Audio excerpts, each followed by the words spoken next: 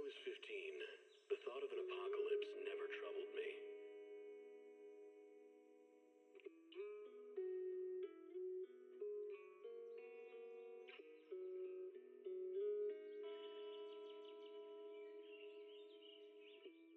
The only thing I couldn't give up, even in the face of the world's end, was the sunset on that beach.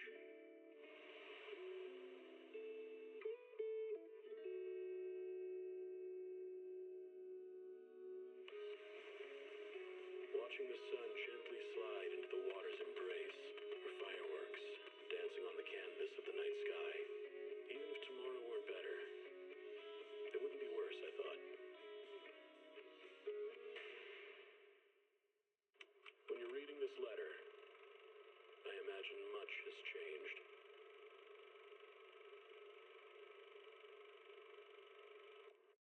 Whether it's yourself or the world.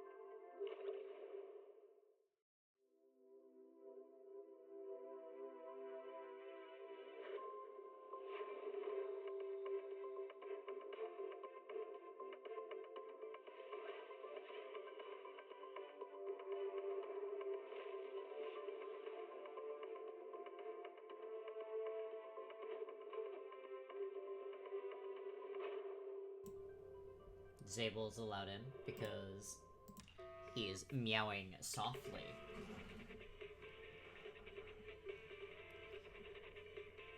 We need Zella to be here for the door to be open.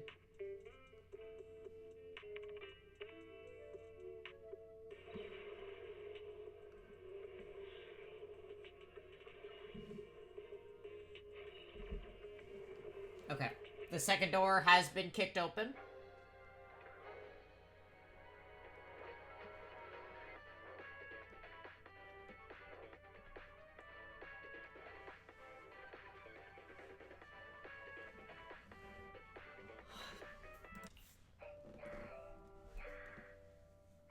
Yo, stop. The happy birthday is actually gonna make me fall asleep.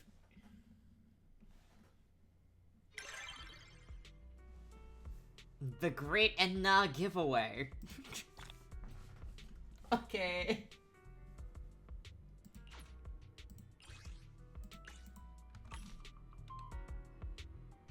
Alright. It's been a bit since we played a little bit of Zenless.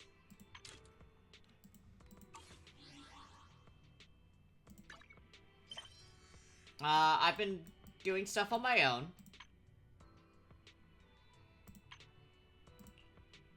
But it's now time. You know what time it is. It is time to continue the story. Hi, Pom Pom.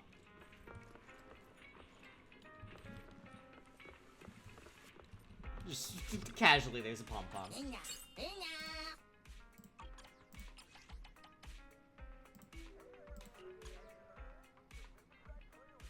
Oh.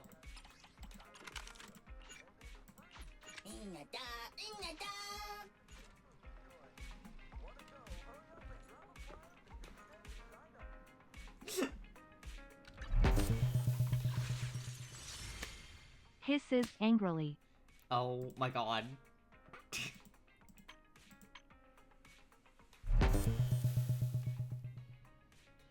Hisses angrily. Oh hey. There's an hour left. For her. Hisses angrily. Jesus Christ. Hi, Belle. Vivian sent a message. Seems that they've made more progress on the sacrifice issue. Wonder how Vivian's been doing. After Hugo passed, she's been busy managing Mockingbird. We haven't talked to her in quite a while. Wise, do you want to arrange a time to see Vivian? Yeah, let's go meet up with her. Alright then, I'll arrange a time with Vivian. You just rest and await my news. Royal... Oh, it's Royal Baking. I thought that was said Royal Barking, and I got so fucking confused.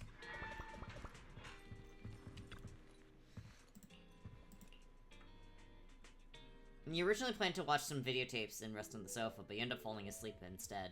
Later, until you hear something nearby.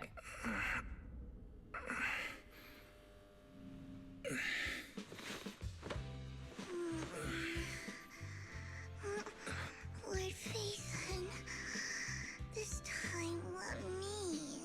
Vivian? Vivian?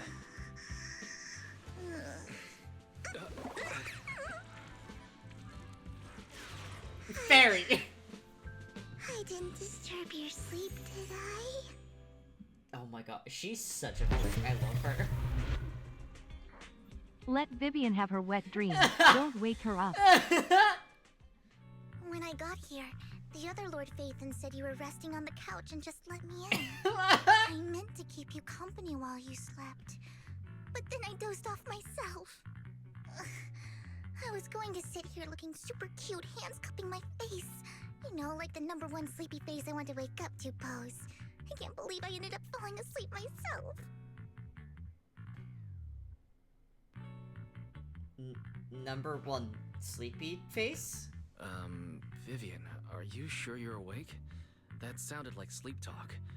I'm sure sleeping in that position couldn't have been comfortable either. No, Lord Phaethon. I was just worried that I had disturbed your rest. Just being able to see you sleeping peacefully is already the highlight of my day. No, my entire month. Though it is a bit late, but... Good morning, Lord Phaethon.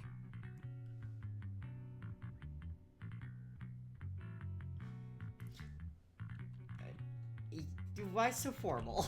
Good morning? Why so formal all of a sudden? Sounds like you're about to make an announcement. Mockingbird's death has stirred up quite the storm. I took some time to gather intel. It seems someone deliberately leaked the story that Hugo is an illegitimate child of the Ravenlock family, but I haven't found the source yet.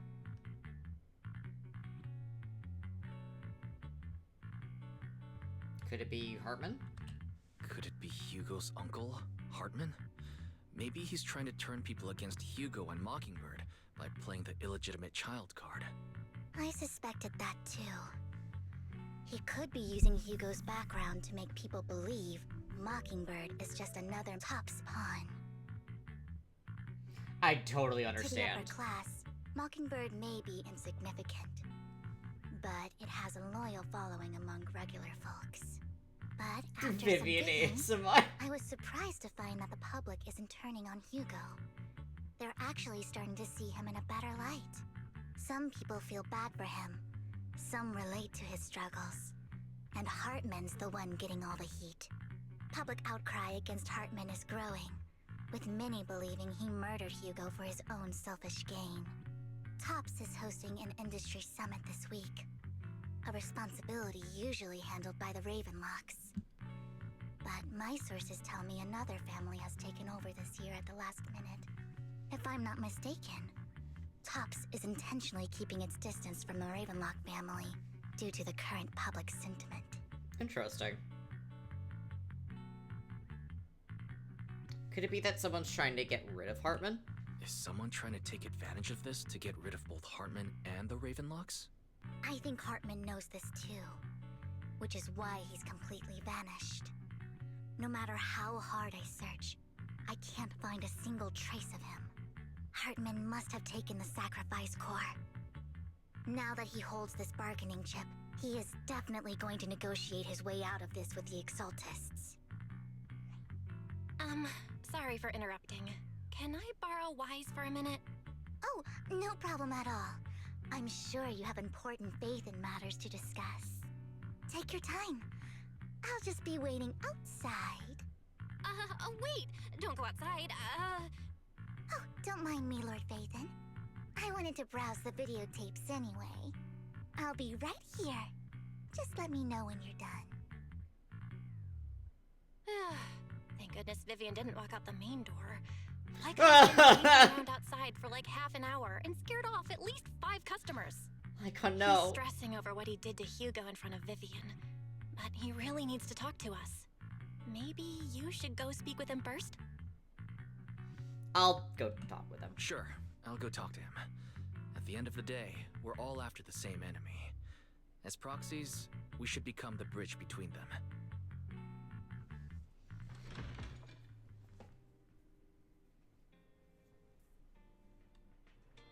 Icon. Hi. Good How you morning, doing? Master Proxy. Good morning! Good morning.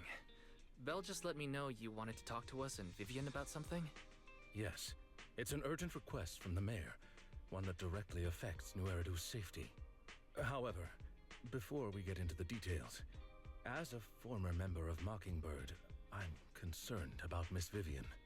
Hugo made many mistakes and betrayed the principles of Mockingbird, but I'm certain he didn't intend to put Miss Vivian or you in danger. I don't know Miss Vivian very well, and I was the one who took her companion's life. I might not be the right person to comfort her, but I hope she doesn't regret the choices she made, or lose faith in the path she chose. Vivian isn't upset. Vivian doesn't seem down at all. In fact, she's been actively gathering intel. I think she's handling this with even greater calm than I am. If you're feeling bad about what happened with Hugo, it might be a good idea to talk to Vivian directly. From what I've seen, she's not as fragile as you might think. That's reassuring to hear. I trust your judgment. You've always had a sharp eye for people. Would you mind coming in with me? I'd like to apologize to Miss Vivian in person. Okay. Sure, but just to be clear, I'm staying neutral and not picking sides. You both have your own stance on this. As a proxy, I'll do my best to help facilitate honest communication. I respect that. Thank you.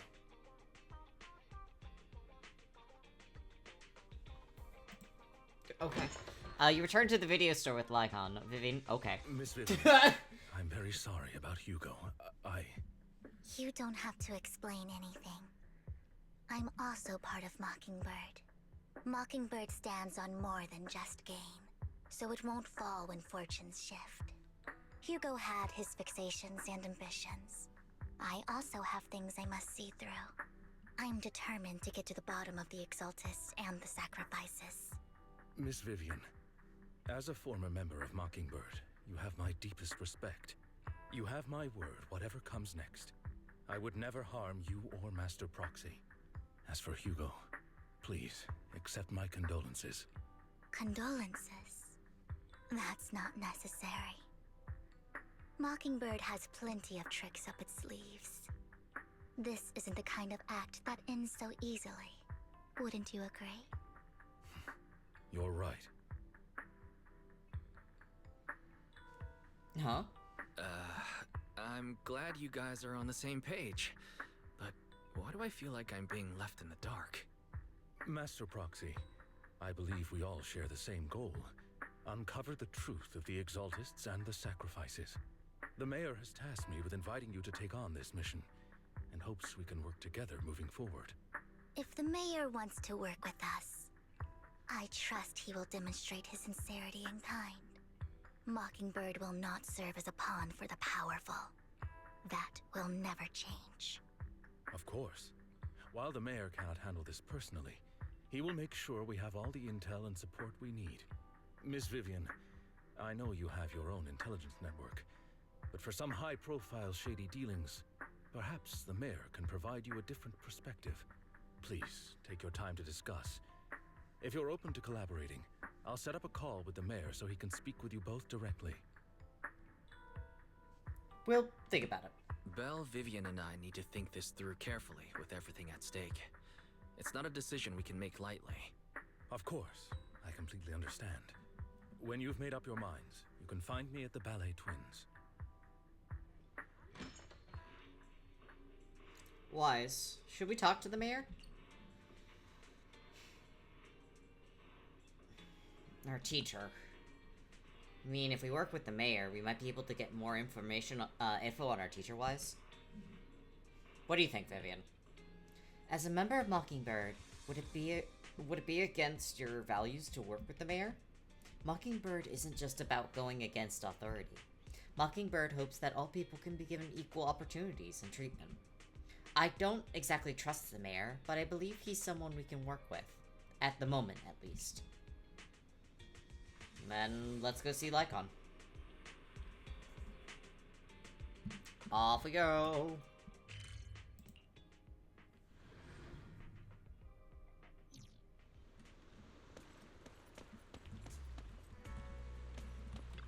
Excuse me as I, like, inch forward so I can talk. It seems you and Miss Vivian have made your decision.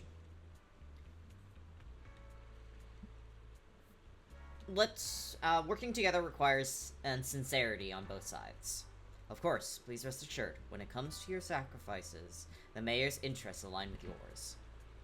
Or rather, we both want to protect the people of New Eridu. I'll connect the call to the mayor now. My dear friends, I'm glad you're willing to keep working with me. I'm truly sorry about what happened to Mr. Hugo Vlad. I didn't anticipate things would turn out this way. As mayor, I can't fully condone Mockingbird's actions, but personally, I had a lot of respect for Mr. Hugo Vlad. I looked further into Bringer's map. The sacrifices were created by an exaltist named Landon, who was active in Janus Quarter. Mr. Landon passed away in an accident a few years ago.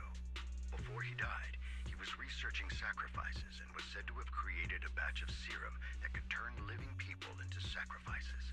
The problem was, the serum wasn't stable, and after his death, the recipe was lost.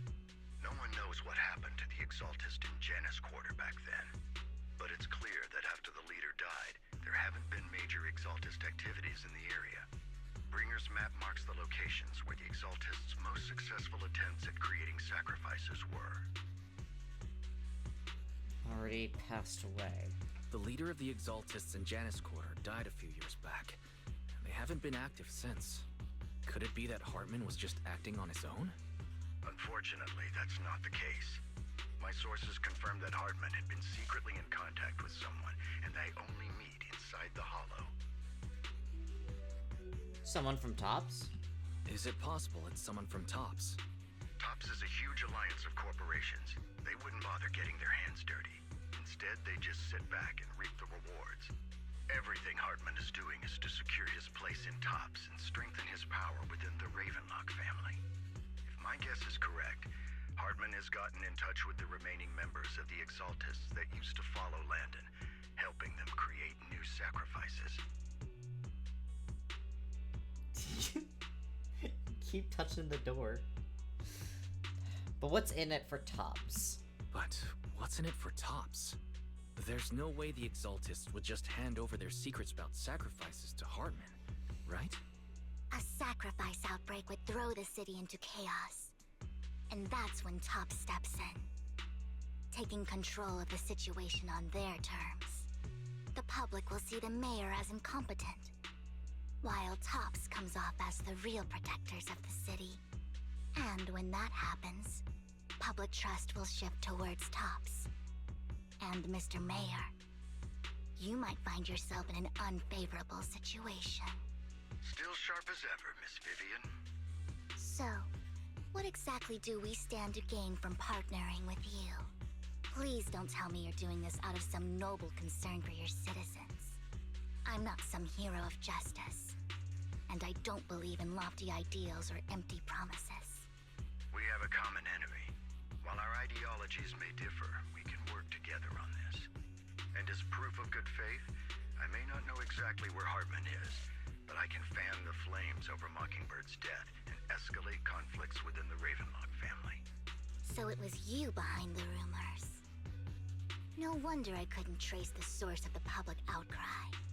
I'm not the one who started the rumors. I just helped them spread faster after they leaked. And I pulled a few strings to make sure the story painted Mr. Hugo Vlad as a heroic figure who was unfairly persecuted. As I said before, I had a lot of respect for him, and I'd be happy to clear his name. Now let me lay out my terms for collaboration. After looking into it, I found that the dormant sacrifice you discovered wasn't the only one. There are more places where sacrifices might be lying dormant.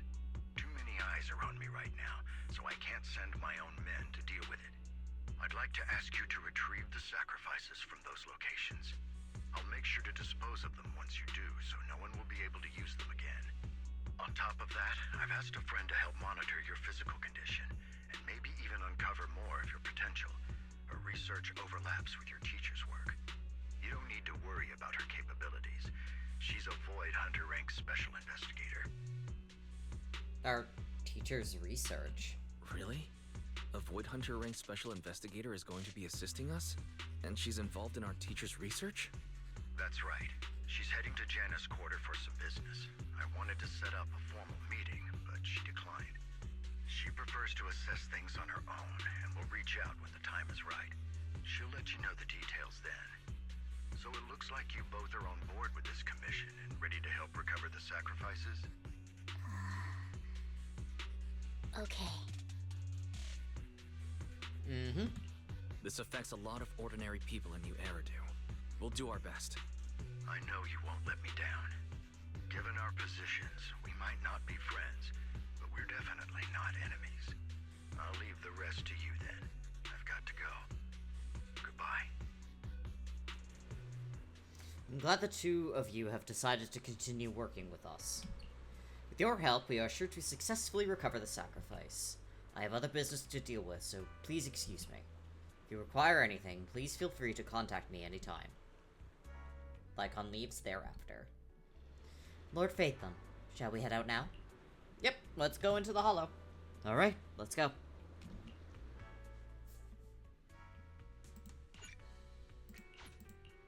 I would never turn down Lord Phaethon.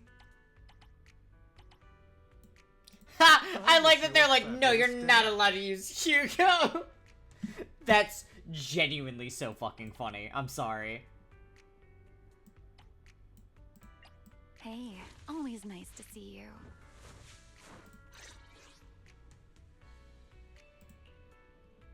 That's so funny. They're like, no, you're not allowed to use Hugo here. Cut it out.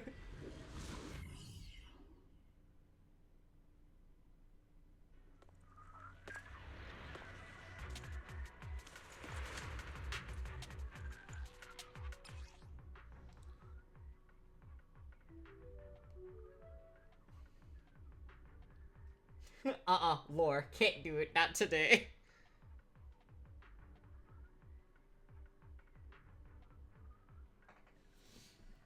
Oh my god, that's genuinely so funny. Okay.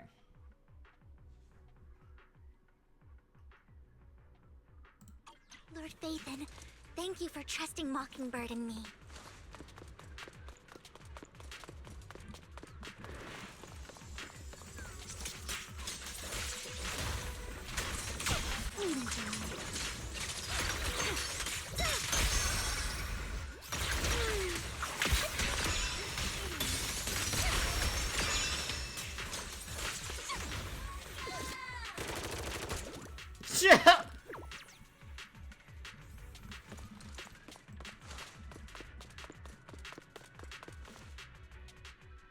Has someone already taken the dormant sacrifice from here? Or did the Exaltus decide to relocate it? No. If these dormant sacrifices aren't handled carefully, they could awaken and turn against anyone nearby.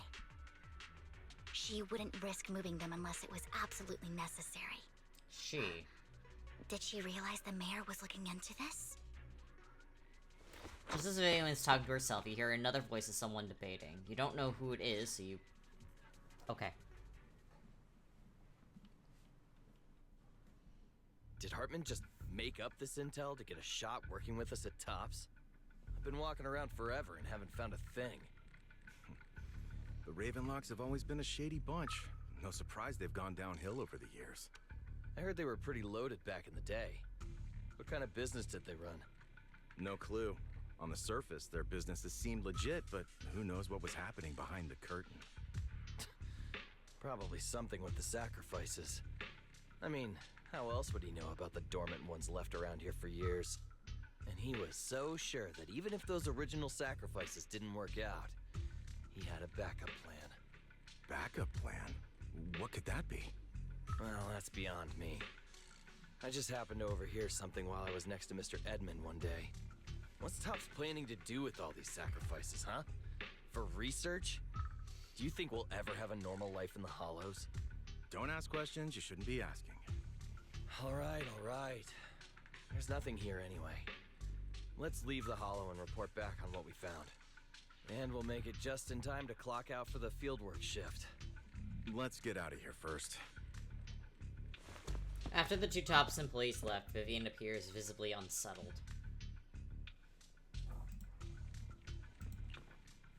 Hartman, that fool. He'll do anything to get into Topps, even if it means playing with Buyer. She's an exaltist. Human lives have never mattered to her. The more people get dragged in, the greater the danger. Who's this she you're talking about? Vivian, you seem a bit frazzled. Who's this she you keep bringing up? I apologize for losing my composure. Please don't mind me. The she I'm referring to is with the Exaltists.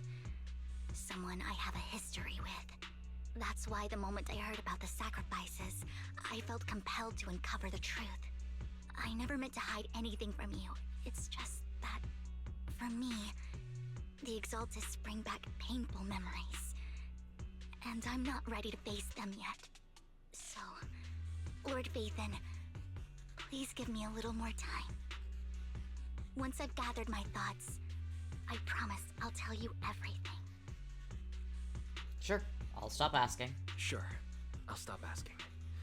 What's more important than an unspoken past is the person standing in front of me now. As for everything else, we can talk about it whenever you're ready to share. Lord Vathan, if we weren't in such a hurry, I'd spend 3 whole hours singing your praises. I'll make note of this and make sure to get it done before bedtime. First things first, let's track down those dormant sacrifices. The Exaltists have probably realized someone's after them by now. I wish we knew what Hartman's backup plan is. I just can't shake the feeling that something bad is about to happen. I love her little spin, by the way, for her stop.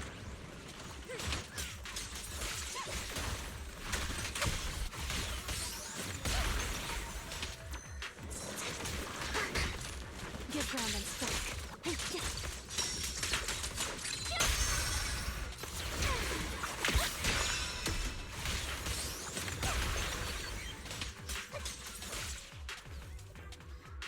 This dormant sacrifice is gone too. Who could it be? And how do they know the locations of the dormant sacrifices? Let's check the next location. Hope this doesn't become a nightmare for new Eridu. Hugo may have done terrible things, but he had his reasons. Mockingbird might be seen as the bad guys by a lot of people, but don't touch me. Ironically, joining Mockingbird is what put me on the right path. For the first time, I'm needed for more than just my curse.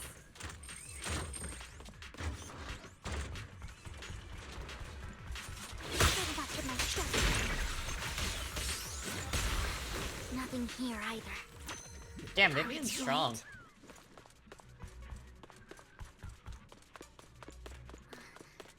There's...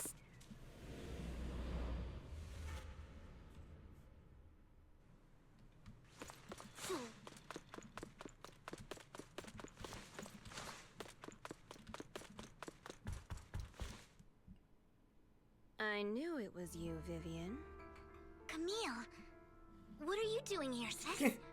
Are you destroying the dormant sacrifice? Vivian, don't call me sis. I'm not your sister.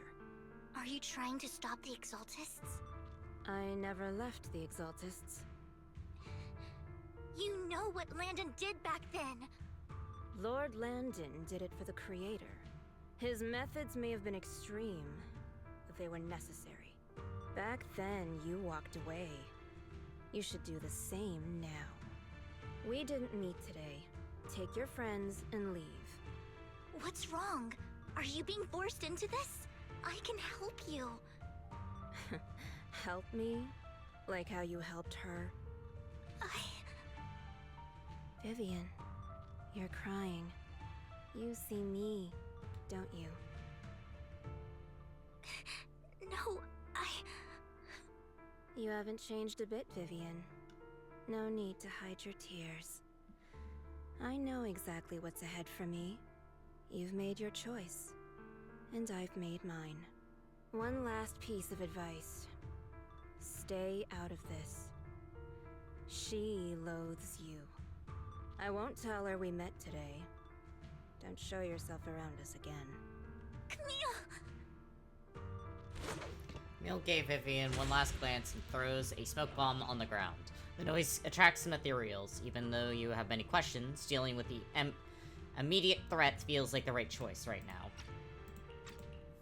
Lord Phaethon, watch out! I'll tell you what that was about later. Let's take care of the ethereals first. Spin.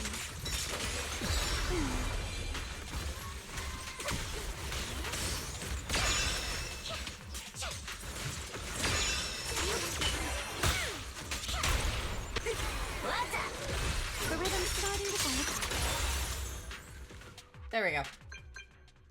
After fighting off the ethereals, you search for a long time but don't find any dormant sacrifices. After deliberating with Vivian, you decide to leave the hollow for now and figure out your next move. Just then, the phone rings.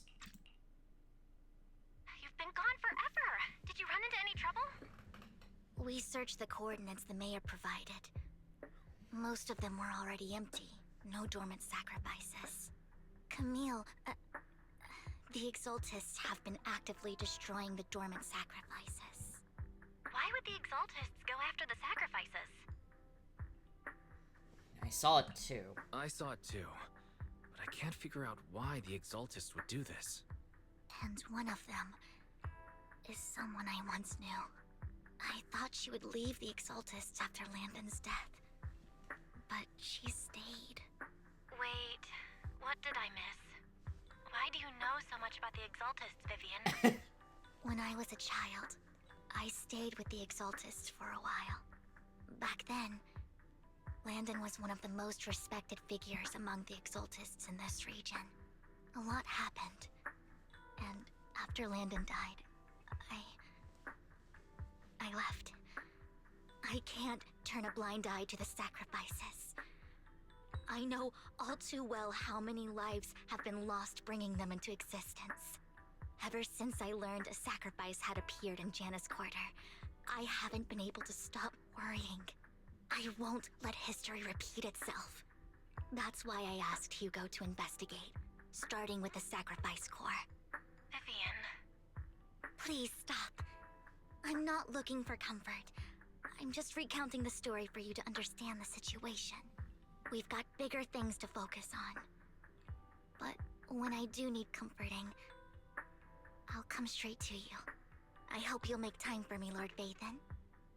Just so you know, I'm not the easiest to console. Okay. Absolutely. If you're feeling down, we'll be here for you. Okay. Back to the matter at hand. That conversation between those two TOPS employees back in the Hollow is still bothering me. They said Hartman had a backup plan, and that got me thinking about some news that was quietly swept under the rug. Lately, there have been mining accidents in Ravenlock-controlled areas. Many workers have died. The families were paid off with huge settlements, way more than usual. No protests, no controversy, and the issue was buried. But considering the Ravenlock's financial position, why would they be so generous with payouts? Sounds sketchy. That sounds sketchy. Do you think those accidents were faked? Precisely. I don't think those workers died in mining accidents. I'm planning to reach out to some old friends. see if they've heard anything about this. Do you have time, Lord Phaethon? My contacts are just near 6th Street. Care to join me? Let's go together. Sure. Let's go together.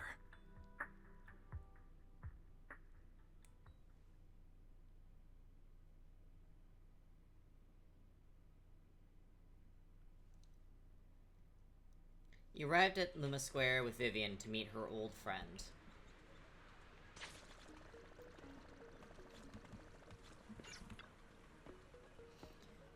Lord Phaethon, let's head out as soon as you're ready. Go now. An old friend of mine said she has some new intel. She's like a mentor to me. I learned a lot about data scraping on Internet thanks to her. Hi, Rain. Welcome back, Rain. Rain! Long time no see. Yeah, it's been a while. Rain?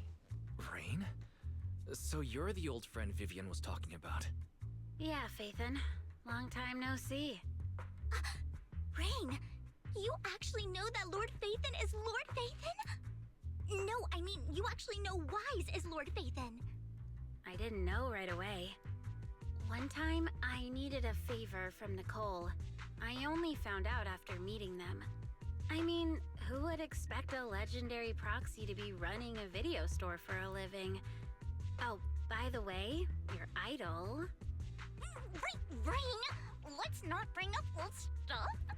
Lord Phaethon wouldn't be interested in that. Why are you all tense? Right! Lord Phaethon lives on 6th Street too, and might know your idol.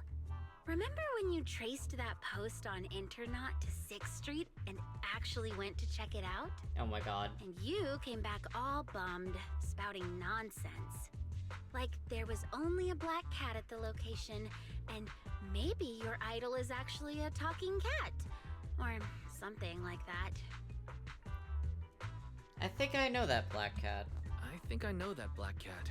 It hangs around our shop now. Lord Phaethon, please, let's drop this topic. Come on, Vivian. It's been years, and you still won't say who your idol is. If you'd just let me, I'd have tracked them down ages ago. I get it. You want to find the person who's important to you on your own. But you've tried so hard already. It's okay to lean on me a little, you know. I'm sure your idol won't hold it against you. I shouldn't have come to see you. Huh? What's wrong? Change the subject. Help her out. Rain, Vivian said you might have some intel for us. Should we get into that first? All right, let's get down to business. Here's something I'm pretty sure about. The Ravenlock family's claim that those missing workers died in an accident? Don't buy it. The last signal from those workers was near the Hollow. Then communication went dark. I think they were taken into the Hollow. And yesterday, I picked up that the Ravenlock family secretly hired some people to search the Hollow's perimeter. I caught a weird distress signal from someone and managed to track down the source. When I tried to reach out, the signal cut out completely. The last trace of the signal was near Lumina Square. Finding someone in real life isn't really my thing, so that's where you come in. Got any more leads? Okay, we'll take a look around. You just said this is something you're sure of. Do you have anything you're not so sure of? I dug up some info online, and one thing stood out. A few days ago, there were some creepy sounds coming from an abandoned warehouse by the port. The place was locked up, so no one could see what was happening inside. Not sure if it's related to your search. If you don't find anything useful around here, it might be worth checking out. Well, that's all I have for you. Thank you, Rain. Don't get all emotional on me now. I'm just helping out a friend. This one's on the house. Consider it payback for the favor you did me last time. But if you still want to find your idol, hit me up. I've been curious for what... Alright, don't worry about it. I'll manage it myself. Stop being sorry. Nah, just professionally curious. What kind of person is worth all this searching, huh? But honestly, whoever they are in real I can, life, like, quite literally they've see her, become a like, part of hating you. Rain. You've come a long way in this search, Vivian. I much prefer the person you are now. So if you find this person, don't chicken out. Go meet them. People will appreciate you for who you are. Rain. I might not care about the real world or what it'll be like, but I hope everyone I know can live a good life. I'm counting on you to save the world, guys. Alright, I have other business to take care of, so I'll Hey leave the Garden, rest to you. it's currency wars time. Oh. I didn't have a chance. Please pay no mind to what Rain said. I was playing some Currency Wars this morning. I got my ass That big guy's up beat. ahead. Let's hurry.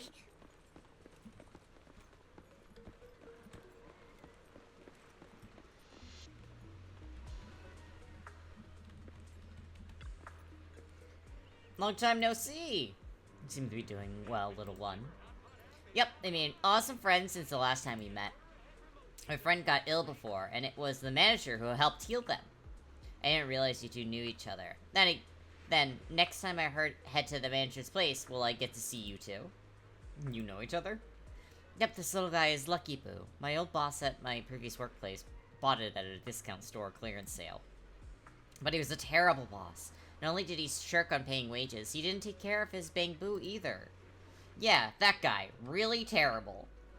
And then his little guy had a malfunction and the boss threw it out because he didn't want to spend the money on repairs.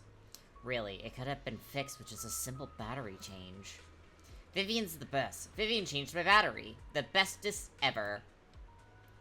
All I did was change your battery for you. It was you who earned the money to buy it. Yeah, I'm amazing too. I earned 100 dennies, and just enough to buy a battery. So that's where that 100 denny Bangbu battery came from. Honestly, you've got plenty of energy, but I told you before, you need to be more tactful. Haven't you learned anything? I learned. Pet one Denny Boo. Give Denny. Wow, so you found a way to make a living, huh? Amazing. Better not expose one Denny Boo. Did you need me for something? I'm super happy to help. I know you love exploring all kinds of places, so tell me, have you come across anyone strange these past 2 days? Strange?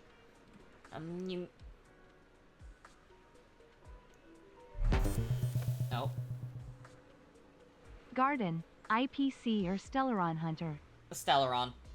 You mean someone who looks scared, hurt, scared, and kind of trying to hide where there aren't too many people around? Let me think. I've got it. I saw someone like that in the desert today. Someone super similar. Could it mean the Outer Ring? I don't think one Denny Boo can make it that far. Desert probably refers to the sand pit up ahead. Lord Phaethon, let's go take a look. Did I help? Yep. Yay, so happy. I want to keep helping. You should go and do whatever important stuff you need to do. Let's play together soon. One Denny Boo is just too cute, right? I didn't know you helped it too. I knew Lord Phaethon was the best in the whole world.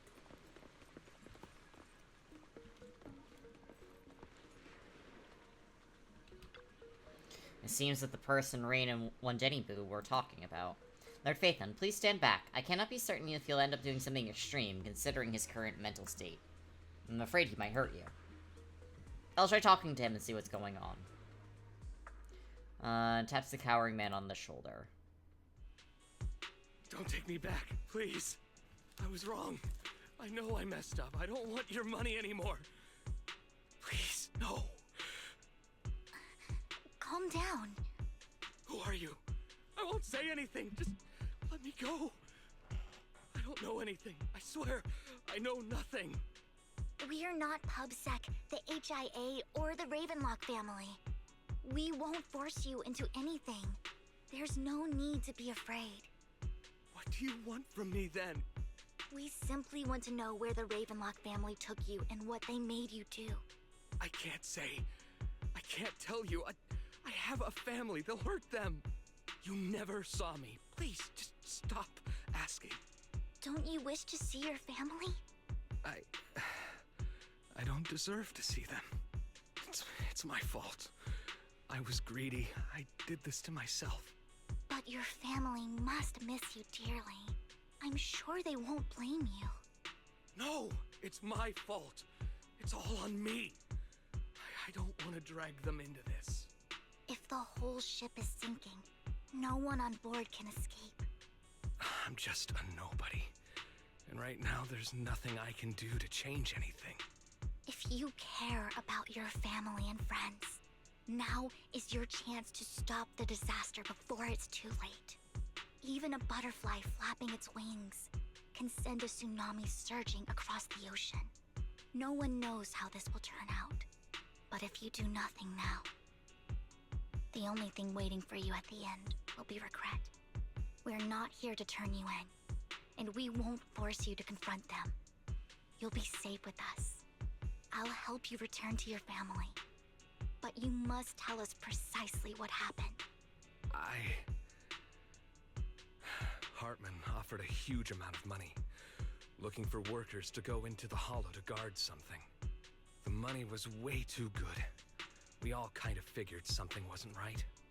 I thought it was just smuggling or guarding some kind of illegal ether resources, so I signed up. After we sent in our applications, Hartman's men took us into the hollow. The first place we went, there was a strange box. When we got there, they handed us some pills, saying they'd improve our aptitude for ether, for us to last longer in the hollow. But after I took them, everything went fuzzy. Something was definitely off about those pills. When I woke up, I saw my coworkers dead in front of me. Jesus. There was blood all over my hands. They said something about me being a good experiment, moved me somewhere else, and locked me up. They wanted to inject me with something. I got scared and didn't know what was gonna happen. But then a blonde guy found me, gave me a carrot, and let me go. So I escaped. I didn't want to kill anyone. I don't know. It wasn't your fault that your coworkers died. You were just a tool in their hands. Do you remember the place they first took you? Do you know what was in that box? I only remember the first place was like a rooftop. I think it was on top of a tall building. What exactly was in that box? I can't remember. I'm not lying. Those pills they gave us, they make you hallucinate. I took just one and my mind felt like it wasn't my own. My memories turned into a blur. I'm telling the truth. I'm not trying to run from my mistakes. I just really can't remember what happened. I know you're not lying. We'll arrange for your protection. You can rest easy and recover, and your family won't be dragged into this. Once this is all over, you will be able to reunite with them. Alright, you and Vivian contact Lycon. The mayor, representing Victoria's housekeeping, agrees to protect the worker and will keep his identity confidential. Soon, Rena arrives and takes the man away, mentioning that the mayor will confirm the location based on his description.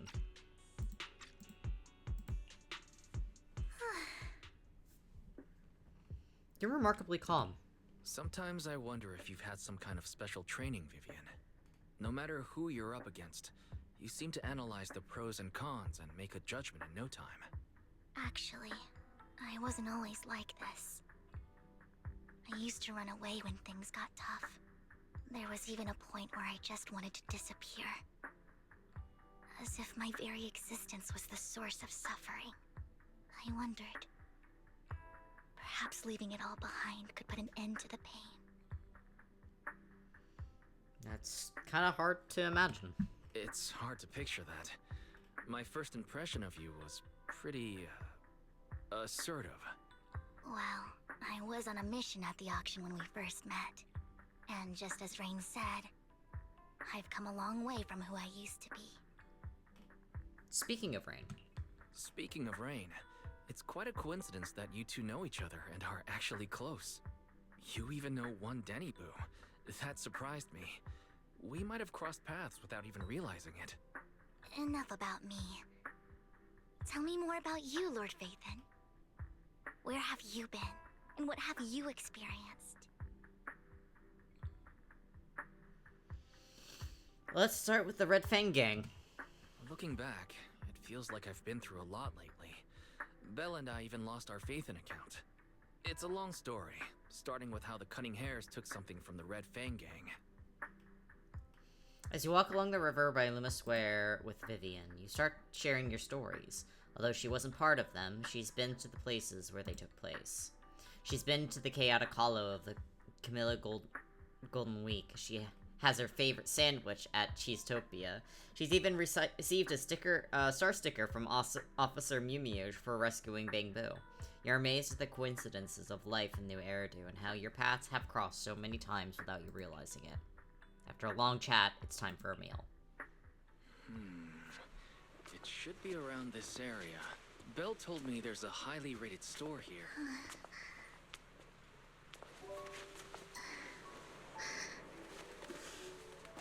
Lord Phaethon! Yep. What's wrong?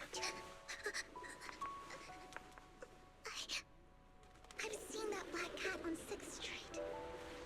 That harmonica in the outer ring you mentioned. I've heard it before, too. I've even been to the monument outside Hollow Zero.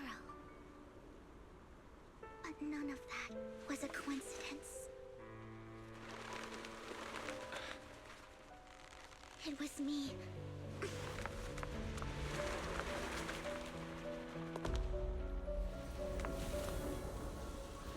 Following you. And now I've finally made it to your side. Ever since I was little, I had been seen as the bringer of bad fortune. I had traveled to many places and witnessed far too much misfortune. Every tear I shed brought disaster. I've heard too many curses to count. I loathed my tears as much as I despised my own existence. Wherever I stayed, tragedy followed. I had roamed too many places, and each time, it ended the same way. I didn't know where I could go anymore. One night, I stumbled upon a post discussing me. Whether they knew me or not, everyone seemed convinced that I was the source of the curse. Some mocked me with cruel intent. Some wished I would vanish, and others speculated maliciously. It really seemed that my very existence was a disaster. In that moment, as darkness enveloped the city, I saw lights flickering to life all around New Eridu. So many lights, and not knowing where to go, I thought, if only I could disappear into those lights. I made up my mind, and right then, my phone rang. I decided to take one last look. I wanted to know who left me my final message from this world. Okay, damn. It was you, Lord Phaethon. Me? Huh? Me? Yes. And I checked with the other Lord Phaethon. You were the one using the account at that time. But I know you probably don't remember it. After all, it was just an ordinary day, with an ordinary post and meaningless comments online. But for me, it was the night I finally realized where I could go. I wanted to walk the paths you had walked, see the sights you had seen. And then, one day, share it all with you, face to face.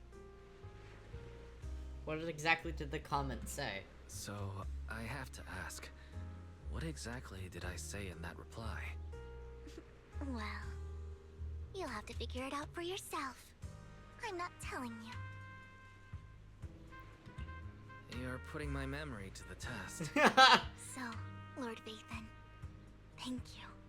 Not only for that comment you made that day, which was a silver lining for me, but also for giving me the courage to become who I am today. The Vivian standing right in front of you now. Lord Phaethon. I truly like who I've become. The wind skims across the surface of the water, lifting Vivian's hair and brushing it against her cheek. The light reflected in her eyes dance and flicker, as if eager to share the stories of the past, both the good and the bad, the happy and the sad. Emotions intertwine with the narratives, and you feel as though you're witnessing the path she has traveled. Lycon just sent a message. There's an update. Let's head back to the video store and go over the details together.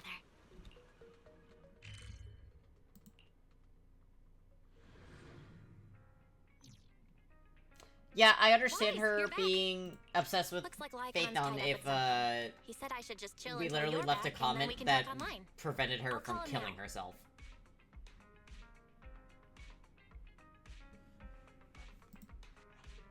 Master Proxy, Miss Vivian. The gentleman Rena brought back has stabilized and calmed down now. Based on his account, we've identified where Hartman is hiding the core. He also mentioned that Hartman plans to trade the core with a group of people. We suspect that this group consists of members from the Exaltists. I knew it. Now that we have the location, it would be splendid if we could seize the sacrifice core before they do. Precisely. We hope you can head to the location as soon as possible to secure the sacrifice core. Leave it to us. Alright, we'll get there right away. I have other matters to attend to, so I'll leave the retrieval of the sacrifice core in your capable hands. The mayor's friend that he mentioned before will also be assisting you this time. The target coordinates have been shared with her, and she'll meet you there. Please ensure your safety, and I wish you all the best. Lord Phaethon, we'll head out as soon as you're ready. We must obtain the sacrifice core before Hartman does. Alright, let's get going. Good day, Lord Phaethon. Hugo is still locked. Shall we, Dan? Hope this game won't be too boring.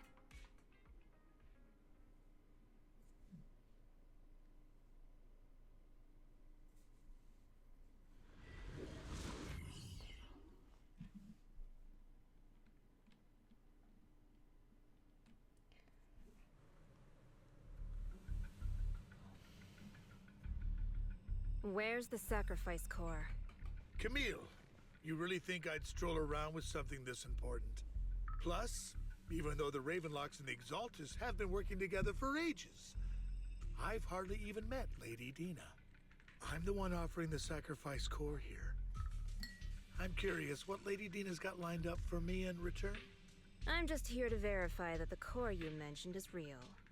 Once that's sorted, Lady Dina will give you a proper response. Our partnership isn't just talk. We need to be sure you have what we need before moving forward.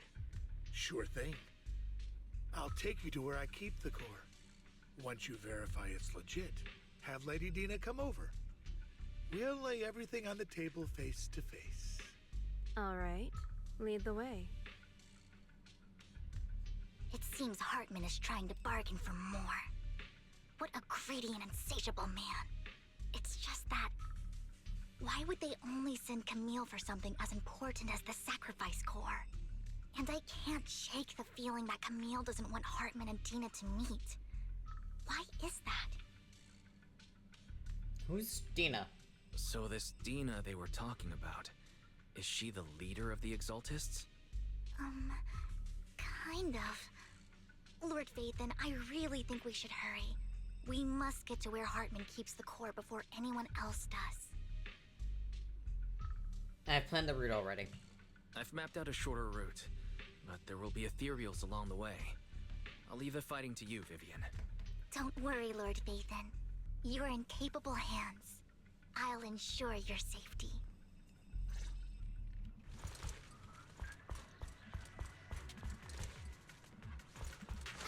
Ethereals! Stay away from Lord Phaethon!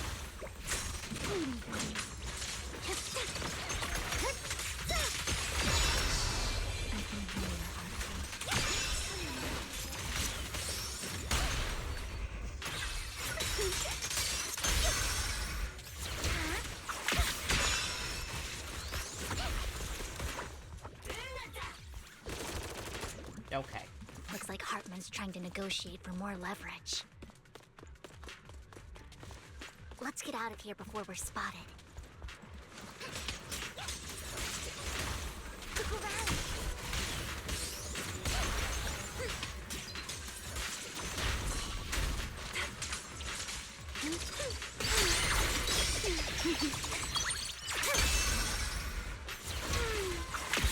Let's keep moving, Lord Phaethon. I love the jets in her outfit. I didn't mean to just like straight up look at her ass. That felt very rude.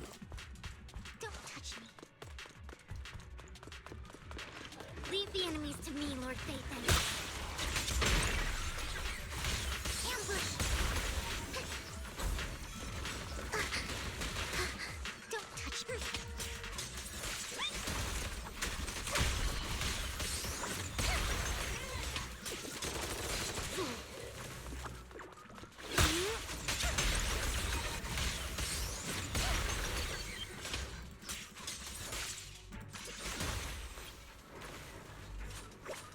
Watch me closely.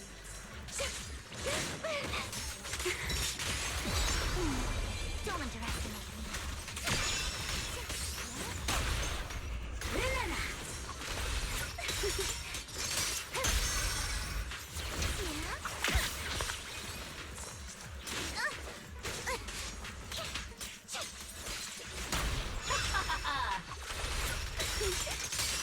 They're still over there. Looks like they're arguing. This is our chance. Let's hurry.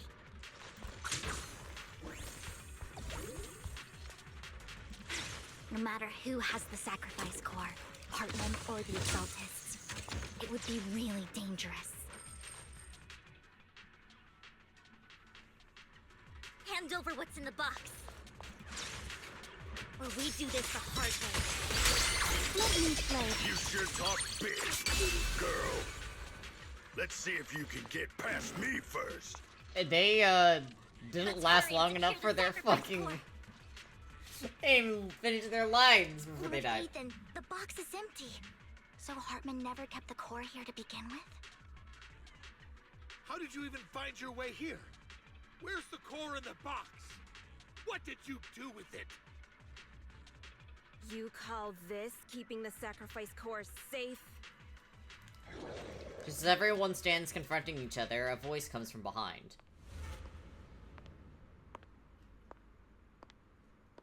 Hello. Vivian, it's been ages. Dina! Oh my, you actually remember me. So sweet. Look at you, thriving. I thought you'd totally forgotten about our past. So, tell me, do you ever dream about the people you've killed? Are they crying in your head all night? Back then, I had no idea. You had no idea? While you were soaking up all that love from Daddy and everyone else, you had no idea what was going on? I wasn't... Lady Dina, Miss Vivian didn't actually... Camille, when did I say you could meet up with Hartman today? I just wanted to make sure the sacrifice core is legit. I was worried Hartman might try to pull a fast one on us.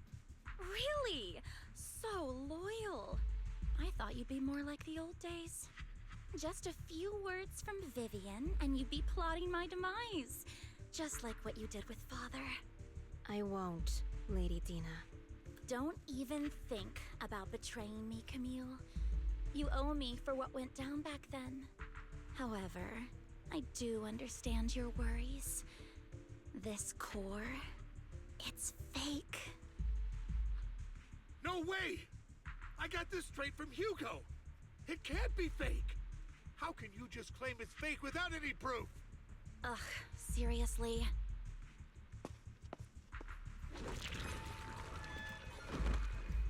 Oh my god. I'm eating something, so hold on a second. Dina approaches Hartman and coldly inserts the core into an open wound on one of his subordinates. The guy collapses to the ground, screaming. Dina wipes her hands and casts a look of disdain. sacrifice core can max out the ether particles within human bodies in no time at all. But look at your little subordinate. How uncouth. He's making noises like some animal. Can you shut him up? So annoying. The masterpiece Father made for the creator isn't this worthless piece of junk you're holding. So, the real core.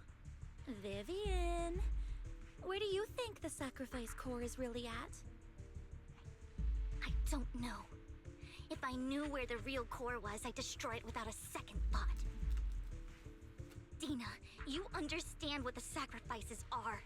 And you know those who were blessed should not have to endure such horrors. Oh, they shouldn't have suffered those horrors. Weren't you the one who decided if they'd be blessed or not? If it weren't for your tears, how would they have encountered such misfortune? How self-righteous, Vivian. Their fates were in your hands. It was you who brought disaster on them.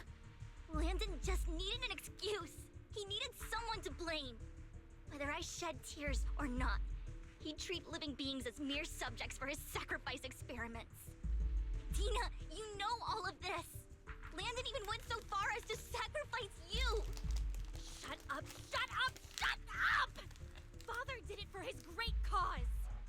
Vivian, why do you always mess everything up for me? Everything! You did it before, and now again! You just had to ruin my plan. I was so close to fulfilling Father's last wish. If you don't give me the sacrifice core, be prepared to become food for the ethereals. I told you I don't have the sacrifice core. Otherwise, I would have destroyed it already. Lord Phaethon, find the right moment to retreat. She can be quite unpredictable when her temper flares. Oh, really? You don't have it? Then I suppose there isn't a reason to keep you alive. Dina finishes her words. Several explosions erupt, followed by tremors in the ground, signaling the rapid approach of numerous ethereals. In panic, Hartman rushes to the car he summoned, taking Camille and Dina with him.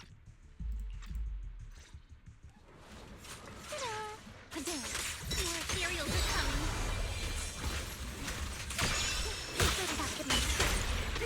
What's up?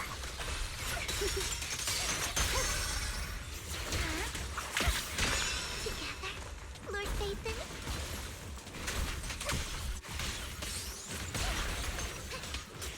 Notice me, Lord Phaethon. Look around. Too many. No chance to get out of this.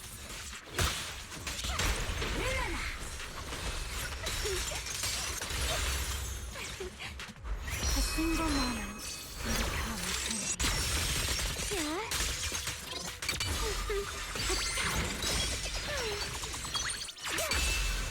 We're fine.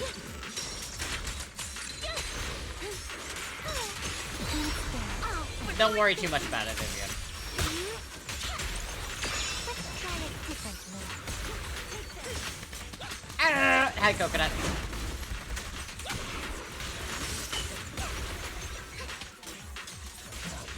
Stay away from me.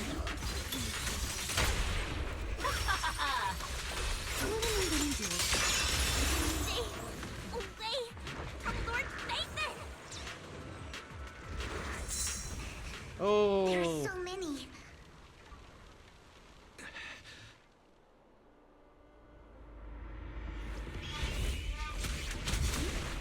It's ink?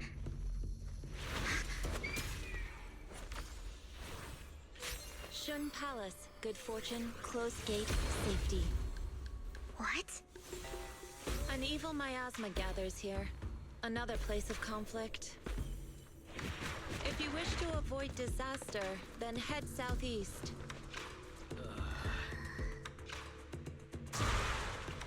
Now! Thank you.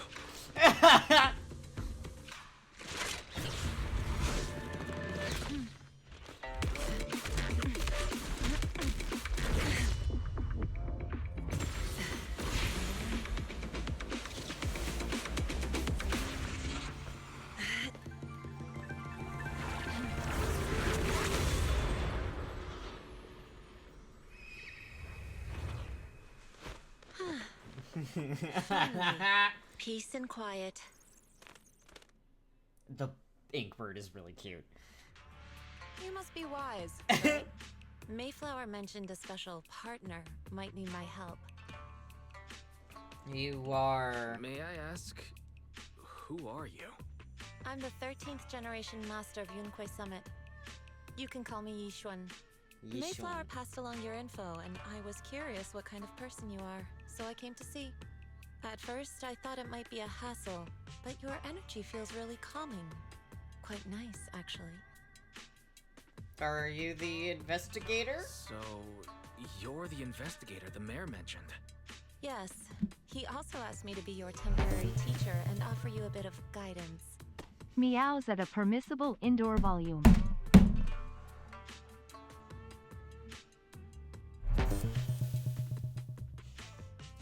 Meows at a permissible indoor volume. You really got around it, huh? Guidance. Guidance? What does that mean exactly? Meows at a permissible indoor volume. Unfortunately, this isn't the right time or place to talk. I have some investigation work to catch up on, and it seems you've got quite a lot on your hands, so let's part ways for now. I'll find a good time to visit you soon. She leaves after saying this, while Vivian appears lost in thought, looking distracted.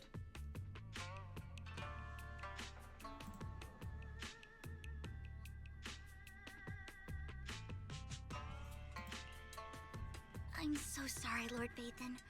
I'm just not feeling very well. I think I'll head back for now. I'll investigate the sacrifice core and reach out once I find something.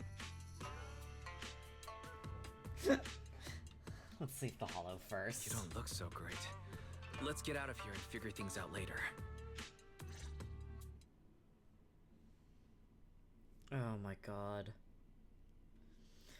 Yeah, if you take a nap, I will catch up to you. This is a threat. Lord Bathan, are you going to rest now? Are you feeling down? I can head back later, Vivian. You seem a bit off since we left the hollow.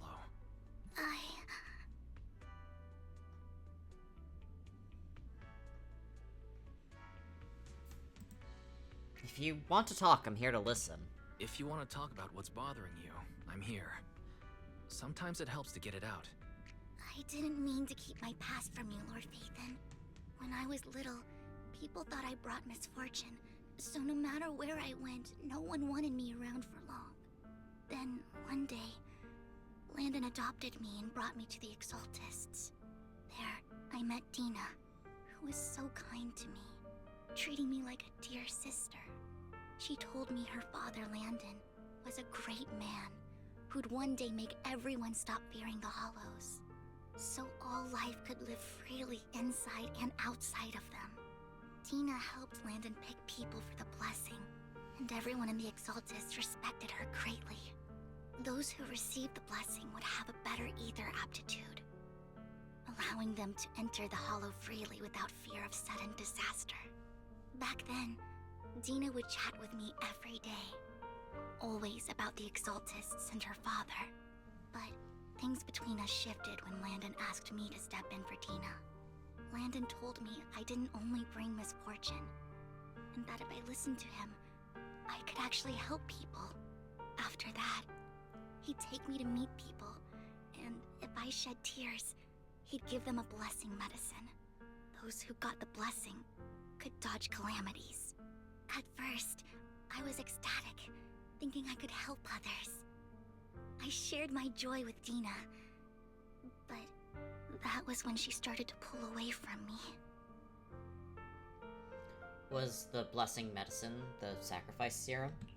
Was that blessing medicine the same sacrifice serum Bringer had? Yes. To be precise, it was an early version of the sacrifice serum. Landon's medicine wasn't stable. The medicine Landon developed could boost abilities quickly, but also sped up the development of ether corruption. In the end, most people turned into ethereals, and a few became sacrifices, losing all human consciousness. The ethereals were killed while the sacrifices were given to the higher-ups of the Exaltists. The Exaltists wanted the sacrifices to hold human consciousness, so Landon's medicine was seen as a failure, and he gradually lost influence within the Exaltists. One day, I saw Dina, and tears streamed down my face. In a bid to save his reputation, Landon decided to let his own daughter receive the blessing. I had always thought that getting the blessing was a good thing, until I saw terror in Dina's eyes that day. That evening, I broke Landon's rules for the first time and followed him out of the Exaltist's residence. I trailed him to the Hollow, where I witnessed someone who had been blessed becoming corrupted. In the end, that person became an ethereal. Then, without hesitation, Landon killed him. Before Landon returned, I went back to the residence and snuck into his study. And there, I uncovered the truths I just told you. And just a few days later, it was time for Dina to be blessed. I wanted to save her and stop anyone else from getting deceived. So, that day, I told everyone present that Landon should be the one to receive the blessing, not Dina. At first, Landon argued, and no one believed me. But, in front of them all, I looked at him and let my tears fall. Vivian starts to recount what happened that day. Lord Landon, please accept the blessing. Vivian, you... Why won't you accept the blessing? Were you lying to us? Ungrateful fools! You have no use anymore! Liar! Run! Run! Dina! Dina, wake up! We have to go! Vivian? What's happening? Listen to me! Lord Landon's so-called blessing isn't...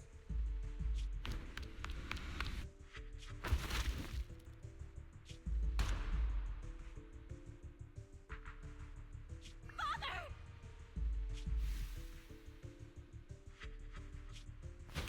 No, I was just... Mom, I want to go home. Jesus Christ. It's got nothing to do with us. This is just what happens when you don't accept the blessing. Vivian, was this you? Dina, I just didn't want you to accept the blessing. Everyone who does ends up... I just don't want to lose my father. You knew? If you knew what he's done, you... He's my father. He's all I have. Stop being self-righteous, Vivian. You only ever bring misfortune. Her voice trembles as she shares her past stories. I thought once Landon was gone, Dina would leave the Exaltists. I never expected her to continue his research, or that Camille would stay. Camille lost her entire family in a hollow disaster, so she's always supported the Exaltists. She's not a bad person. She's just someone searching. Triple C has some pretty intense stories, actually. She joined the Exaltists very early on, and even watched Dina grow up. That day, she was just so desperate to save Dina that she... All these years, she's been following Dina, taking care of everything out of guilt, I think. But I didn't just fail to save Dina. I trapped her. I see misfortune approaching, but I can never change its course or avoid the bad ending. Maybe I really am a bringer of misfortune. Don't think like that, Vivian. No, you're not the one causing trouble. Whatever went down with the Exaltist, it was Landon who was pulling the strings. As for Dina and Camille, they knew the truth and they made their choice. The Hollows and the disasters they caused took more than just their loved ones. Not all survivors cling to obsession and hatred like those two do. Lord Phaethon. You need to believe in yourself. You need to believe in yourself, Vivian. From what I can see, you're handling this sacrifice crisis pretty well on your own. Besides, you told me you really like who you've become. I hope that you can believe in that, at the very least. Yes, that'll always be true. Thank you for listening to my story today. Years have gone by, but I've never had the courage to face all this. Maybe Dina and I were meant to meet today, so I could finally spill it all out. It lightens my heart a little. Lord Phaethon, you truly are a wonderful listener.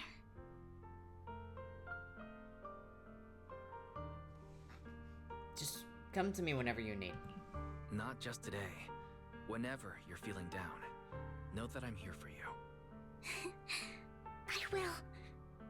It's been such a long day. You must be exhausted. I'll track down the location of the sacrifice core and let you know what I find. Good night, Lord Phaethon.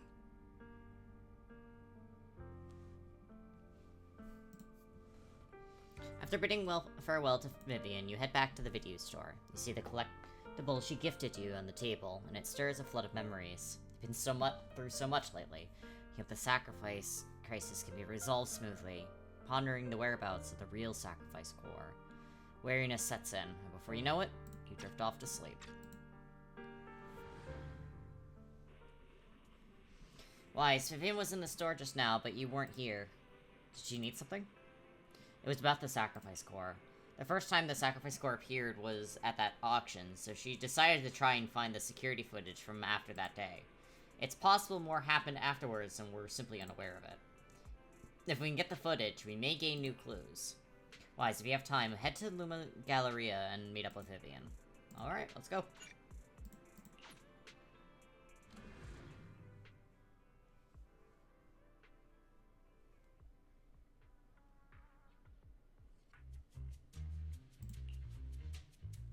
Shawl, I didn't expect you to be working here. Perfect.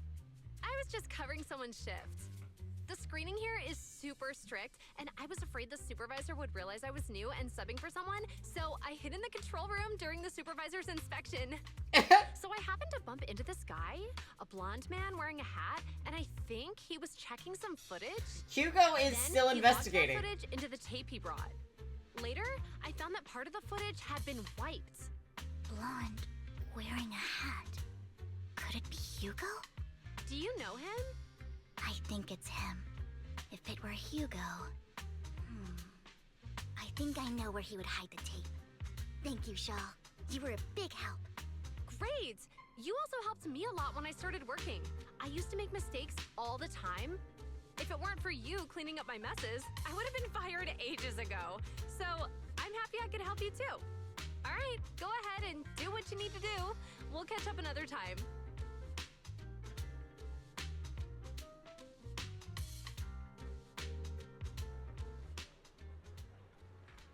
Lord Phaethon, you're here.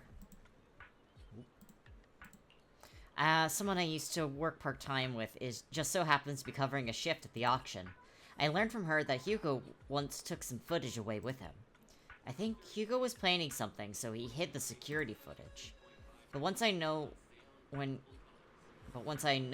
Hugo came here, I should be able to guess where he put the videotape. Huh? We are Mockingbird, after all. It shouldn't be surprising we have subtle ways of communicating information, should it? Once on a mission, we couldn't use communicators. So Hugo trained a few birds and put trackers on so we could communicate. But after that mission ended, we let them roam free. But I just checked their trackers, and one of those birds flew near the auction venue the day Hugo took the footage. It still flies around here from time to time. The tracker only gives a broad area, but I believe this might be something Hugo left up for us to find. If I'm not mistaken, the videotape is hidden wherever the bird is. I can't be sure which bird Hugo used this time. But all the birds he originally trained had at least some black feathers. Lord Phaethon, let's split up and search the area. If you see a bird, you can send me a picture of it. I should be able to recognize it. Alright, we're going bird hunting.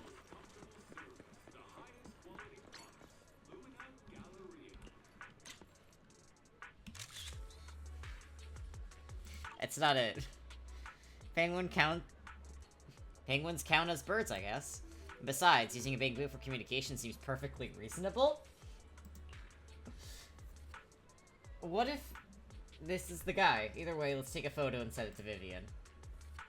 After sending the photo, the penguin-shaped penguin to Vivian, Vivian responds with a long set of ellipses. Seems like we were wrong. Let's keep searching elsewhere. She didn't even fucking answer. She was like, absolutely not.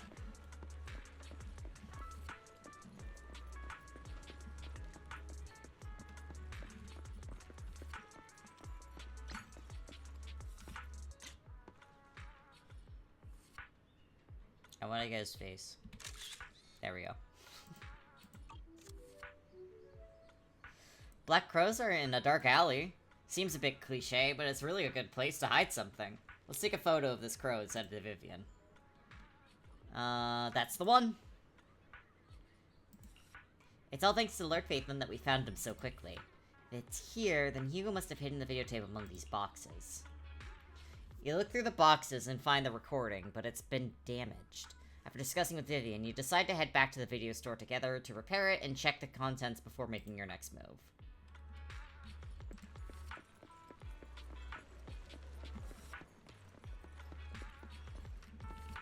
I love this fucking stupid-ass car, dude. It's so stupid looking. I love it.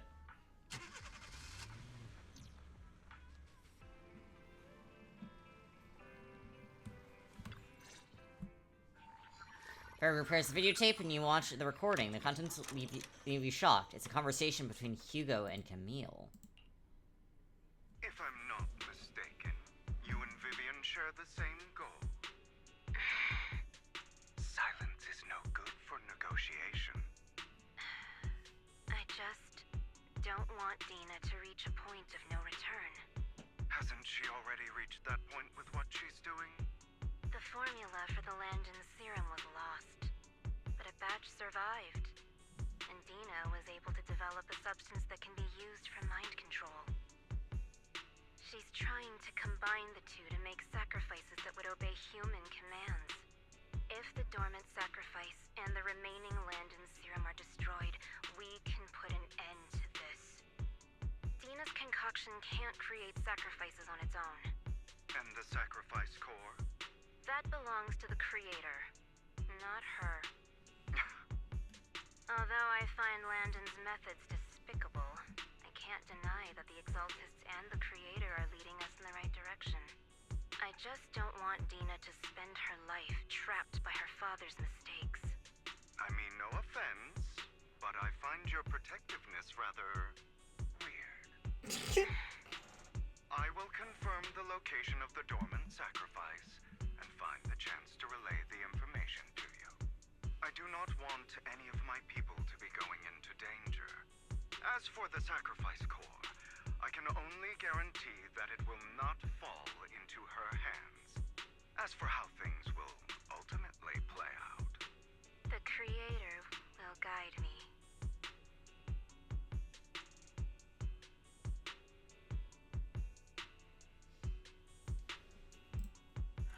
The video abruptly comes to an end. Camille was actually destroying the dormant sacrifice? Why has Hugo never mentioned this before? Compared to Camille's motives, I'm more concerned about whether Hugo has more plans lined up. Hugo... Wise, Lycon just sent a message saying he's got something urgent that he needs to talk to us about now. Call Lycon first. Alright, let's patch him in.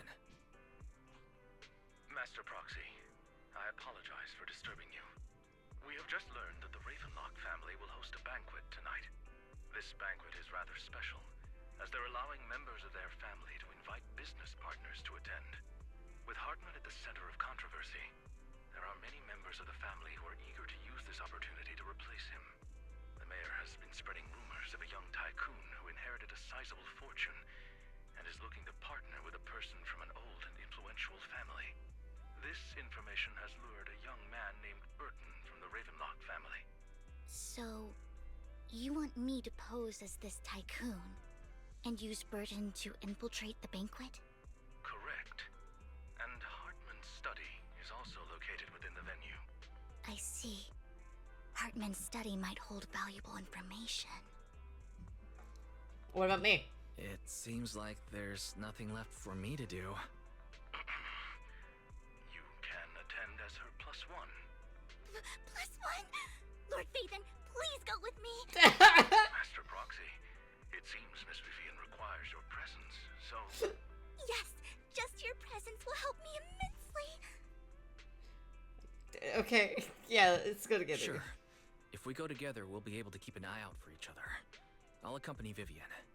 I'll send you the time and place for the meeting with Burton. If you encounter any danger, please evacuate immediately or contact me for backup. I hope everything goes well for you tonight. Dude, like I was just like, here, no, I got you, Vivian, don't you worry. You get in contact with Burton. He said he'll come to 6th Street later to escort us to the banquet. Is there anything I need to look out for? Don't worry, Lord Phaethon. Just leave the socializing to me. I won't let any evildoers get close to you. But since there's still some time before we have to go, should we watch an instructional videotape on formal dinner etiquette together? I learned everything from videotapes when I first went undercover at a banquet for a mission too. Though such a method wasn't sufficient to master it, it's enough to deal with this one excursion. Alright, then let's watch. Yep, I'll go over the key details for you as we watch the tape. Last minute studying on the etiquette expected at a formal banquet for your mission that night. Before you know it, evening has arrived. Lord Phaethon, Burton has sent his location. Are you ready to join me for the banquet? Yep. Then I'll meet up with Burton first and make sure that he's not tampered with the car. Lord Phaethon, please wait 5 minutes before joining me. It'll be safer this way. Vivian heads off first. After 5 minutes, she sends a message saying it's all is good. Let's go meet up.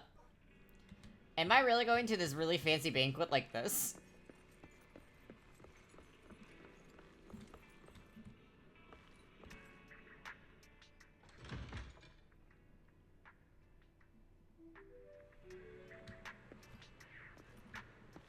Indeed I am.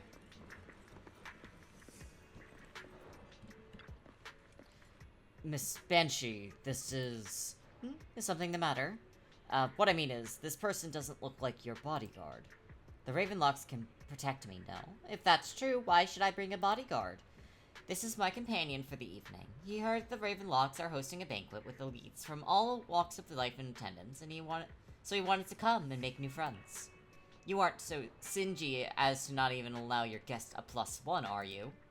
Of course not. Since you're an important companion of Miss Vivian's, you are also my honored guest. Let's be off then. My chauffeur will take you to the port, and from there we will take a speedboat to the manor. About an hour later, you arrive at the Ravenlock Manor. With Burton's guidance, you go through numerous security checks before finally arriving at the banquet hall. Miss Banshee, I believe I've shown you my sincerity. Now how about you? Sincerity? My presence here is a show of sincerity. If we're to work together, Miss Banshee, you should drop your pretentious act. I am well aware of the ways of the Ravenlock family. If I were to come empty-handed, I probably wouldn't even be able to make it out the front door tonight. Since I agreed to come with you, and even brought along my most precious companion, does that not show my deepest sincerity? No need for such an off-color joke. Our door is always open for those coming or going. We both know what's what, so let's cut the small talk. I know far more about how the Ravenlock family made their fortune than most here. I am also well aware of why Hartman, despite such a massive scandal, still remains in power. Oh? Do tell. Exaltists, blessing, sacrifice, Landon. Where would you like me to start? How did you know that? No, who are you? Don't be so tense. If I'm not mistaken, it's about time the banquet began. My companion and I are practically famished. Is this how you treat your guests? By letting them starve? Perhaps when we've had our fill, we'll remember where the sacrifice is hidden. You know where the sacrifice is? So, Can we go get something to eat now? And I'm also looking forward to receiving a special dessert from you. Hmm? We can discuss what you wish to know while we enjoy dessert. Of course. I wouldn't let such an important guest discuss matters on an empty stomach. As for dessert, I will prepare it myself, and I guarantee it will satisfy you. I'll come find you later. I wish you a pleasant evening.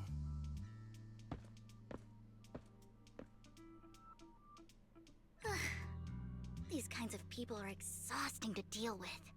I really don't know how Hugo used to put up with it. What did you mean by dessert? Was there a special meaning to the dessert you mentioned just now? I thought he'd stay for longer, but he left once you said that. Hugo taught me that bringing up dessert in such situations is a way of telling the other party they need to offer more. Fortunately, that old fox Hartman is terrified of losing power. He's definitely keeping the destruction of the sacrifice and the fact that the sacrifice core is fake hidden from the other family members.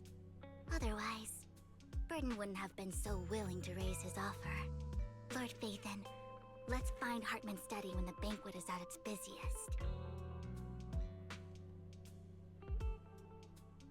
Alright, stick to the plan. Alright. I've already taken note of the surrounding terrain. Once more people arrive, we'll enter the garden through the door in the corner of the banquet hall. Wherever you go, I'll follow, Lord Phaethon.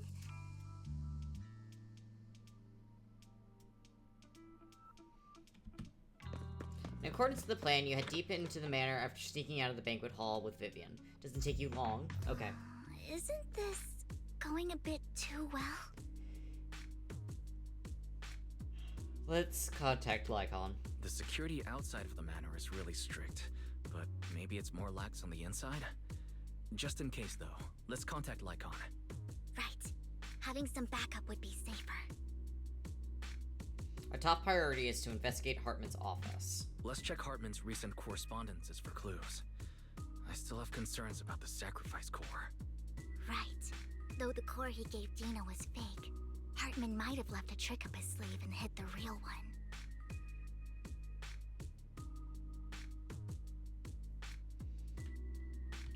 Then let's split up. Alright. You and Vivian search through Hartman's office for a while, but find nothing. Just then footsteps suddenly come from outside. In a moment of panic, you hide behind the desk. Esteemed guests, is the catering at the Ravenlock family banquet not to your satisfaction? So much so that these two distinguished guests felt the need to come to my humble office to scavenge for food. Don't want to come out? Well, after all, you don't have long left. Burton, that greedy idiot, fell for the mayor's trap. But I never expected that he would bring you into my territory. I suppose I should thank him. Otherwise, I would have had to go to great lengths to eliminate you. Vivian, Phaethon, give Hugo my regards. Tell him I shall be taking the wealth and power of the Ravenlock family for myself.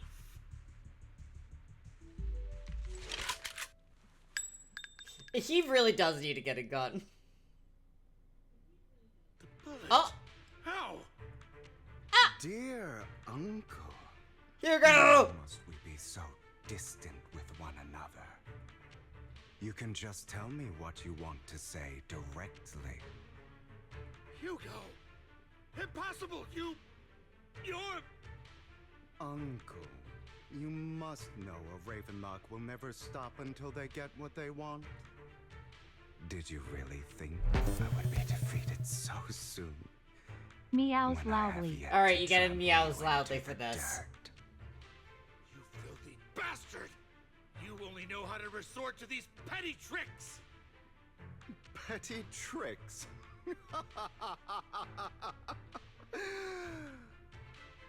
Perhaps you'd like to know what I managed to accomplish using this faked death of mine.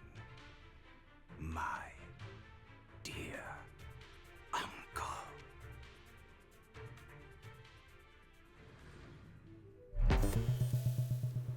shortly before. Hugo, my love. I love Hugo.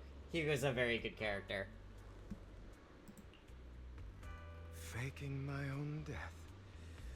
Hope it's all worth the theatrics in the end. It was just to keep Hartman off my back, but maybe I went a little overboard. The manager must be pretty shaken up. I should apologize at some point. Guess I'll also bring Lycon along. He's my partner in crime, after all.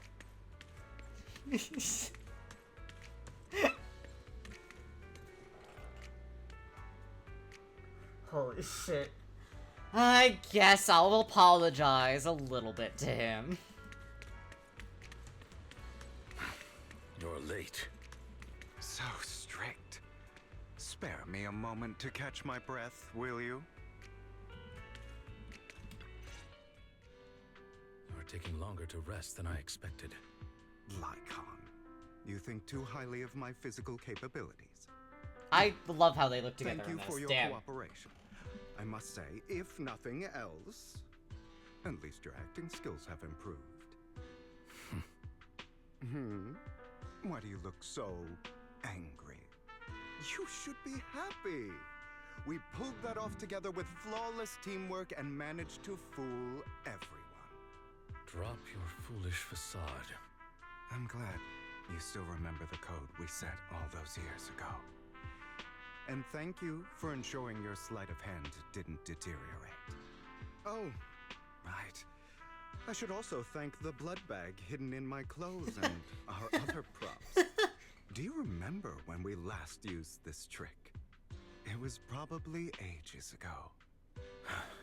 Sometimes I really don't understand you. Have you never thought about what the consequences would be if I didn't understand your code? If I decided against helping you? Or if I just couldn't control my strength properly? You'd understand it. Of course, if things really did go awry, I had alternative plans. You wouldn't be so arrogant as to think I'd bet everything on you, would you? You're insane. Aw, I'm flattered. What exactly is the purpose behind all this? Surely after going to such great lengths to erase your own existence, you don't just plan to hide here and reminisce about the past with me. Don't try to brush this off. I've already helped you enact your plan. Tell me the truth. Don't get your tail in a twist. I have more plans that require your assistance, so naturally I would not hide anything from you. Simply put, as things stand, whether as Hugo Vlad or as Mockingbird, I am doomed to die. Seems you've made quite a few enemies. As a member of the Ravenlock family, I negotiated with Edmund and managed to obtain resources from Tops for my future plans. I also confirmed what attitude they held toward your master, the Mayflower family. Meanwhile, I used my identity in Mockingbird to strike a deal with Hartman and gather information on their collaboration with the remnants of the Exaltists. That's where I got my intel on what Bringer left. Oh, by the way, the crime declaration letter that your dear mayor received, that was also sent by yours truly. He's probably figured that out by now, right? Though I'm not sure if he told you. The mayor learned about the sacrifice attacks through his own means, but lacked an opportunity to take action. That warning letter was precisely what he needed. You aren't hopeless yet. How delightful. In short, I'm more well-informed than your lot because I get around. Dealing with all these different... I get around. I know you but do. Of course, it comes at a cost. It's only fair. Sorry, I had to make that After all, joke. You can't hide the smoke from a wildfire. Rather than trying to carefully tame it and risk setting yourself alight, it's better to let it burn free. When I helped you put on your little act, killing you in front of everyone, you left the sacrifice core to Hartman. That was intentional too, then? Oh, yes. And it worked like a charm, didn't it? Now no one cares for me anymore, and all eyes are on Hartman. A perfect situation for keeping the Ravenlock family in check, while dealing a cutting blow to the Exaltists behind them. Another crucial point is Vivian and Phaethon. I must sever any ties they have with me or Mockingbird. Although I feel bad for Phaethon about what happened, but it had to be done. That's the only way they would be safe, allowing the plan to continue. I noticed that you never turned your blade toward Master Proxy. So, those words you said back then were also... I will bloody my hands. I will carry the weight of my sins. I will become the Abyss. Obviously, it was all an act. My acting has always been impeccable, as you know. Hugo, you're taking such a tremendous risk. Why? Would you believe me if I said it's for justice? But unfortunately, it's not. I want revenge on the Ravenlock family. And I will make sure that despicable excuse for a human being, Hartman, suffers a slow, torturous end. Of course. I also promised Vivian that I would help her investigate the whole thing with the Exaltists. That's all. You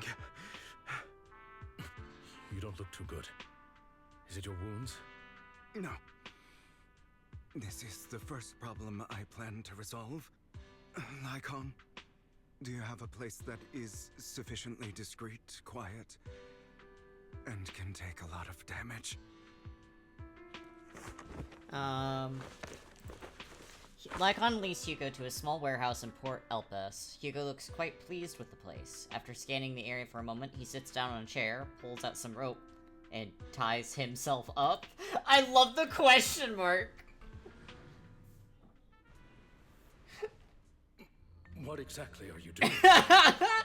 Don't look at me like that. If I didn't have to do this, like, what the fuck's happening right now? Hartman recently obtained a bizarre substance, most likely from those crazy Exaltists. After use, it allows control of the victim's mind, to some extent.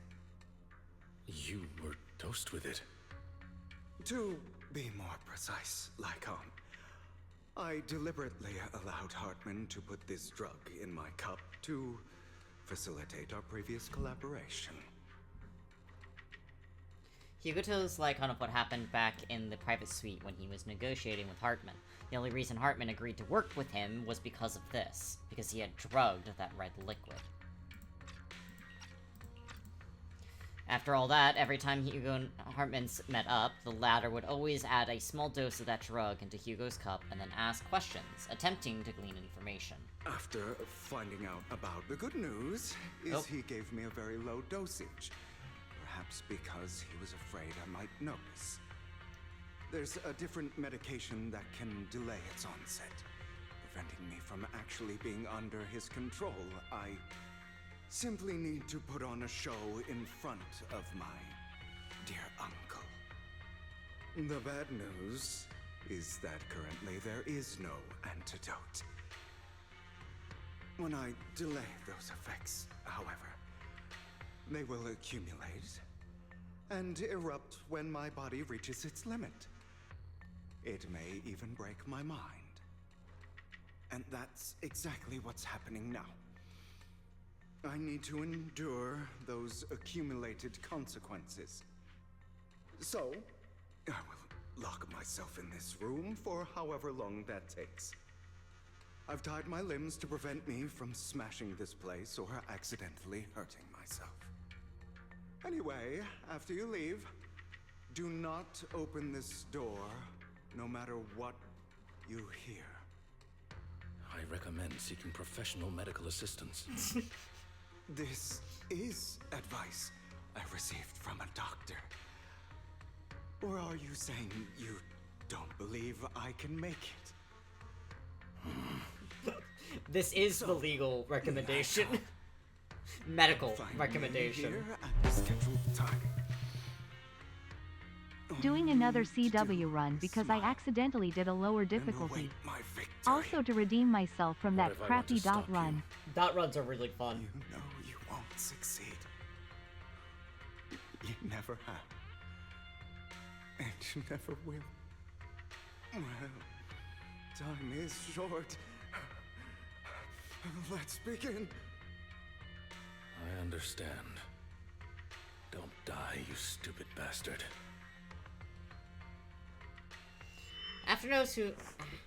After who knows how long, after enduring seemingly... Okay.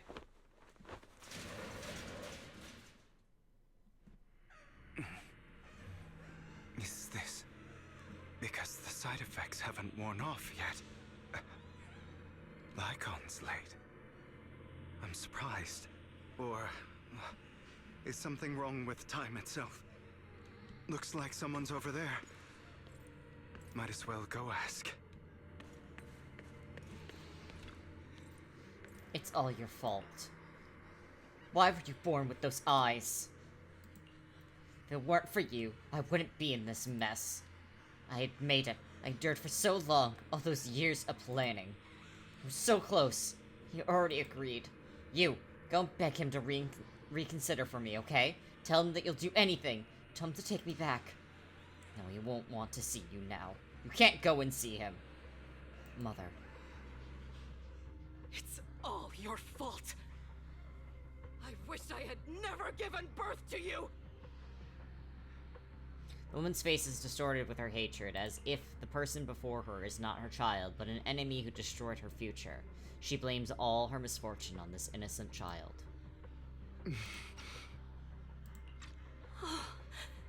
Everything will get better if you just die, right? If you die, he'll come back. We'll have another, more perfect child. One who will inherit the Ravenlock family bloodline. Then I'll be able to escape this pain. So, Hugo, for the sake of Mommy's happiness, just die, okay? She raises her hand to reveal a pair of scissors, the tip gleaming with a chilling light. She thrusts the sharp point towards Hugo's paler eye. Then, she suddenly vanishes, as if she had never existed at all. So, I wasn't awake yet after all. That's because you don't want to wake up again. Who are you? I am you. Hidden deep within your heart. Your most true self. You want to kill her, don't you? Your so-called mother. Every time she beat you without reason, when she tried to gouge out your eyes, when she sold you into that hell. Triple Z, what the fuck is this story, my guy? You wanted to be the one to end her life. Why not admit your hatred? As you are, you can hunt her down and make her pay for the living hell of a childhood she made you suffer. Yes, I hate her. I hate her because she was foolish and shallow, greedy and stupid. I hate her because she doesn't deserve to be a mother. She did everything she could to try and get into the Ravenlock family, believing she could live a life of luxury without having to do anything and never realizing she was a pawn, discarded from the very beginning. So she chose to blame me. Blame me for my heterochromia. Blame me for my very existence. But I won't kill her, because I know it won't change anything. She was incapable of loving me, just as she is incapable of loving herself. Have you been brainwashed by that dog? Keeping up the act of being some magnanimous and forgiving fool? Don't compare us. I've simply come to understand love or hate. I make my own choices, and they have nothing to do with anyone else. She sold you to the Ravenlock family for a huge sum of money. She used that money to start a new life without you. While she was indulging herself, you were going through hell in the Ravenlock Manor. Does it not torment you? Do you not feel the hatred? Do you not want to demand answers? Kill her. Only by killing her can you be truly free. For a long time, I thought the same way. But now, well, I want to make a different choice. Stop lying to yourself. You never had a choice. This weak-minded thinking will only lead you to failure. I know this is very intense, and they're talking about a lot. It's really funny that his inner demon is played by a Bangbu. Do you still not get it? This is how the world is, and always has been. Hesitate and you'll be the victim. If you don't grab your knife first, you'll end up being on the other end of the blade. If you want to change anything, you must first become the one who makes the rules. Just like that woman.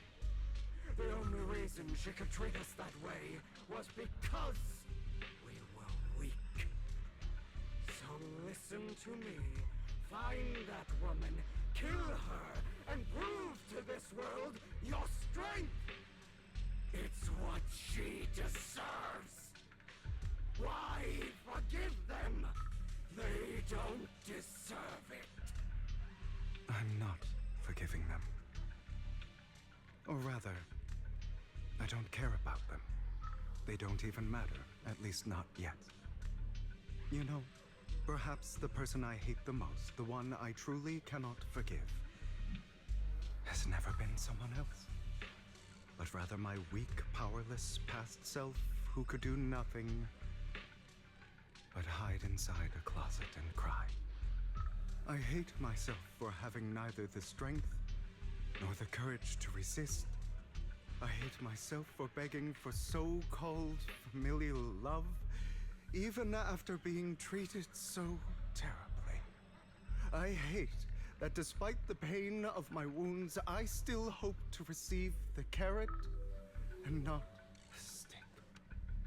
And that means you. Correct. So, I forgive you. I forgive myself. You'll regret this, fool. Your pretty words mean nothing. You will ultimately Again, return here. I'm glad. Self-acceptance. Inner demon played by Bangbu. It's killing me, man.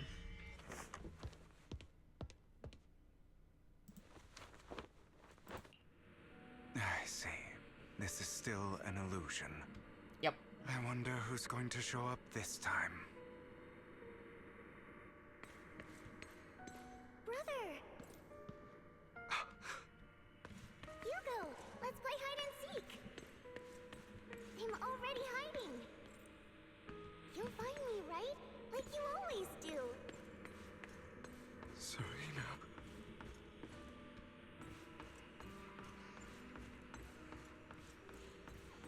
You're looking in the wrong place. I found an even better hiding spot this time. Harder to find than any place you showed me. Hey, Hugo. Do you ever wonder why I had to die? It was because of me. That's right. It was because of you. It's all your fault. If only you didn't exist, I wouldn't have had to suffer Okay, I went the wrong fucking way.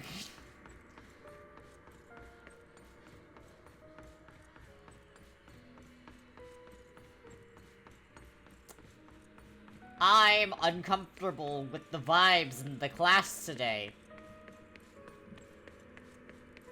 Still looking in the wrong spot. I can't believe you still haven't found me after all this time. Have you forgotten about me?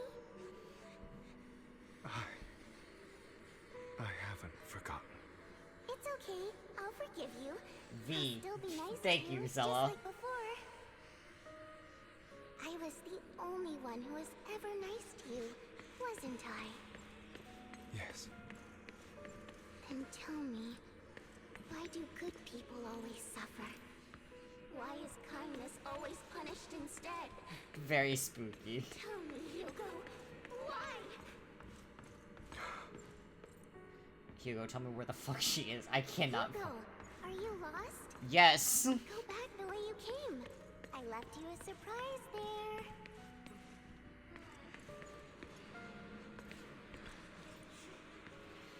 What a cruel bastard.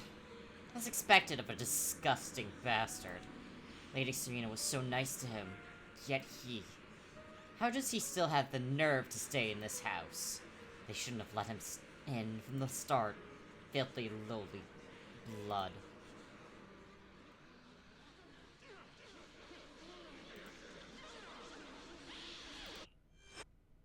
Okay. I told you that you would eventually return. We meet again, my friend. I told you, I am you. The side of you that you've always tried to deny existed. Of course. I know. This time it's about Serena. Right? Yes. Your half-sister.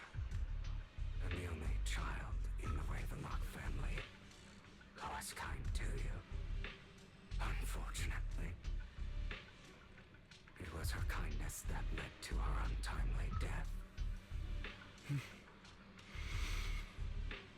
It was my fault.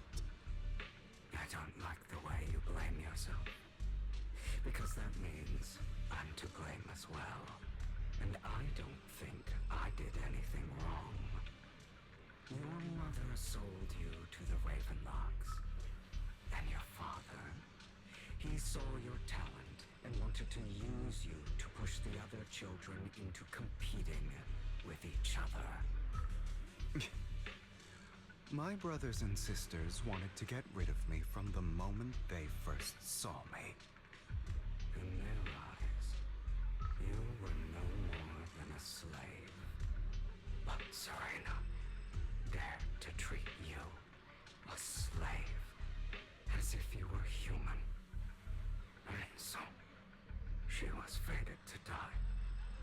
They tried to kill me many times, but I was careful. And they did not succeed. So they killed Serena, who was weaker, an easier target, and pinned everything on you. Serena died in your place.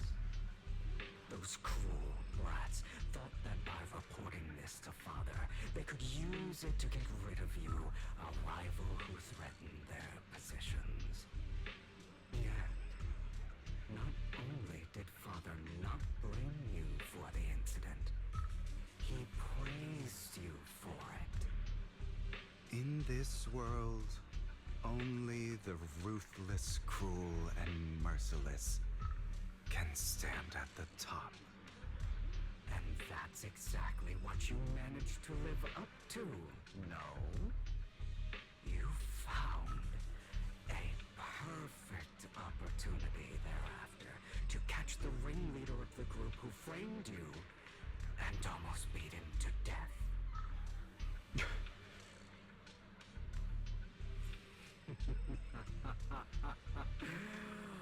Oh, you should have seen the expression on your face back then.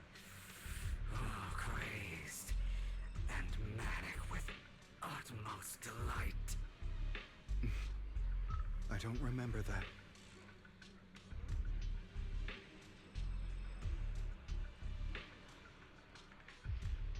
Here you go again. Oh. Trying to deny your desires. Deep down inside, you've always wondered. Asking yourself why these evil people never got the punishment they deserve. Oh. Okay. The world is so unfair.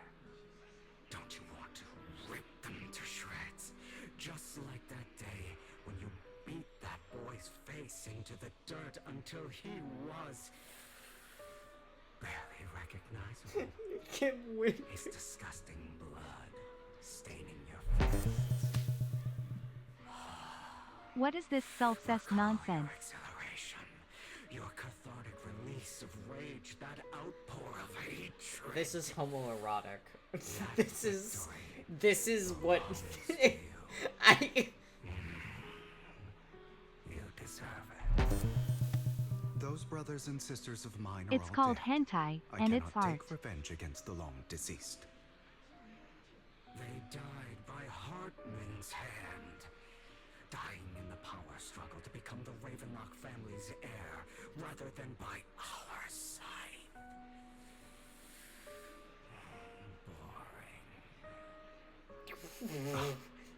Boring. I find it hilariously ironic. Children who would murder their own kin for scraps of power, dead at the hand of their uncle who followed their example. Is that not karma? Power struggles, pitting kin against each other, betrayal, suspicion, and hatred between people of the same blood. No, I liked Hugo before, but now I It's am like a just, curse, yeah. written into I'm the staring. Ravenlock family's genes. Laughably stupid. Don't forget. Make it worse. Dear, that the same blood flows through your veins. Prince, no.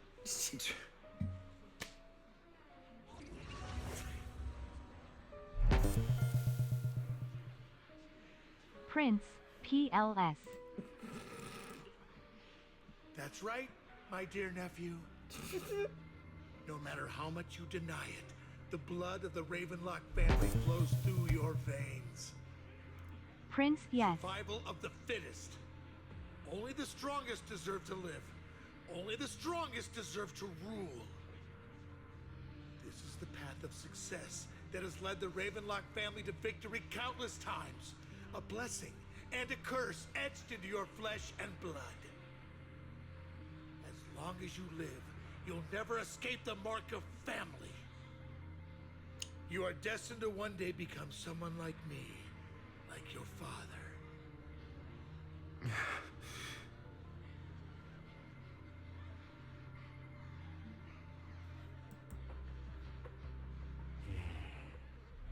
Is that fear I sense?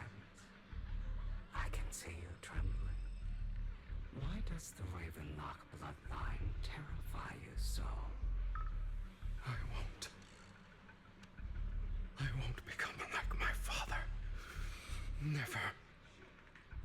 You won't become a failure like him. So relax. Our power eclipses him, and so does our ambition. So, do not deny your own desires. Do not resist your own ambition. This is the talent you were born with. The best gift fate has ever given you. Admit it.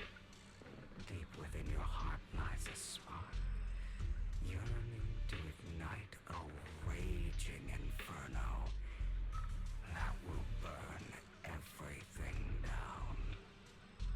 And I am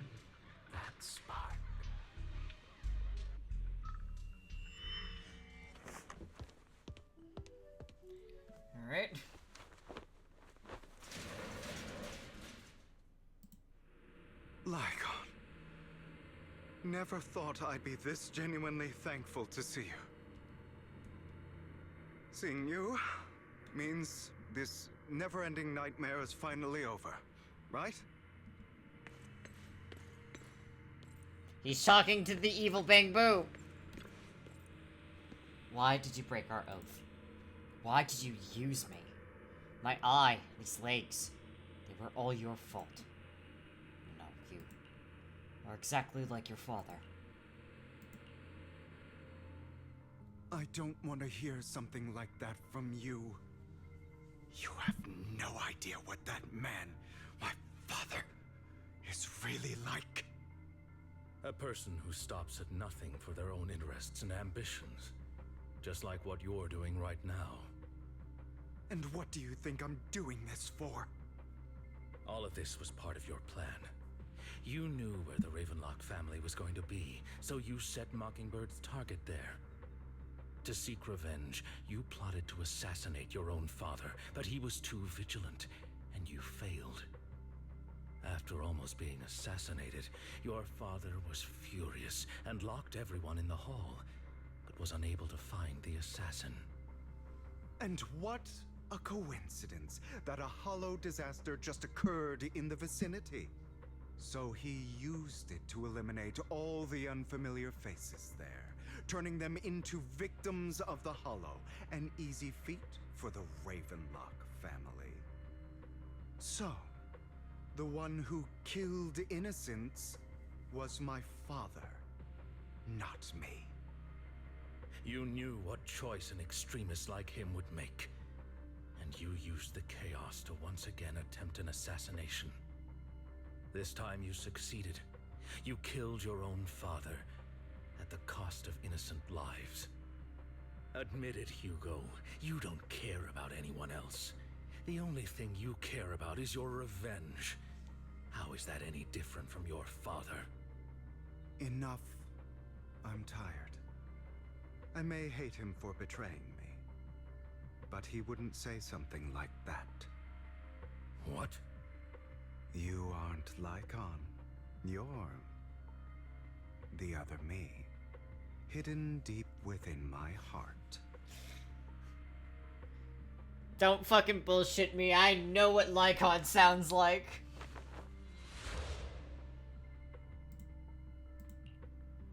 I've been waiting for you, my dear. It seems you've already grown accustomed to this place, even turning the tables on me. Just as you said. I love that he's just like, no, Lycon wouldn't say that. I am you. There's no such thing as having an advantage over oneself. We are ultimately one and the same, forever inseparable. Then you should know what I want to say. When you and Lycon split, you didn't even try to clear up the misunderstanding, didn't deny or argue against what he said. Because you realized that deep down, he was right about you. You just hadn't acted on it yet. Some people live only to bring more suffering into this world. Sometimes, murder is what brings justice back into this world. For that, I must stain these hands in blood. That's right. Just like what you said before you faked your dad. Were those words really just an act? To slay the dragon, you must first become one with sharp claws, rending fangs, and strength enough to destroy anything. You know the truth better than anyone. If you hadn't hesitated and instead It really is so funny. I'm like, I'm taking this very seriously, but every so often I look over and I'm like, it's the fucking Bang-Boo yelling at him, man. Punt him. Innocent civilians wouldn't have died. Your partner wouldn't have lost an eye and both legs trying to save people. And Mockingbird would have never gotten to that point. You can save more people,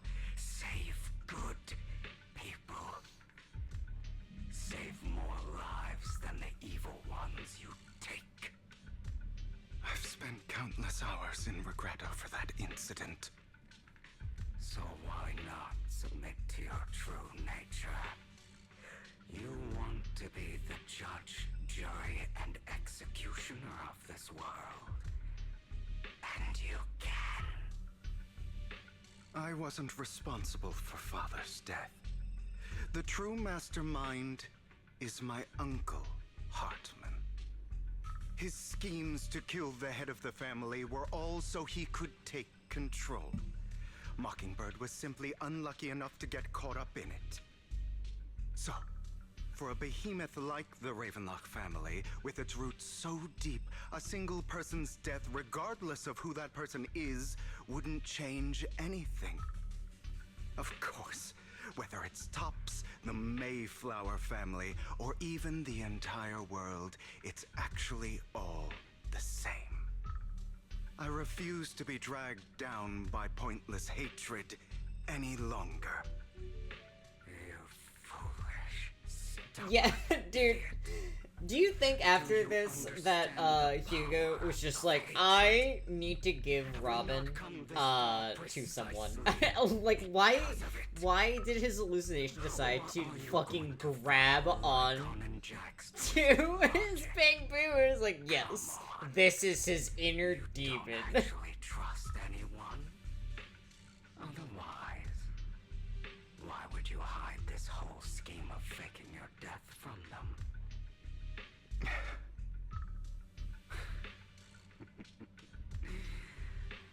You've built an impenetrable wall around your heart, keeping everyone out. Of course you are right to do so. No one in this world can be trusted. Always. All you'll receive is hatred from your own blood and no love. Suspicion from your companions, and betrayal that comes all too easily. But the most ridiculous thing is that you want them to trust you. You stay silent and long for them to notice your suffering. You yearn for your companion's understanding and trust. Idiot. That's why you are incapable of exploiting them for your own ends. You care about their safety even more than your own. But remember, only the weak need companions. And we are children born from hatred. We are different from them. I feel like after this, Hugo basically was just like, Robin, I'm gonna need you to not be around me a little bit. I had a really bad experience. But you are me. And I'll never lose to myself. Oh, am I about to fucking fight Shadow Hugo? Because I'm gonna get my ass beat, dude. I'm gonna get my ass beat!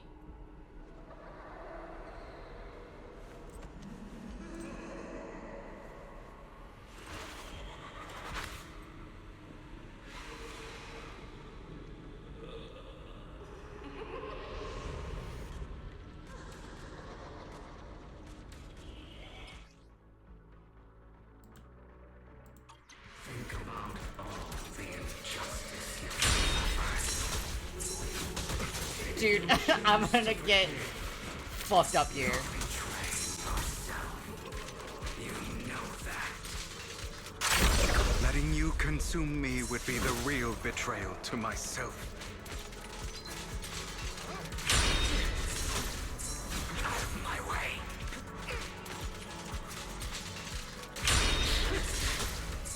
Is that all?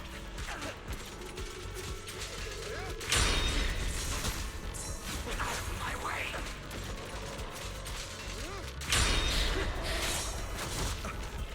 Pathetic. You're just afraid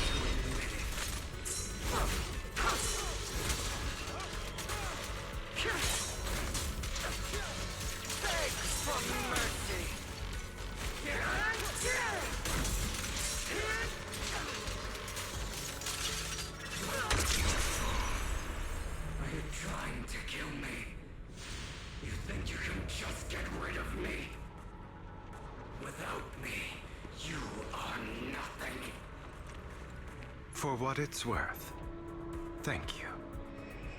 Don't be afraid. You and I are inseparable.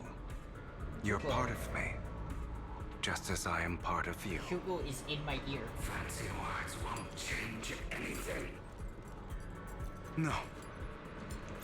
It's not just platitudes. I finally understand now. Some pain only fades when it's seen, when it's accepted. So I won't fight you anymore. Persona. I won't hate myself anymore. Weakness, hatred, malice, strength, forgiveness, ADHD, he cannot keep his hands justice. still. They're all part of me. All of this makes me who I am. That's why I won't get rid of you. And I won't resent you. I choose to embrace you.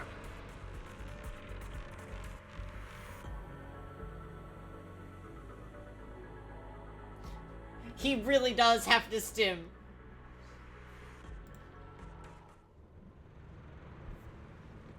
Cutscene.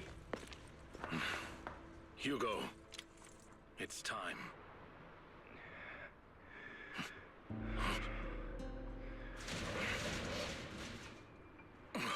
Hugo. Hugo, you... Did I scare you? I made it through. I won. No praise for me, my dearest partner. That is very sexually charged. He... Lycon had to fucking have it take a moment. He was This like, is whoa. Just like what I saw in my dream.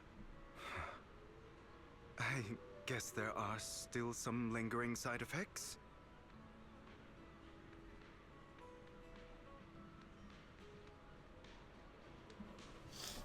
Oh my god, dude. Hi, Lycon. What's up? How you doing? My former partner. You're still as punctual as ever. Are you sure you're fully recovered? How about we fight? And I'll show you how recovered I am. I refuse to fight someone who is in need of medical attention. How thoughtful. I'm touched. He got his chocolate coin. Perhaps is this simply part of Victoria Housekeeping's professional care? I'd rather you not starve to death.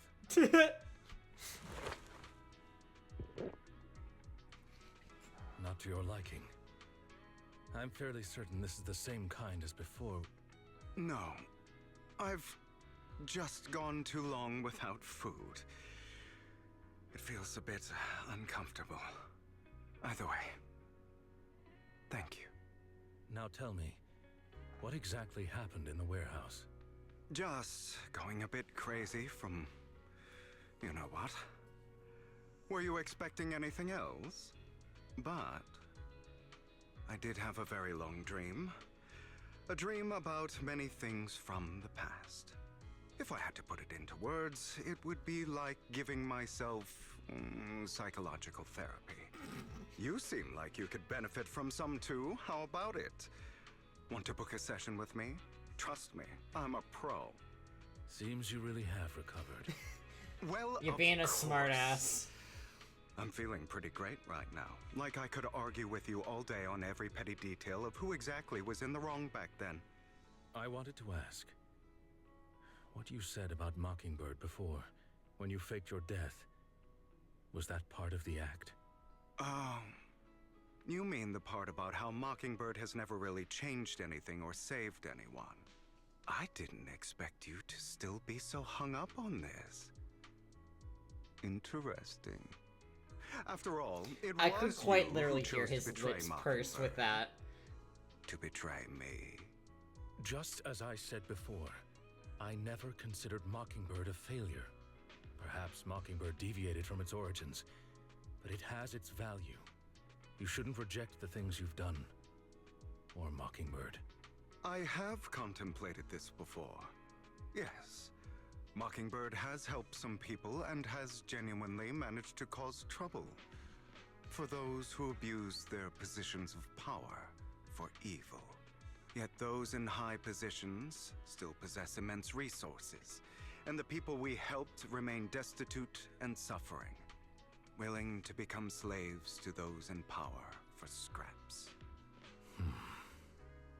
But just as you said, even if what we did was childishly idealistic and flawed, as little as we actually achieved, even the slightest change is by no means meaningless. Nothing holds more value to me than Mockingbird.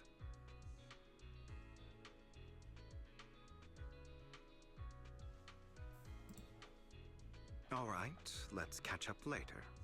I still have things to do and need to wrap up my plan. I thought you would rest up first. As much as I would prefer that. My dear uncle and the Exaltist fanatics likely would not give me such an opportunity.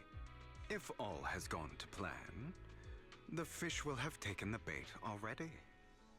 And if everything goes very well, I'll soon have solid evidence of the Ravenlock family's crimes. Well then, thank you for your assistance, former partner. Let's part ways here. I'll go with you.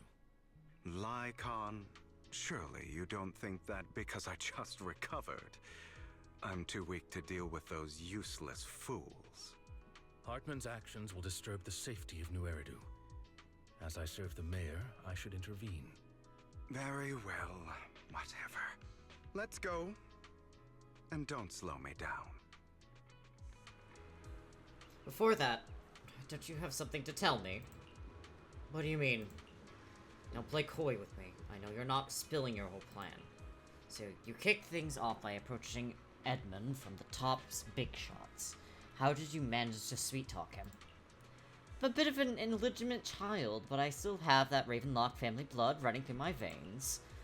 Funny enough, this Lord Edmund thinks direct lineage is way more noble than the side branches, which is absolutely laughable.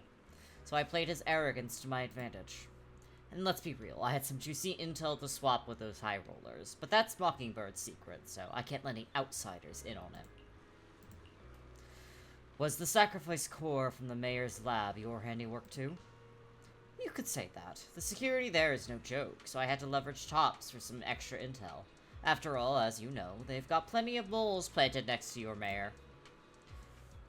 And it was you who threw the sacrifice core up for auction, to lure in the Exaltist.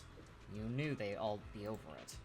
Yep, I embedded the sacrifice core right into the robe of heroes. They actually matched pretty nicely, don't you think? Classic you. I heard that after the auction, they found a stash of counterfeit Denny's. Feel free to take wild guesses, but honestly, I think those Denny's would rather be out in the wild than sitting in those hoity-toity accounts. And then you found Hartman, and talked him into a partnership, getting your hands on more intel on the Sacrifice and the Exaltus. After that, you shot that crime warning letter to the mayor, giving the city a legitimate reason to spring into action.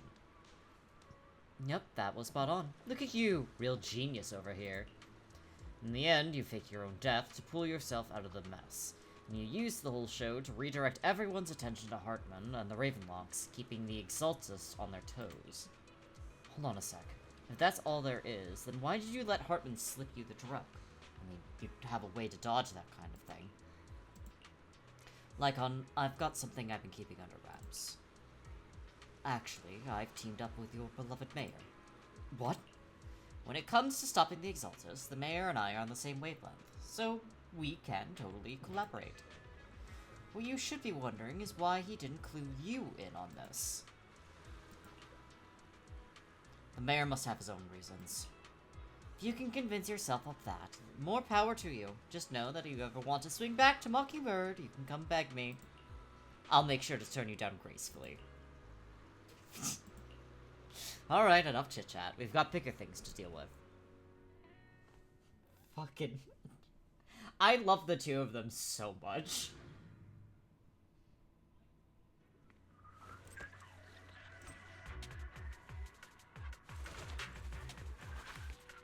He must have so I'm many sure hats. You've heard about the missing workers from companies under the Ravenlock family, too. I know where they are. Those are Ravenlock's men. The workers with them are the victims who were tricked into going into the Hollow.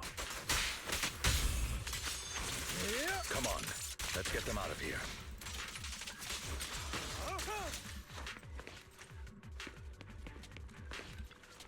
You untie the workers. Thank goodness, someone's here to save us. Thank you. You're welcome. So, could you tell us what those Ravenlocks did to you before they ran off? They're a bunch of liars. They tricked us into this hollow. They said that they had a job with high pay for us, but they kept avoiding the topic after we got here. Something didn't seem right, so I wanted to leave. But then they showed their true colors. They tied us up and told us that we were going to ship us off somewhere. They didn't make you take any weird medicine, did they? Medicine? No, but it wasn't just that they tricked. Just us that they tricked. Another group went that way. I see. Here, take this carrot. There's an exit nearby. You should get out of here as soon as possible. I can't say thank you enough. Let's go, Hugo. We must save the rest of them. You sure are eager.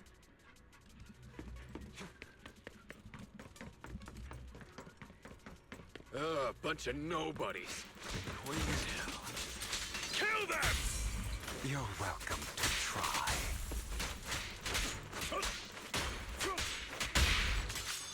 Yep. Freeze all evil. Nice.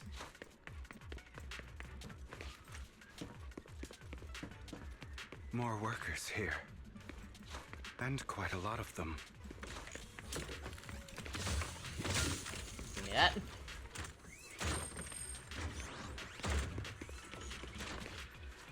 Untie the workers. Who are you? Your saviors. Thank you. Thank you.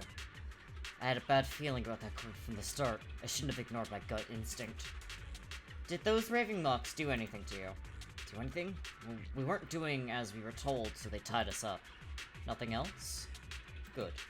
Oh right, there was another batch of workers ahead of us. They should be by the roof. Don't worry, I'll handle it. You should get out of here as soon as you can. Let's continue. Is Hartman behind this, too?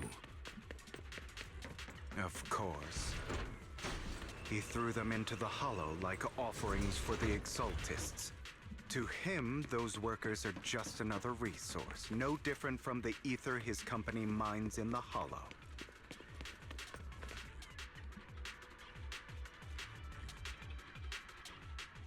There's more over there. Let's hurry.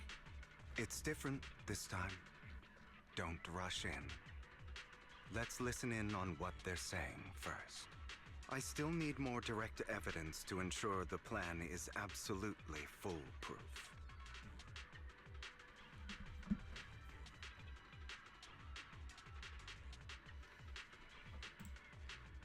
Fair enough. The compensation you promised. It's all real, right?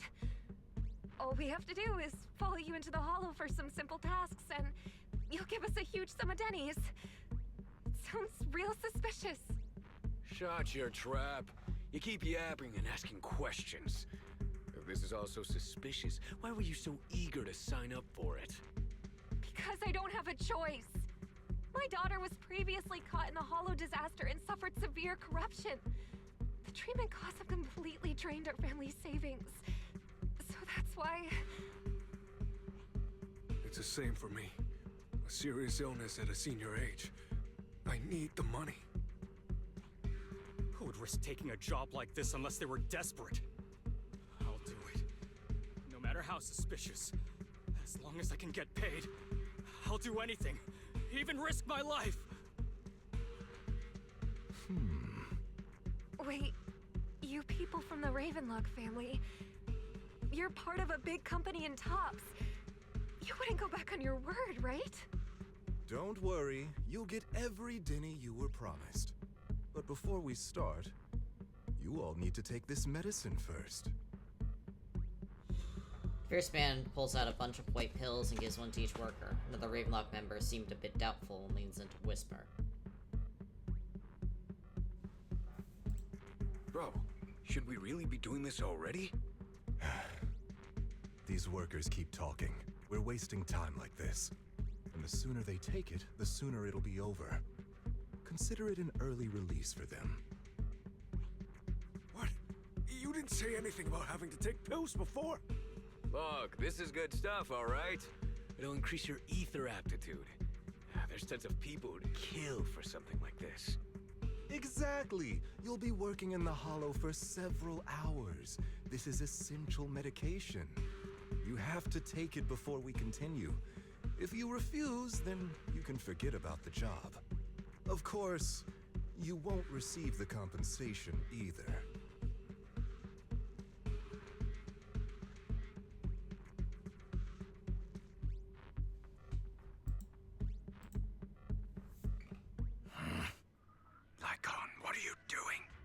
Rescuing those workers, of course. There's clearly something off about those pills. We can't let them take them. Now is not the right time. As I said, we need more evidence to ensure the plan works. And as I said many years ago, you can't exploit innocence to achieve your goal. So that's how you see it. If that's not what you want me to think, then explain everything to me. All right. It's a little complicated, but simply put, these workers will be fine. Of course, it's your choice to trust me or not. But if you try to rush in, I will stop you. I trust you. Meanwhile, the workers also made their decisions.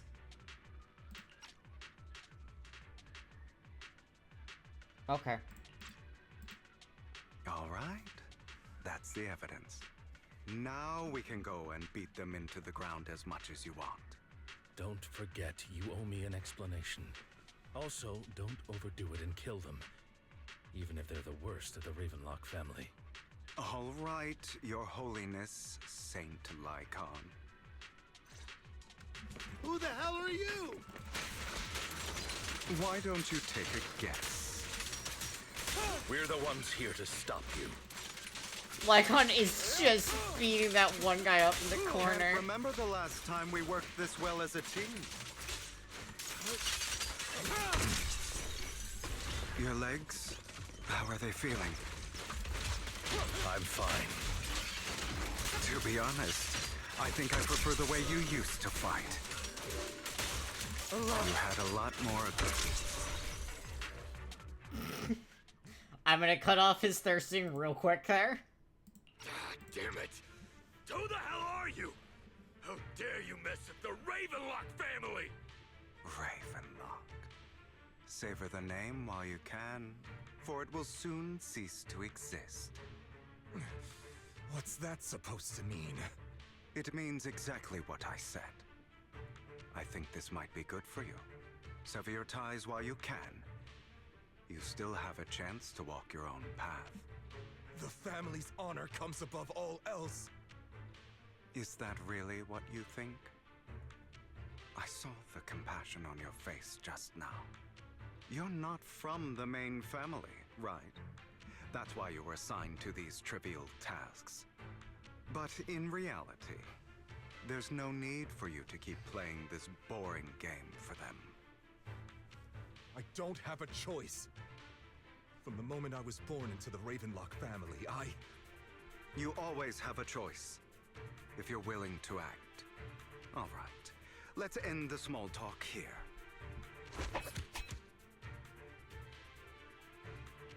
Don't worry, Lycon. I didn't hit them too hard, just enough to keep them quiet. How's that? My acting's pretty good, right?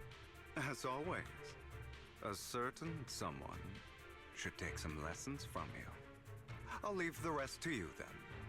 Okie dokie.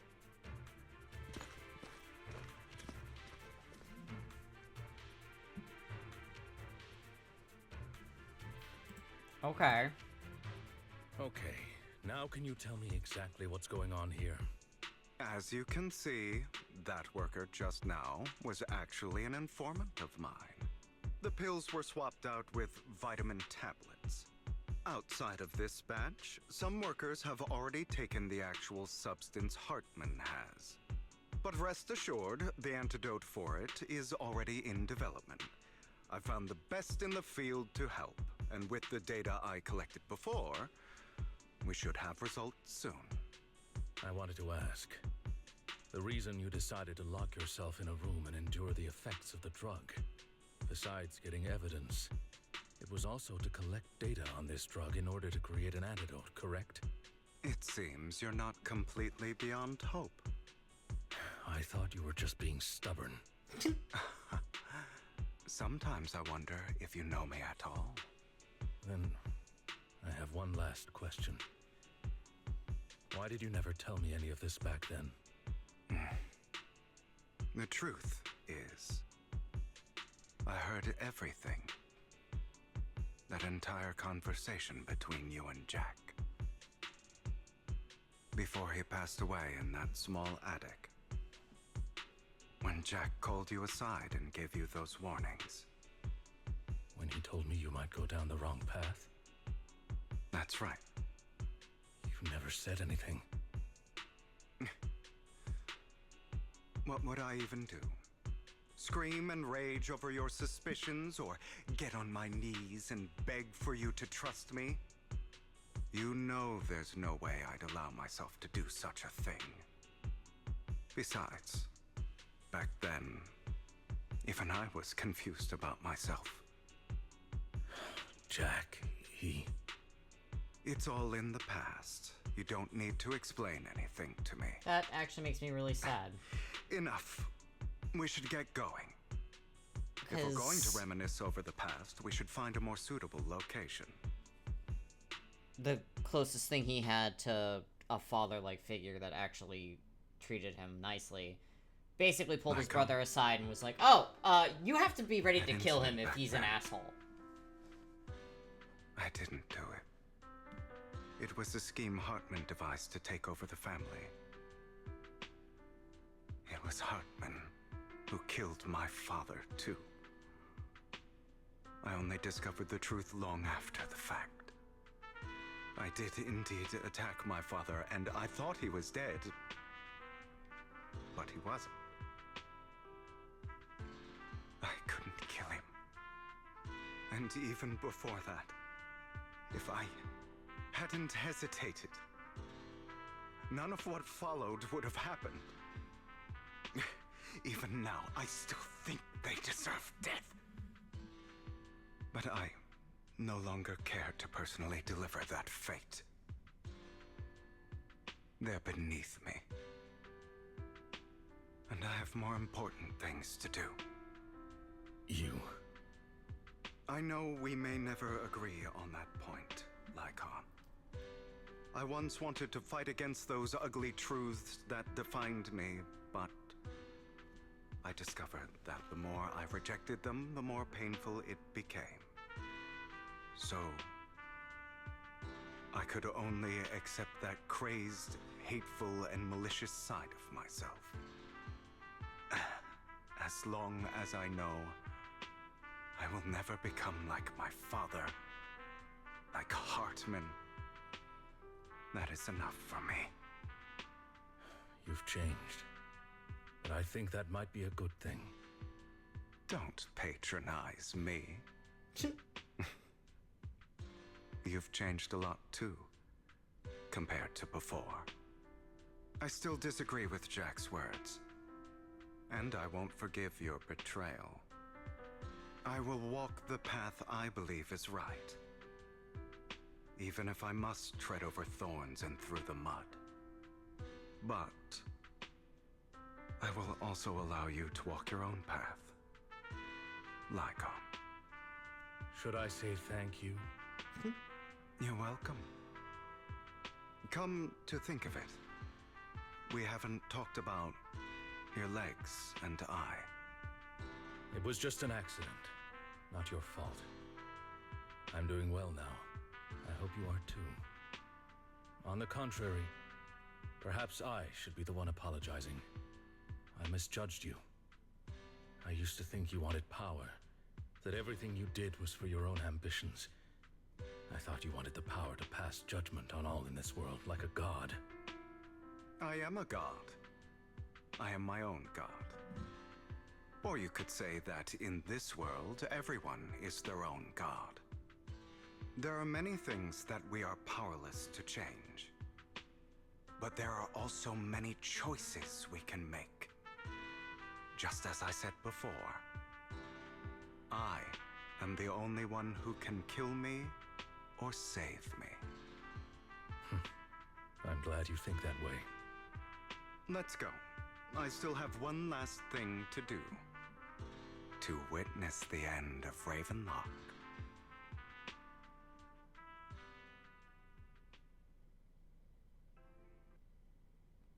As Hugo recounts the process of gathering evidence, Hartman, unable to listen any longer, slams the table in anger. That's right, he's explaining all of this shit. Hartman, who just tried to fucking shoot me. Never, you filthy bastard! Your little tricks mean nothing. As long as the Ravenlock family stands, I can still get back on my feet. You still don't get it, do you? This was never about avenging my father. And I don't care about taking your place. I didn't come this far just to kill you. That'd be pathetic. Right on cue. Why don't you take a look at this, Uncle? On behalf of TOPS, I'd like to clarify that we had no involvement in the Ravenlock family's actions. TOPS is officially terminating all partnerships with the Ravenlock family, effective immediately. We will have no further affiliation with them. Are you crazy? What the hell do you get out of ruining the Ravenlocks? You want to be a petty thief forever? Thief? Oh, Uncle. Allow me to reintroduce myself. I'm the name people whisper about. The one who robs the rich and gives to the poor. I'm the master con artist who can fool anyone, anytime. I'm the leader of Mockingbird. The one who turns every headline into my own stage. I have friends who'd catch me if I fall, partners who'd shed tears for me, and allies who always have my back. I am Hugo Vlad. You're the one who needs the Ravenlock name. I never did. You ungrateful bastard! You should have never been born. You flatter me. Same goes for you, Uncle.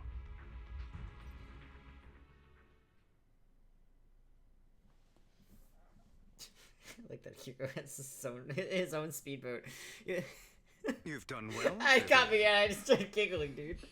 You had better give me an explanation. And here I thought this would be a touching reunion. Oh, he's in trouble What's with his with sister. all the anger? Hugo, I'm a member of Mockingbird too, and I mourned your death. Listen, Vivian. I don't want you or the people you cherish to get caught up in danger because of me. I've always been selfish, so I don't hesitate to use you all as variables in my plans. But it is because I am selfish that I also don't want my failures to affect my treasured companions. In any case, if you were in the same position, would you not make the same decisions? Lycon's taking care of everything outside. We should go. Also, Wise, thank you. And I'm sorry for the whole act where I threatened you. It was the only way for Sorry about Hartman that. to drop his guard against you and leave you be.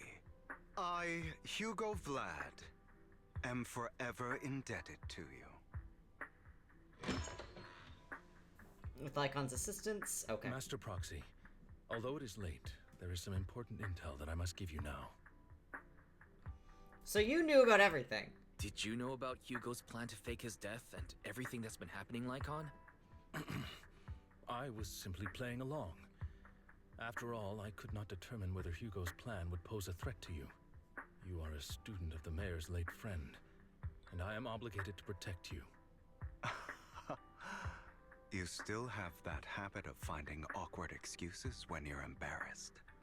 Mr. Hugo Vlad, if you have any important intelligence to share, please do so with haste. I need to return to rest before midnight. You guys are really close. You two sure are, close. For the sake of a certain old fossil's sleep schedule, I'll keep it brief. Oh my god.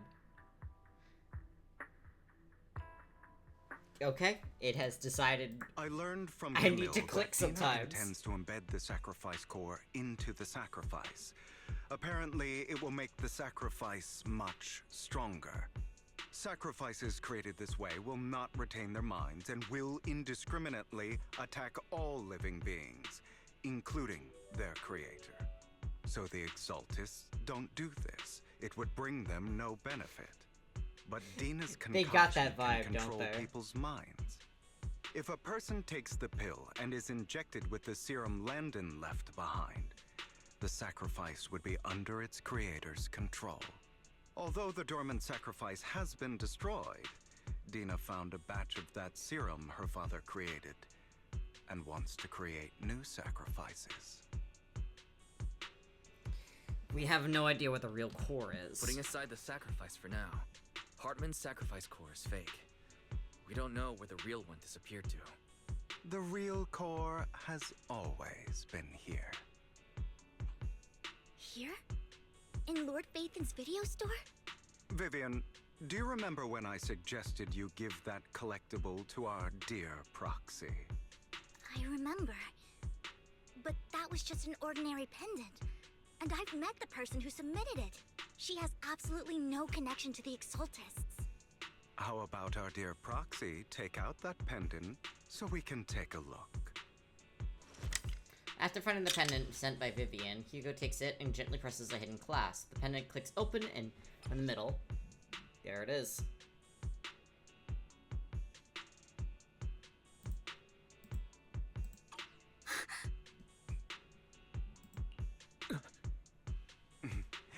I'll take your surprised expressions as a compliment for my little trick. I will hand over this core to the mayor as agreed. I love... Since he fulfilled his promise to protect Vivian and the manager while I was pretending to be dead. I won't go back on my promises. While I was pretending to be dead. No wonder the mayor would promote rhetoric favorable to Mockingbird. I can't believe I thought he was actually being sincere. We don't need to worry about the sacrifice core now. Since we have the sacrifice core, all we have to do now is stop Dina from using innocent people to make more sacrifices. Yes, and we need to destroy the last batch of Landon's serum. Hopefully with no options left, Dina will give up her obsession. All right, that's the important stuff. I'm going to go and confirm where Landon's serum's been stashed. I'll contact you again once I have something. Alright. What's wrong, Lycon? Weren't you in a rush to get back and rest? You act like you're going to turn into a werewolf after midnight or something. How are you feeling now? Relax, I'm not kicking the bucket just yet. But you look a bit more run down than before. Just getting over something nasty, that's all. Risking your neck like that wasn't exactly smart. Maybe you should have... Lycon, remember what I said back when I faked my death? For a permanent and absolute victory, we must endure the pain of cutting away rotten flesh and persevere through the darkest hour before dawn.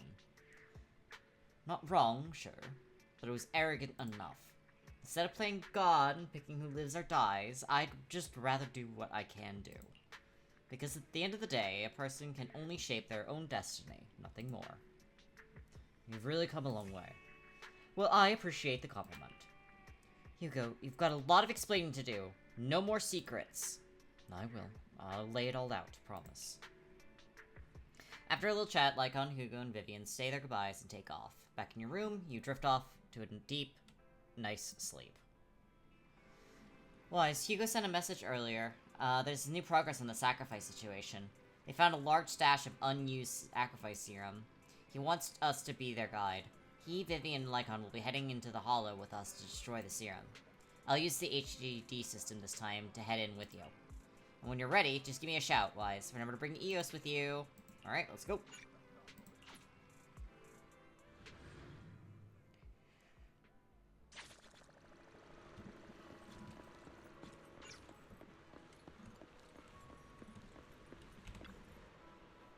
Dear managers, you're here. Having two Lord Pythons leading the way for me must be the luckiest person alive. We'll be counting on you two, as, according to my intel, this is quite the large batch of serum. My guess is that Dina wouldn't put all the serum into one place, so we may need to split up. Just to be safe, we'll be counting on both of you to guide us. Once you're both ready, let's head into the Hollow.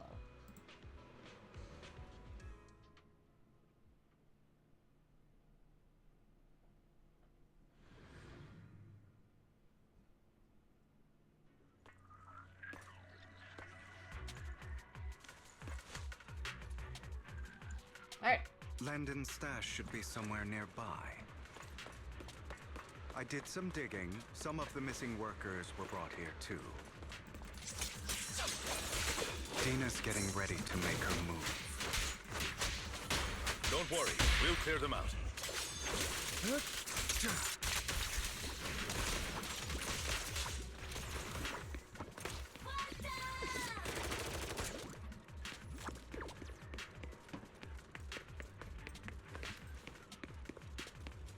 They're trying to destroy the goods! Stop them! We need to take care of the guards first.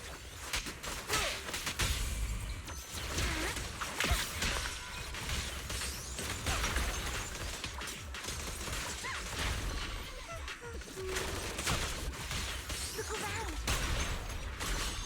Yep. Oh. Hello.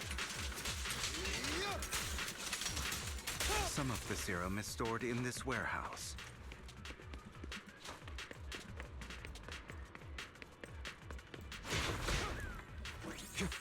You're not taking anything from here! Hugo, get the guards first. Hey, now!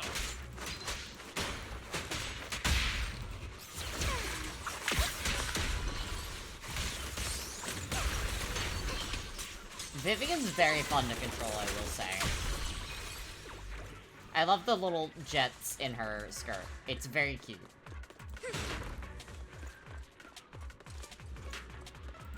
Ambush! You just stepped into your own grave!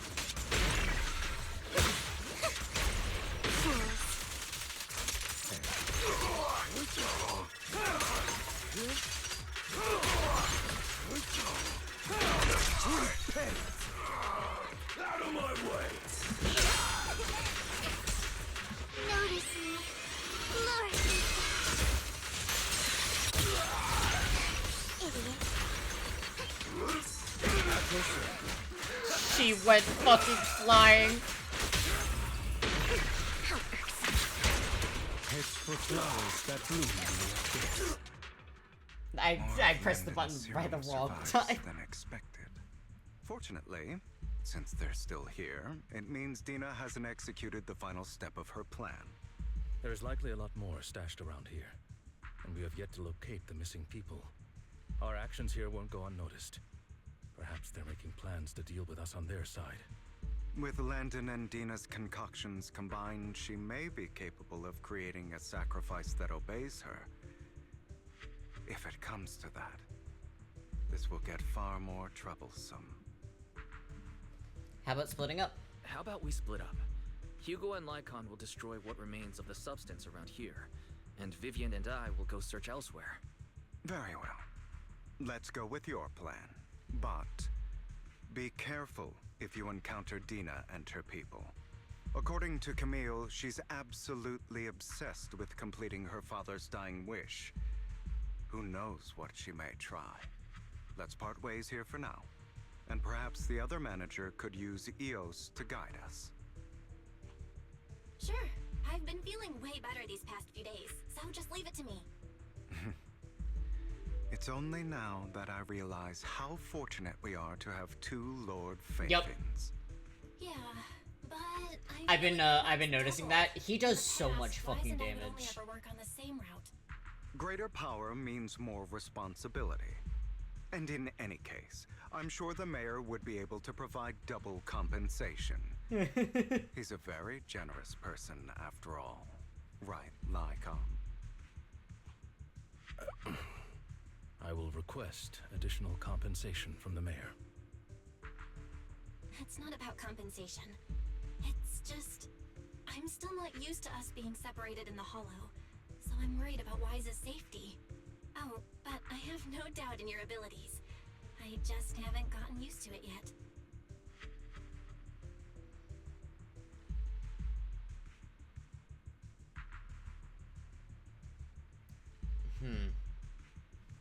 She sheds a tear as she gazes at one of them.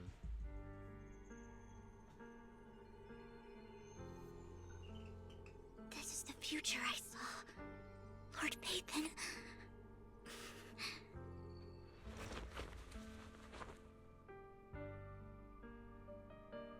I'm sorry. This time, I will make sure the future I saw does not come to pass. I don't want to bring you misfortune. That's all I wish for.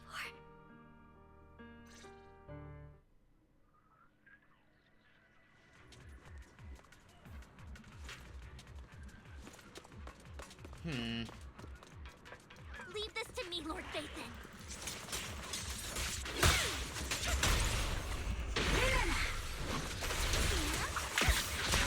Together, Lord Phaethon. You better not get my tricks dirty. Fool. Lord Phaethon, there might be more serum here. Fool. How dare you steal from Lady Dina! I'll try to go easy on you. No problem. Vivian is very strong. Like, I'm very pleasantly surprised with, like, how she There plays. are containers by the fissure. There's... We don't want the money anymore. Please, just let us go. I don't think I'm gonna make it. Just end my pain, please. We're here to save you. Are there any other captives? There were, but they all turned into ethereals. So many ethereals. They're all dead. Please, just let us go. The girl never intended to let us live. My friends will get you out. We'll deal with this. Don't be afraid. You'll get out of this hollow alive, we promise. Really? Oh, thank goodness. Be careful. So many people were brought in with us. They're all ethereals now. Really, really scary ethereals. I can't even imagine what she's planning to do with such a massive horde of ethereals. People will die. Everyone will be killed by those ethereals.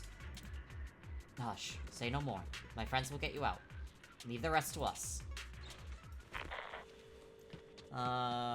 Search. A familiar voice comes. Oh no. It must have been tough for you to find this place. Vivian, if you had stayed out of it, I wouldn't be so eager to get rid of you. Those people have been taken to safety. You're all out of options. They're just mere test subjects. So what if they get away? There will always be people consumed by greed, and therefore, they will come willingly to me. In any case, what are a few sacrifices in comparison to the completion of Father's grand ambition? Dina, you deceived those people. They didn't come willingly to you. You tricked them, just like Landon did back then. Deceived? Father gave hope to those who had everything taken from them by the Hollows. Vivian, you once rejoiced at the hope Father offered you, too. Before Father took you in, you were no more than an omen of disaster that no one wanted. It was Father who gave you shelter and a purpose for existing. Do you remember the first time you bestowed a blessing under Father's guidance? How did you feel when that person looked at you with adoration and gratefulness? That was the first time you felt hope. Like your existence had a purpose, right? Don't forget that it was Father who, through what you call deception, gave you hope. And you, what Dina have you is done? psychotic, dude. You basked in Father's attention and everyone's adoration, only to destroy everything. Do you think that by leaving the Exaltists, those people will live better lives? Of course not. Those who suffered under the Hollows will only continue on as walking corpses, without the hope Father gave them. Do you really think you're some sort of savior, Vivian? In the end, you're just an ungrateful brat who brings misfortune to those around her. It was you who destroyed everyone's hope. Not everyone wants to live in false hope, Dina. You say it's because of greed that people willingly become your sacrifices. Perhaps those people aren't entirely virtuous. But that greed is just wanting to live a better life beyond the Hollows. What you and Landon have done was never about giving people hope, but exploiting it. Stop lying to yourself. Deep down, you know what Landon did was cruel. No. Back then, when Landon wanted to inject you with the serum, the fear in your face was as plain as day. I saw it all clearly. If all of this is as righteous as you claim, then why did you make such an expression, Dina? Don't look at me with such pity! Father did nothing wrong. All of this is to make something of the Hollows other than disaster. That's everyone's only hope. Dina, it's not too late to stop. Stop living in this lie. You know what would happen if a sacrifice loses control and escapes the Hollow. It's not the Hollows that are to blame for those people's deaths, but the hope you keep talking about. That will cause more despair and claim more lives. That is merely the necessary sacrifice to accomplish a greater goal. No one deserves to be a sacrifice. Your hypocritical magnanimity disgusts me. I can always go and get more test subjects if they've escaped. And I will be able to replicate Father's serum with enough time. With you gone, I'll be able to complete Father's gift to the Creator and fulfill his last wish. Camille, release the failed subjects. Lady Dina. Camille, are you going to do what you did before? You keep saying you'll follow the Creator, but it's all lies. Lady Dina, the Hollows took my family from me. I understand that there's no way to get back what I've lost. It was Lord Landon who told me that the Creator would guide me. One day, Hollows will no longer be disasters. Everyone will be able to survive inside them. I look forward to the day when this hope becomes reality. I watched you grow up, and I know that you've always looked up to your father. He gives you hope, and I destroyed that hope with my own hands. I know the pain of loss, so I've always felt guilty. I want to atone for the hope I destroyed.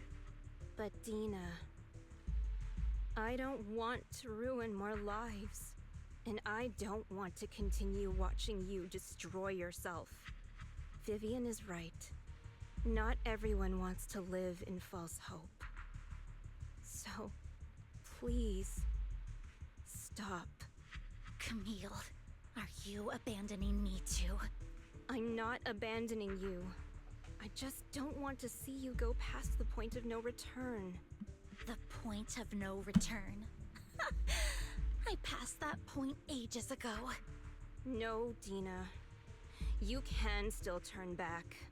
I'll be your way back. Where are you going, Camille? I made a deal with Hugo and the mayor. If someone needs to take the fall for this, let it be me. I did it. All of it. I've been forcing Landon's only daughter, Dina, to research how to create sacrifices. I colluded with the Ravenlock family for my own gain. Everything Dina did was under duress. Since I've kept her captive for so long, she doesn't have the skills to survive as an independent member of society. She'll need a caretaker and teacher. Someone who will look after her and educate her. No! I refuse, Camille! I refuse to accept this! Dina, I'm going to dispose of those failed subjects. I won't allow it! You'll die! I won't allow it! You can't leave me. I command you! You've always followed my orders, and you will follow them now! It wasn't your orders that I've been following. My younger sister, who was stolen from me by the Hollows, also had such beautiful red hair. When Landon told me the Creator could bring me hope, you were standing there, right behind him. I was certain, then and there, that this was the hope the Creator had given me. Start over, Dina. You still have so long, so much time. You'll make friends, find people who love you, and make many beautiful memories. That's not what I want! Camille, you're not allowed to die! I won't allow it! I won't allow it! Goodbye, Dina. And I'm sorry, Vivian. I'll leave the rest to you. Camille resolutely walks towards the fissure, as Dina stares after her disappearing figure. After a moment, she also walks forward. Vivian is about to stop her, but Dina uses the controls to open a container door. Ethereals surge out, blocking the path. Let's take out these ethereals first. We can't let Camille's efforts go to waste.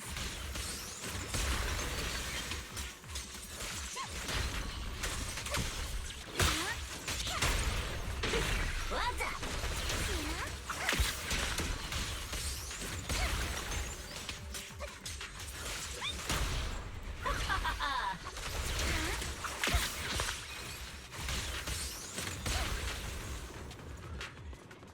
Don't touch me. Let's go after Dina, Lord Phaethon. Alright.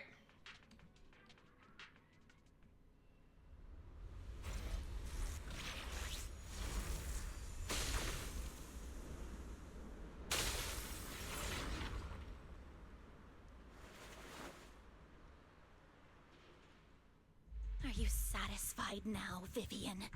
You were the one who brought yourself to this point. You're saying this is all my fault. Losing my father, losing Camille.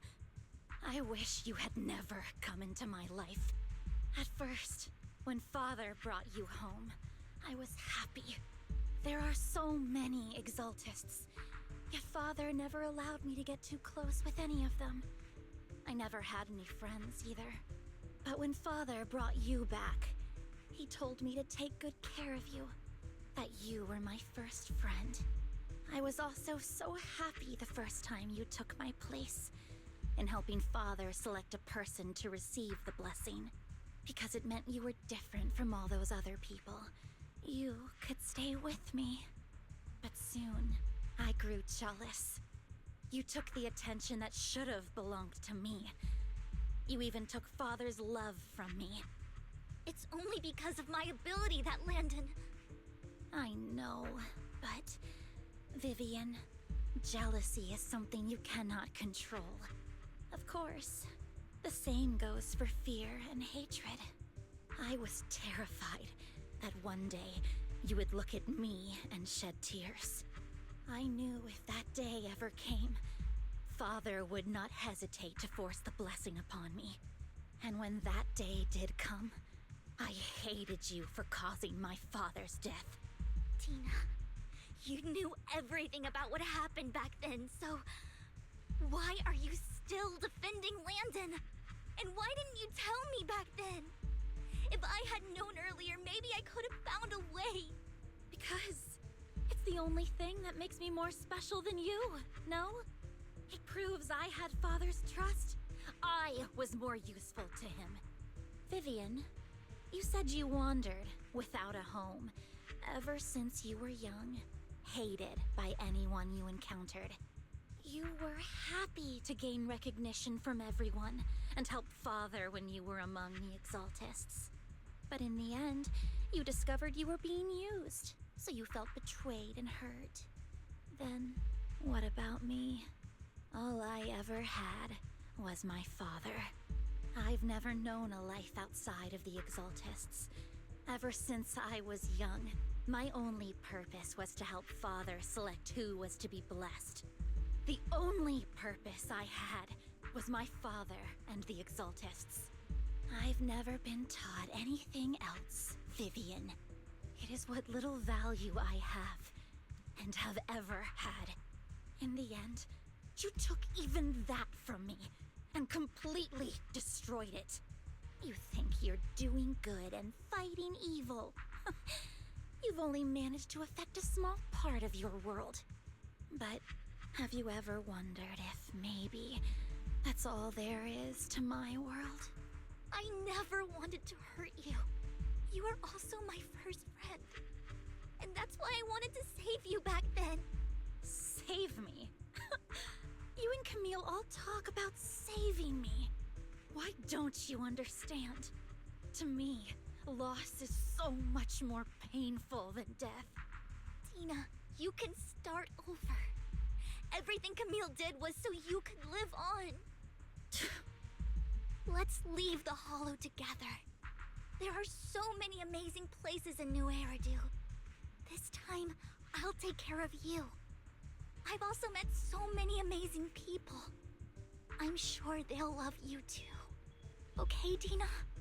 Vivian, I can't forgive you. And I don't want to forgive you. I have nothing left. If what little hatred I do still harbor were taken from me, well, I refuse to be so pitiful. I won't apologize, Vivian. Tina closes her eyes and injects a vial of serum into her own arm. Soon, ether crystals appear on her body, a sign of corruption. I don't want to hate myself. So I can only hate you for killing my father, and hate Camille for leaving me. That's just the kind of person I am. Hateful and despicable. I refuse to owe anyone anything. I refuse to feel regret. I won't. Vivian, I will keep hating you. That's will take all such a your disturbing grudges to you. image. I will also hate Camille, so I won't do as she wished and start a new life. Vivian, if you had never existed, if I had never, you would be... Lord Phaethon, please do not interfere. She was my first friend. I'm going to bid her farewell.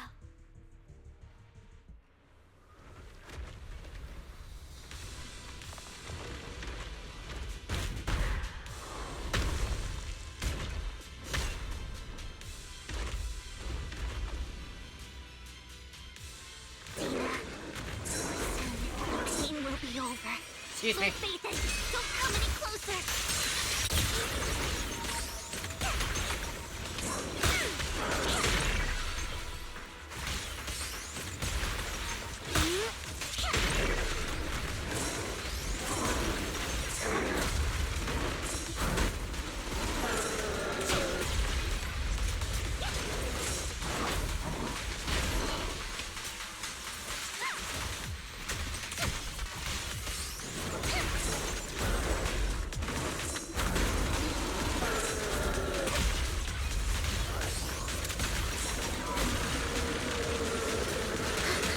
I got ping pong.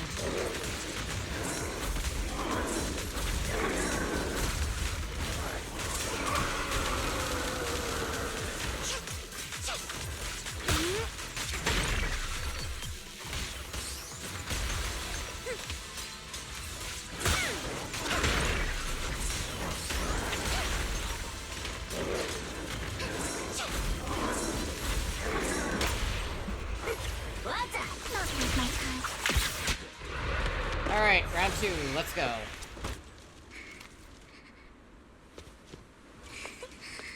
Vivian, behind you!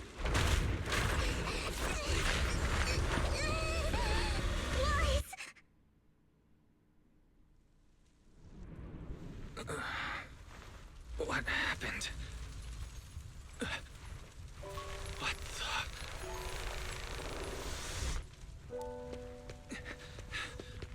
Vivian! Lies. Don't come near me. This is my own choice.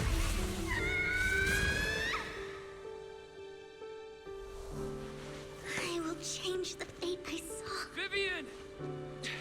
I just want you to remember me when I looked my best. Vivian! Careful. Vivian, your body... I'm sorry you had to see me like this, but I don't want to be the one that only brings misfortune anymore. No. There's got to be another way. It's so warm, and the night is beautiful. Vivian?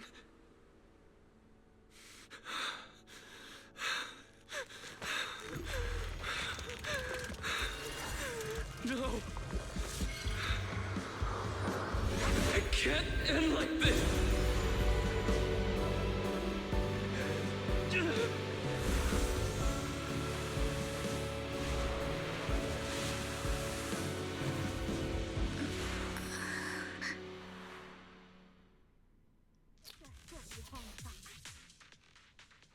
Huh?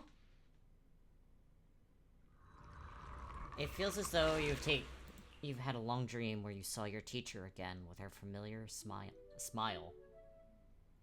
Huh? I like how I just immediately... What?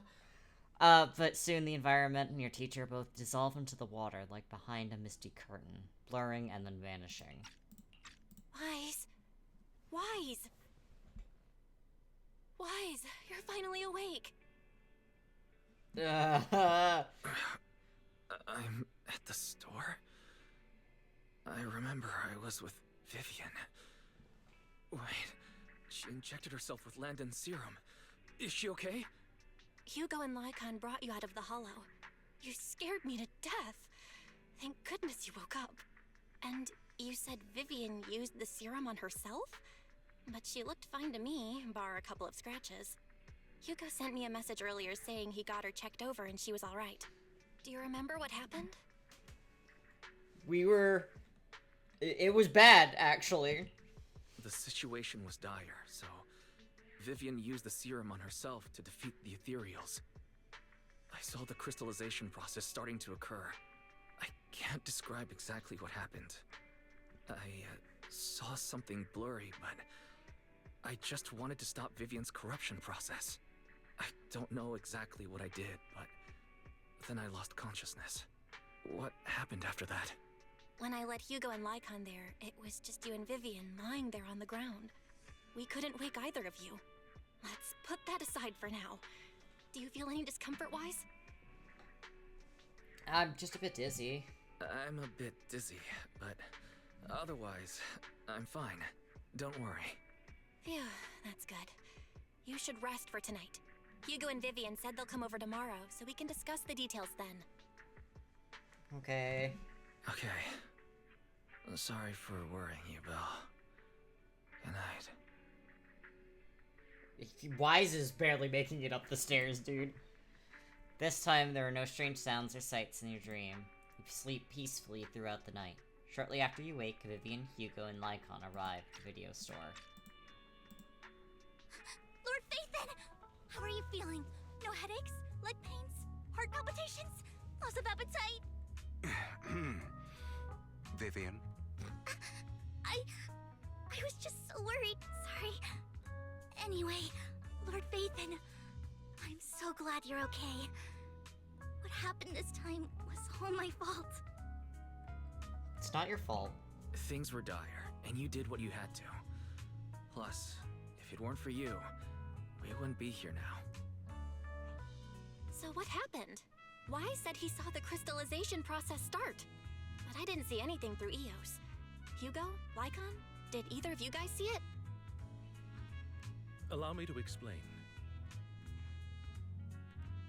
Miss Vivian told us what happened after she awoke, and the mayor arranged a full medical checkup for her. Based on the results, Miss Vivian indeed shows mild corruption sequelae. But if the crystallization process had already started, the lingering effects should be far more severe. To be precise, if the process had already reached the point of mass surface crystallization, it should have taken no time at all to become an ethereal. So, the mayor theorizes that it was the etheric energy within Master Proxy's body that affected Vivian's condition and the surrounding etheric particles, causing Vivian's corruption to recede. Essentially, corruption is a reaction between the etheric particles inside the body and in the surrounding environment. Therefore, it's not necessarily irreversible, just that currently our mainstream method of defense is prevention. My etheric energy? I'm having a hard time believing that, even if it's coming from you, Lycon. It's almost like you're claiming I can manipulate etheric energy. Master Proxy, you are special. This is a gift your teacher left you. This has to do with our teacher? A gift from our teacher? How come I never knew about it? I don't know all the details, so I cannot explain everything to you. My apologies. However, Miss Yixuan might be able to answer some of your questions. She will visit you sometime soon, so please feel free to ask her any questions you may have.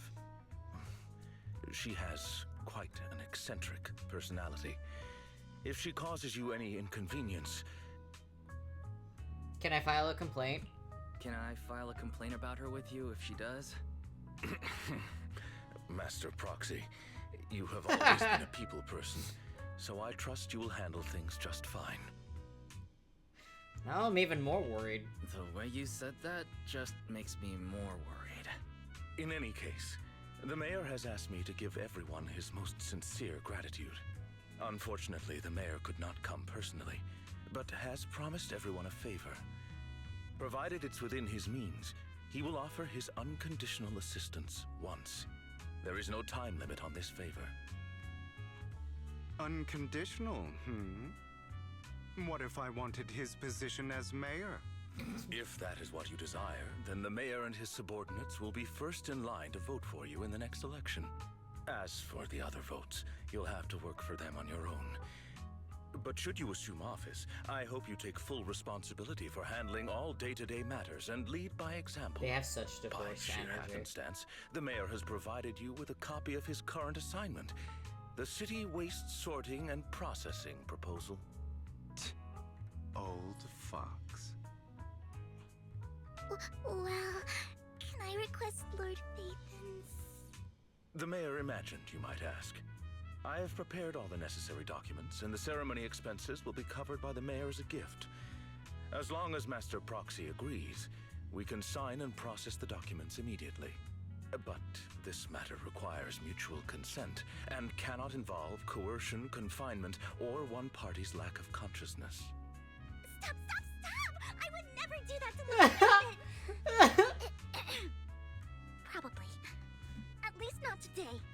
As for you, Master Vivian. Proxy, the mayor has some sense of what you desire.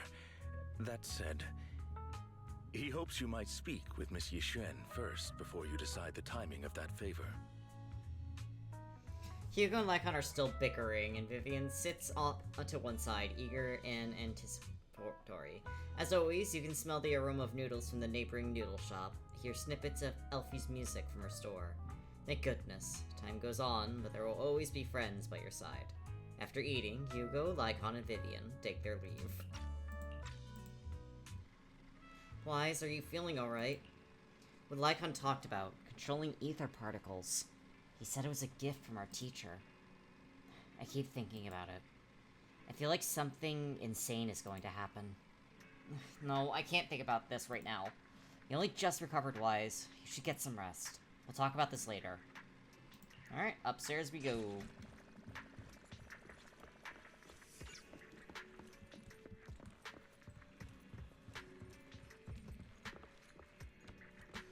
I've started to decorate my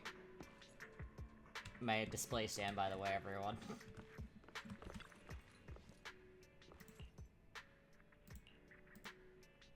Okay.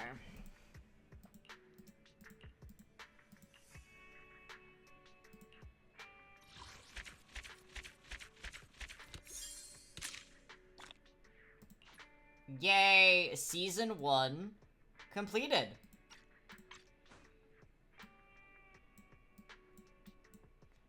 As I rapidly approach Zella's location. New Eridu continues to coexist. Yeah, that was just Season 1. That was the epilogue of Season 1. To coexist with sacrifices, and neither daily life nor hidden crises ever cease. New stories in the distant horizons are surely exciting, but one should also cherish each passing day, present or past. One day, they'll become memories worth holding on to. I get a new outfit, in this season. I think, like, each season, they, like, give me a new outfit, is what I'm noticing. Which I like. I think that's cute.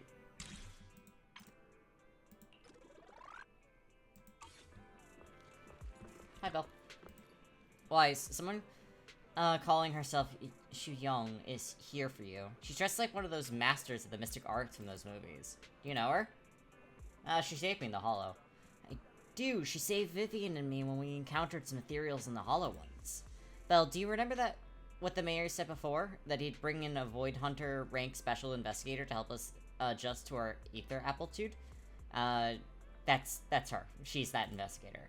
You see, no wonder she has such a unique presence. According to her, we have a good thing too, and 6th Street is geomantically blessed and a good place to live too. That makes sense. Belle. Really?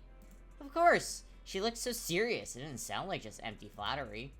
You weren't here when she came in earlier. I asked if she wanted to stay and wait, but she said she wanted to take a look around and you could talk once you were free. If you have time now, you should go find her, Wise.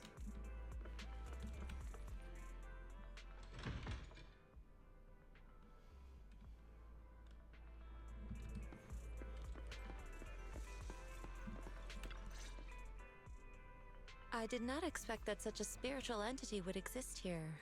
It appears this street is a geomantic gem. This is Howl.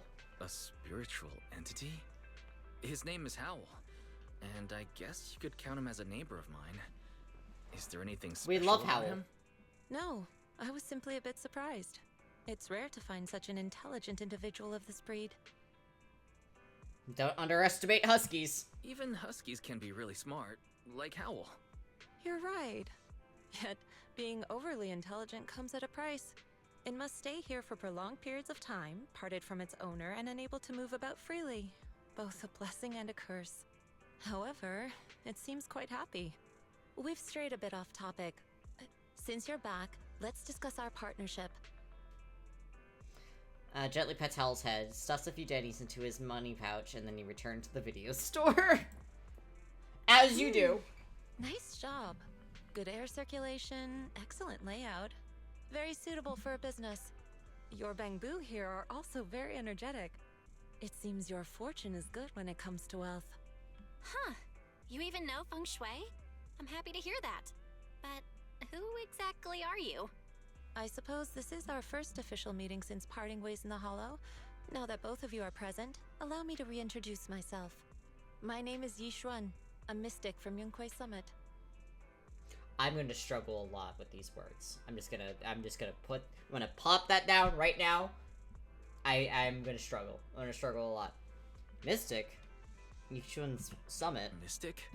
Like those people in movies who can tell your fortune and go around blessing people? This is my first time meeting one in real life. But what's Yunquei Summit? Any details you can give? Just an ordinary sect of the mystic arts. Our disciples travel all across New Eridu and sometimes collaborate with authorities. Currently, I'm affiliated with the Hollow Investigative Association. Right now, however, I'm here to discuss a partnership in the name of the Mayflowers.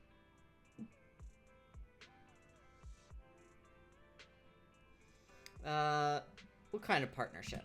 So, What sort of partnership are we talking about? I have reviewed the documents provided by the Mayflowers. You previously underwent an implant surgery. After recent adjustments, abnormalities occurred. These abnormalities bear resemblance to the craft practiced by us at Yunquei Summit. If you are willing, I can teach you how to better control your abilities. Better control my abilities. It sounds great, but there's no such thing as a free lunch. But since you're willing to teach us your craft, Shifu, you must want something in return, right? That's right. Mayflower will have you join me for some investigations. Looking at my divination results, this will be a complicated and very likely dangerous matter. He's still going over the details, but should have more information for you soon. You can wait until then to decide.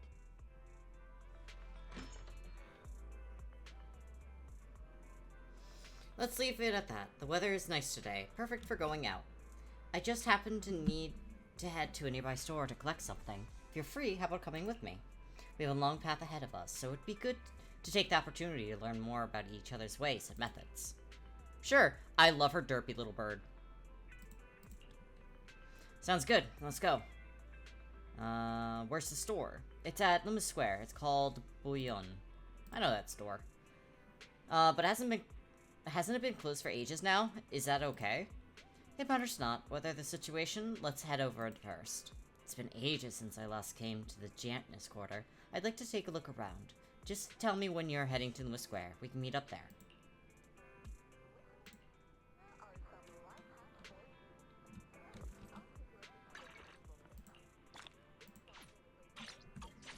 Like those real quick.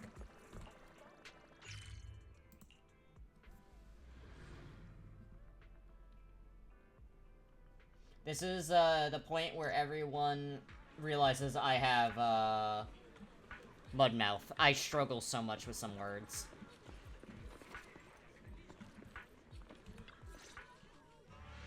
Please help me check my fortune. Here's my palm. Look, doesn't this thick wealth line mean I'm about to strike it rich?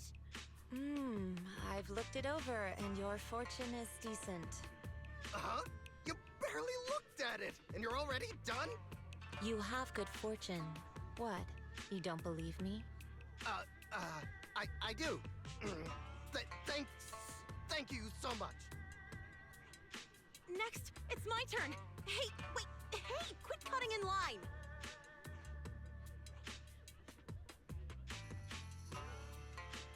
Who are these people? So this is where you were. Who are all these people? You're here, Wise? I decided to take a break. I didn't expect so many people to come seeking my divination services. Don't worry, I need no more than a simple spell to solve this matter. Facing the crowd, she remains calm and Fortune-telling composed. services is 10,000 dennies per session. In an instant, the people standing in line all flee in fear, scattering in all directions. All gone? Good. It seems the Banish Wealth and Desire spell is still effective. Banish Wealth and Desire spell? Banish Wealth and Desire? That's a spell? This isn't the kind of craft you said you were going to teach us, is it? Our video store has a business license, and we'd get complaints if we charged unfair rates. Of course not. This is just a trick to deal with trouble.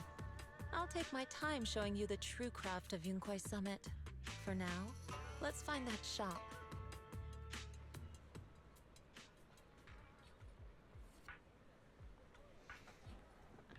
Shifu! Please wait, Shifu. So many people wanted to tell you their fortunes, so you must be a divine immortal of legend. Great, I finally get to meet an immortal in the flesh. Please, I need your help. I am no immortal, just a normal mystic.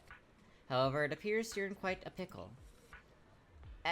It bumped its head when it was produced, and I don't know what parts got damaged, but sometimes it gets all dazed and really slow to respond. Also, it can't connect to the internet and can't receive messages, so it isn't caught up on anything and ends up looking even more silly. Other Bangbus keep mocking it, and it's got a short temper, so it's always fighting other Bangbu.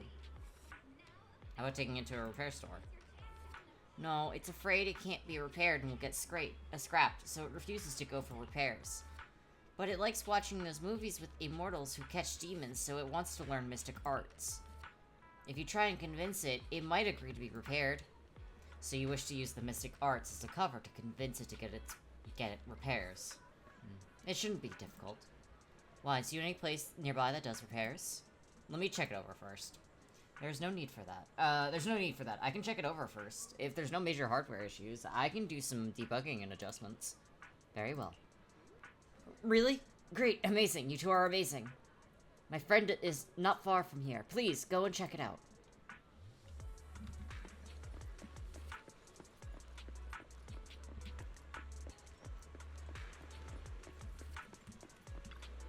Hi, little guy. Cece, look, I brought you the Divine Immortal. Really? A real immortal? Yep, really. They're really amazing. I just saw this Shifu say a spell and disperse a whole crowd of people. She even said she'll train you in the mystic arts. Really? I've been waiting for this day for so long. Yes, however, in order to walk the path of a mystic, you must have an innate talent for it. Please allow your senior brother on the path of mysticism to check you over. Wow, great. Now I can be like those movie protagonists, learning awesome mystic arts, gaining divine power overnight, and then taking revenge on those bullies. A dongle for a dongle and a widget for a widget. Everything they did to me in the past, ICC will make them pay for it tenfold. Calm down now. Let me check over your parts first. Okay, please. A little bashed up, but the damage is minor. You fix it.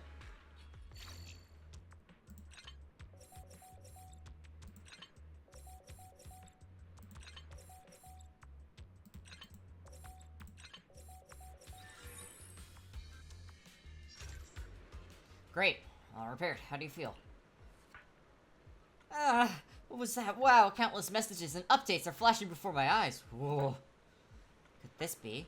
Is this what they call enlightenment? Whoa, amazing. I've been enlightened. Enlightenment. Congrats, you're now connected to the internet. Thank you. Thank you. Please be my mentor, my official Shifu. It's a bit early for that. You have a natural talent, but you must hone your state of mind. Once you've matured a bit more, you may come to seek mentorship. I do not know much of Bangbu affairs, but I can teach you an enchantment, the spell of calming. When you feel agitated and wish to fight those other Bangbu, you can recite this incantation under your breath. Their brains are made of defective parts. Thus, you can avoid conflict and disaster. I see. Their brains are made of defective parts. The brains are made of defective parts. The Bangbu contemplates this for a while, its gaze growing brighter. That's so amazing. As I recite this spell, those bully Bangbus don't seem so irritating anymore. Thank you for teaching me the spell of calming, Shifu. It really works. You're welcome. Though one should not get into fights, if possible. If you must, be sure to win the fight, understand? Understood. Thank you, Shifu. Thank you, Shifu. Both Shifu. Thank you for both for helping us. Since you're all right now, it's time for us to go take our leave. Wise, let's head to that store. Yishuan Shifu, the store is right up ahead. As I lag out a little bit. Yes, this is the place. Ah, this is the one. Seems like it's closed. Seems it's closed. Another wasted trip. Not necessarily. 1 second, please. Knocks 3 times in rhythm, then slips a note through the door. A moment later, someone coughs and cracks open the door. There's someone inside. Huh? Is there someone inside? Relax. The boss prefers to do business with people they know. They like their peace and quiet, so they rarely open for customers. I'm an old acquaintance and just wanted to retrieve something. What a strange business. What a strange private business. Shifu, what exactly are you retrieving? Just some things needed for our future investigations. You'll know in time.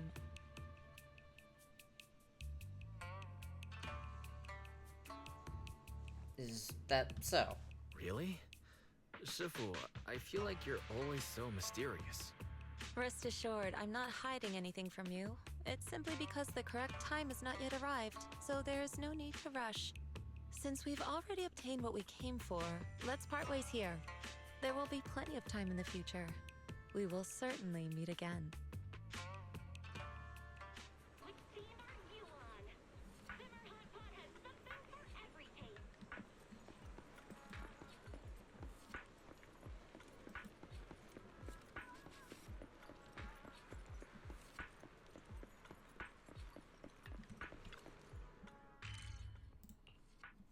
Back home we go.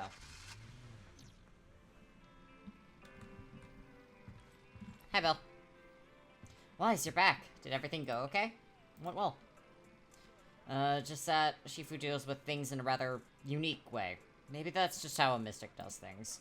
I see. Wise, do you think what Shifu claimed is real? Learning mystic arts and whatnot? It sounds like it came straight out of a movie. Are we going to be like those movie protagonists who use talismans to defeat ethereals and magic arrays to suppress hollows? Movies are made up. It definitely won't be exaggerated as a movie, but I don't think Shifu is lying. She really did display mystic powers back in the hollow. I see. Well, I trust your judgment. Plus, the mayor must have had his reasons for choosing her to teach us. Shifu said that the mayor would have us help her on some investigation. I wonder what it is. Either way, we'll find out soon. There's no rush. Wise, you've been so busy recently. You should take this time to rest and have a break. I have been sentenced to bedtime? No. Wise, the mayor just messaged saying he wants to get in touch with us tomorrow to discuss the coming investigation.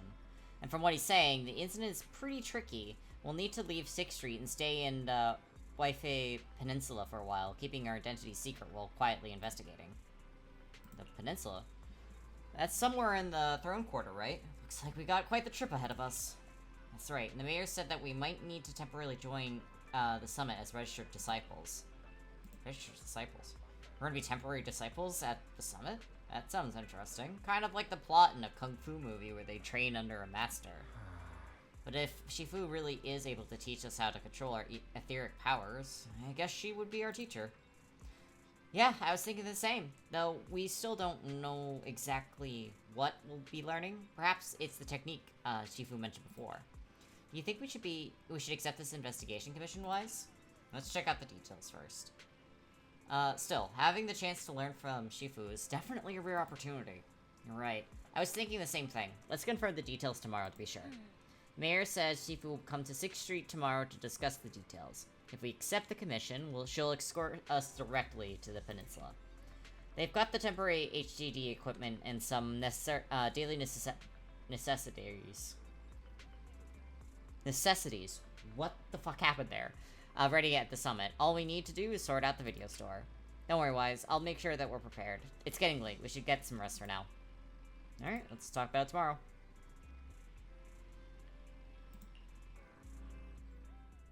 Let's go to bed early, Bill. Tomorrow's going to be a busy day. Gotcha. Nighty-night, Wise.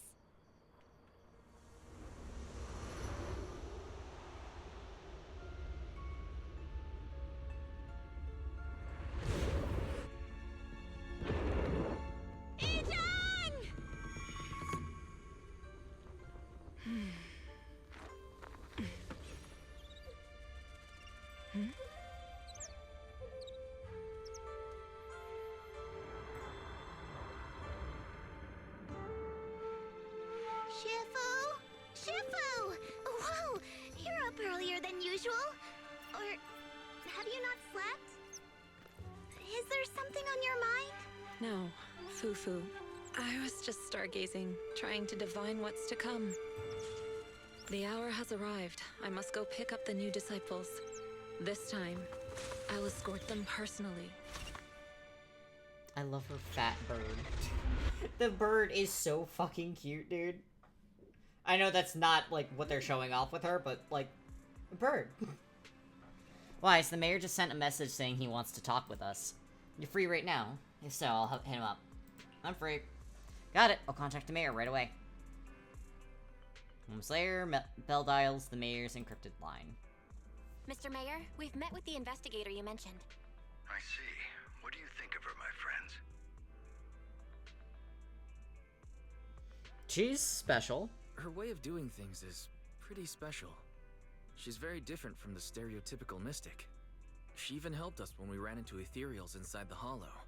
I still don't really understand what those techniques of hers can do, but she certainly seems like a highly capable investigator. Looks like you got along well. Good. She can be a bit unpredictable, but her skills are beyond doubt. Whenever a crisis strikes, she and Yunquei Summit have proven to be reliable partners. You'll also be cooperating with Yunquei Summit in the upcoming investigation. So, what exactly are we investigating? I recently received a notice from the Hollow Investigative Association. They said Lemnian Hollow observation data has been frequently showing abnormal readings. The situation is worst around the Waifei Peninsula ruins. That location is currently the Porcelain Production Center under Tops's management. Porcelain Production Center. Porcelain? Isn't that the special material used to block ether? So it's produced in Lemnian Hollow. Yes. Right now, the Hollow observation data from that area has shown a large number of abnormal signals. The porcelain supply has also been delayed. Initially, I thought it was due to a production issue, until I obtained a photograph through a special channel. I'll send it to you. I suspect you're very familiar with the person in it.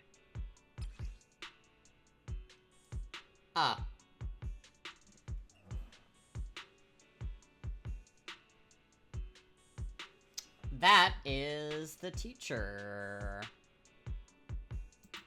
It's our teacher. Carol Arna? But how? Isn't she... That's right. Presumed dead during the fall of the old capital, though her remains have yet to be found or identified. I was equally shocked when I first saw this photo and initially questioned its authenticity. I've since had it examined, and the photo has been confirmed genuine. Unfortunately, we'll never know who the photographer was. The only thing we can know for certain is that it came from the porcelain production area near Waifei Peninsula, inside Lemnian Hollow. Lemnian Hollow. So she's alive? And she's there? No. Something feels off about this whole thing. As much as I'd like for it to be true, we'd better investigate first before we draw any conclusions. I was thinking the same thing. Besides, if she's really there, then we need to be extra careful about keeping a low profile. We'll take the commission, Mr. Mayor. When should we head out? Good. Your reactions were much calmer than I expected. You are indeed her students. I've already spoken with Yixuan. She will be inspecting the situation in Waifei Peninsula as a special investigator. You can tag along under the guise of Yunquei Summit disciples. This will also be an opportunity to discover your potentials under her guidance. Leave the specifics of the operation to her. She just sent me a message saying she's getting ready to come meet you. We'll talk it over with her. Understood. We'll talk to her. Good. Then I'll leave the investigation to you. I hope everything goes swimmingly. Hey, Wise, do you think that photo of our teacher is real? Not sure. I feel the same way.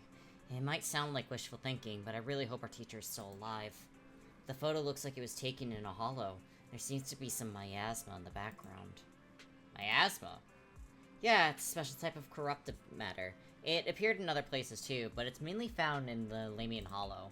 If our teacher's still alive, why would she go to a place like that? Let's wait until we investigate it thoroughly. You're right, Wise. Thinking more about it, it won't help now. We need to get to the peninsula, investigate to understand what's really happening. Let's put it aside for now and wait for Shifu to get here. Familiar figure walks into the store. Hello. Val, Wise, I'm here to pay you a formal visit as agreed. The mayor messaged me and said that you've accepted the commission. Is that right?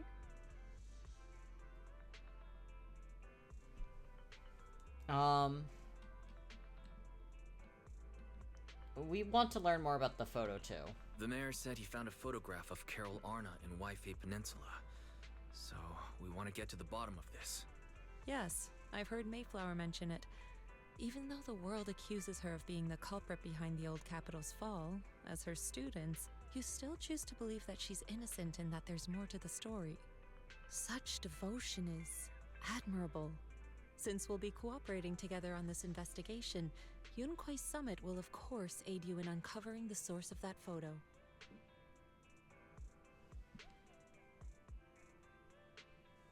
Really? Thank you, Yishuan Shifu. Thank you so much for giving our teacher the benefit of the doubt. I don't know Carol Arna personally, but I trust your judgment. We can investigate the photo and the observation data anomalies in tandem. When the time comes, we'll certainly be relying on your holo navigation skills. No problem. Not a problem. You can leave the hollow business to us, Shifu. By the way, I also promised Mayflower that I'd teach you how to develop your potential. Yunquei Summit has rules that the techniques are not to be taught to outsiders. However, since I am the master, exceptions can be made. If you're willing, you can temporarily register yourselves as nominal disciples of Yunquei Summit.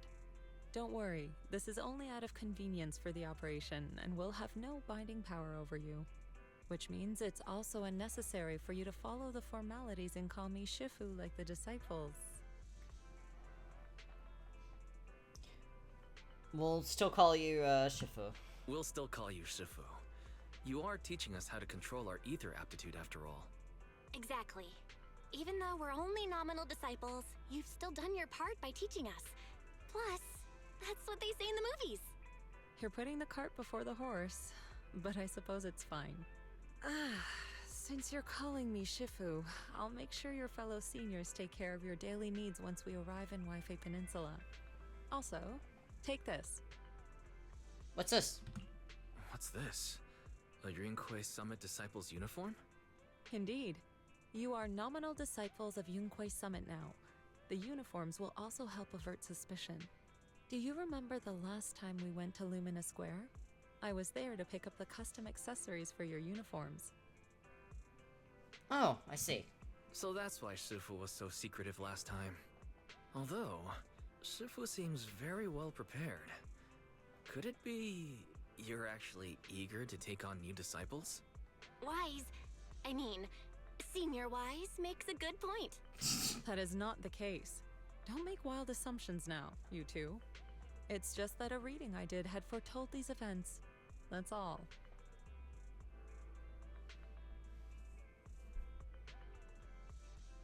Yes, of course. Alright. It must be Shifu's amazing divination skills. Junior Bell, looks like we're mistaken. Speaking of, since Shifu knows how to divine, have you done a reading for this operation?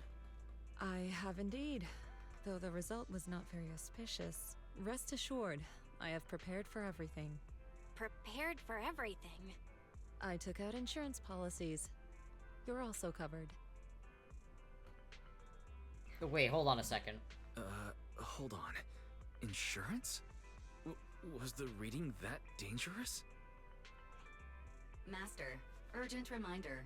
Big data forecasting shows that this investigation may conflict with the interests of TOPS. Speculation. The probability of you encountering an accident is over 91.3%. It is recommended that you register Yishuan as an emergency contact. I will contact her when necessary. Fairy, please. Fairy? What are you doing here? Oh, and who's this? A fellow mystic? Shifu, this is our AI assistant Fairy.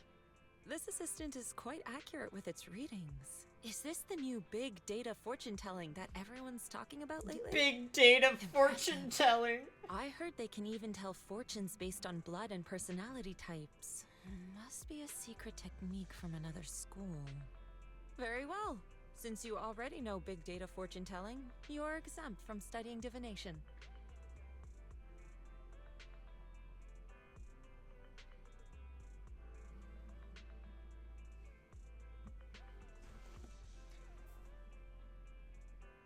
We're getting off topic. Wait, we're getting off topic.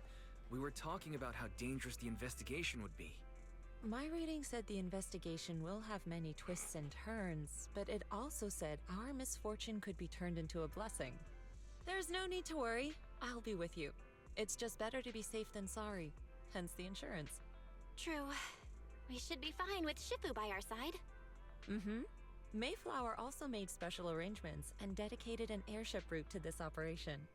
I tested the flight with your seniors before. It went smoothly, and Tops didn't give us any trouble. The mayor also prepared a temporary HDD device for you in Wi-Fi Peninsula. However, one of you must go there first, while the other stays behind for remote tuning.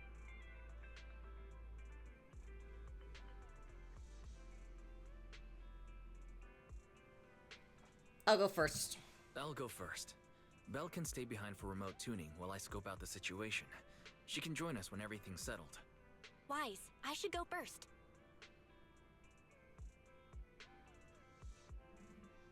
Call me senior. Excuse you? It's Senior Wise. Seems I'm the more professional one here. It's decided. I'll go first. But... Don't worry. Belle, it's fine, really. Besides, Shifu's with me. I'm sure we can handle anything. That's right. As your Shifu, your safety is my priority. Fine. We'll do it your way. But please be careful out there. Yay, I got my new outfit. I'm putting it on. Yeah, they're immediately showing me how to put it on too.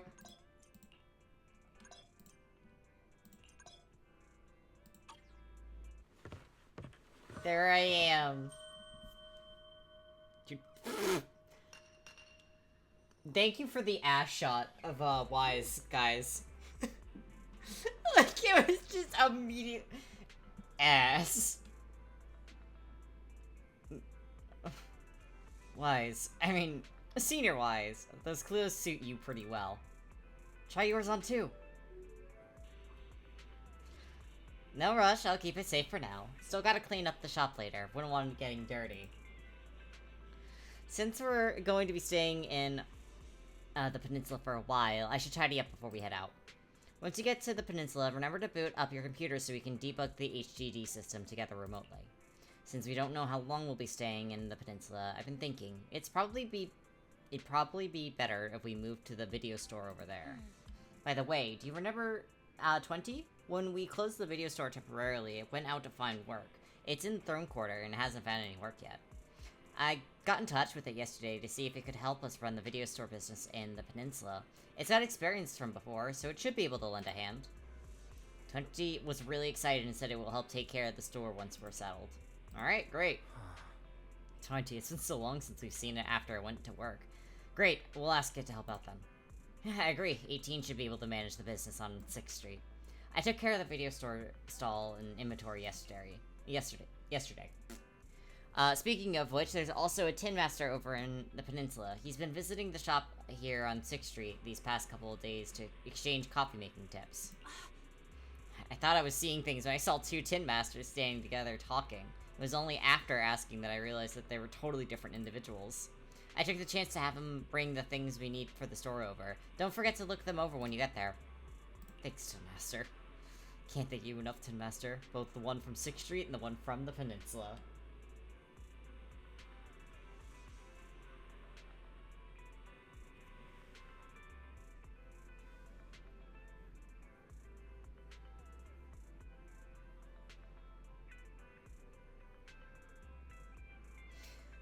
Sorry, there's a thing going on, I got distracted. Anyways, I'll leave the peninsula situation to you. I'll stay here to clean up and manage the store. I'll also set up the remote connection to the HDD while I'm at it. I'll come over once you're settled in. Counting on you. Thanks for all the hard work, Belle. I'll give you a call when I'm settled over there. Oh. Your attire fits pretty well. Looks like I got the size right. The airship arranged by the mayor has arrived. I took it for a test ride on my way here. It's quite fast. We should reach the peninsula in no time. It was originally a cargo airship, but it's been specially repurposed for the investigation to carry passengers, so it's just the two of us aboard.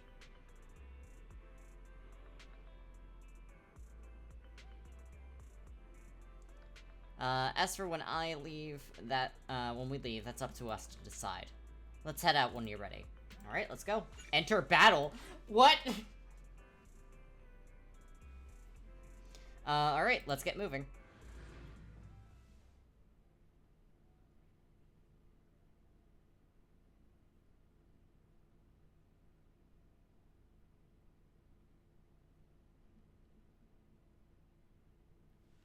Always heads to the airship center. Okay. Is that Lemnian Hollow? Looks like we're almost there. Luckily, it's been pretty smooth sailing. I love this outfit on him. Indeed. Target is approaching the designated location. What's going on? We're losing altitude!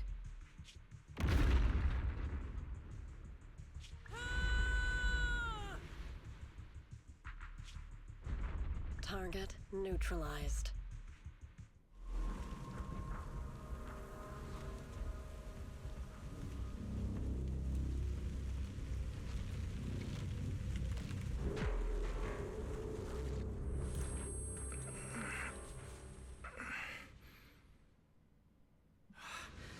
I'm feeling a bit dizzy.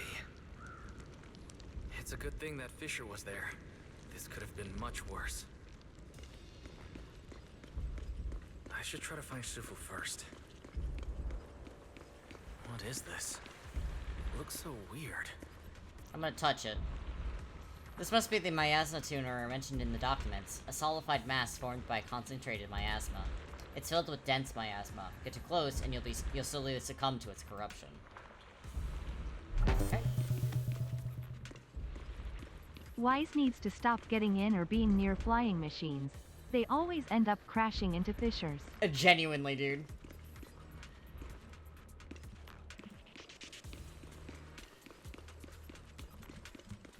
I got caught on a fucking corner, dude.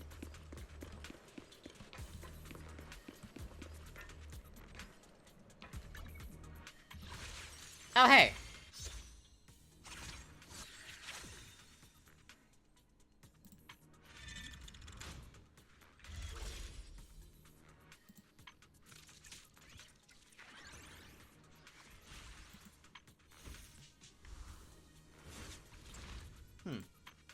I'm not sure who I would go for, but I've heard that she's good. But I'm gonna leave that alone for now.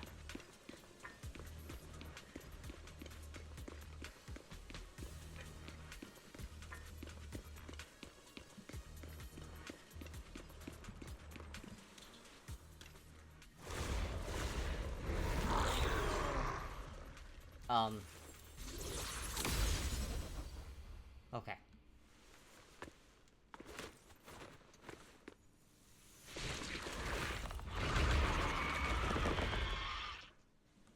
Thank you. Hold or repeatedly press.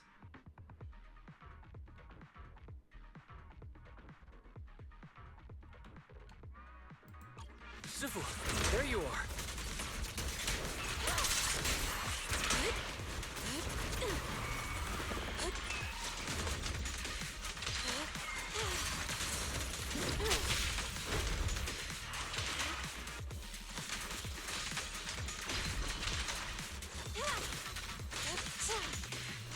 She's fun.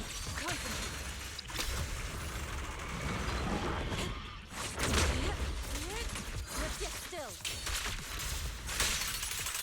Acid cream.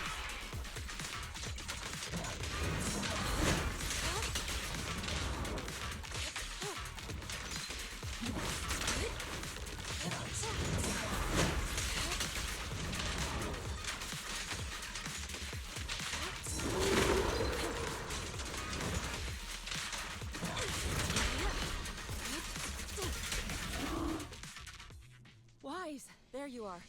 Are you all right? Are you injured? I'm fine. I'm fine. Shifu came just in time. The ethereals couldn't get to me. That was terrifying. The airship suddenly lost altitude and crashed. We're lucky we fell into a fissure. Wise, there's something I need to tell you. I inspected the crashed airship and found evidence of an explosion. It seems that someone attacked us with a ranged weapon on the way. A ranged weapon? An attack with a ranged weapon? So this wasn't an accident, but a deliberate attempt to hurt us? Correct. Just now, I spotted a few figures in the distance. It looked like they were keeping an eye on us. I wanted to chase after them, but your safety matters more than finding out who they are. So I searched the fissures around the crash location to look for you. Thankfully, I had anticipated trouble, so I brought a copy of Lemnian Hollow's carrot data, which saved a lot of time. So well prepared. As expected of Shifu, you're so well prepared. But who were those people that attacked us? It doesn't matter. Your safety is what's most important. They won't dare approach now that I'm around. As for their identity, we'll find out who they are in time. But that can wait. For now, let's find a way out of the hollow and head towards Waifei Peninsula. Alright.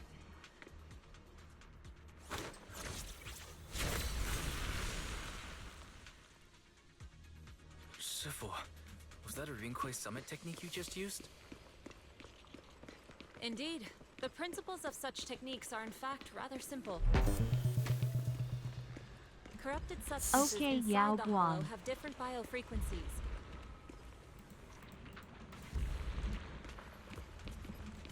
Anyway.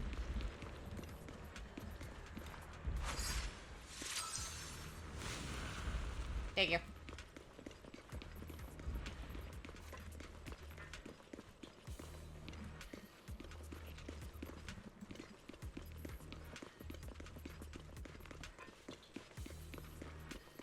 Carrot data indicates a nearby fissure leading out of the hollow.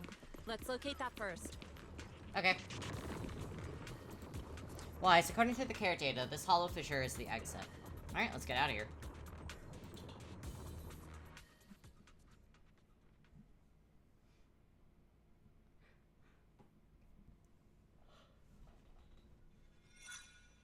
After entering the fissure with a okay.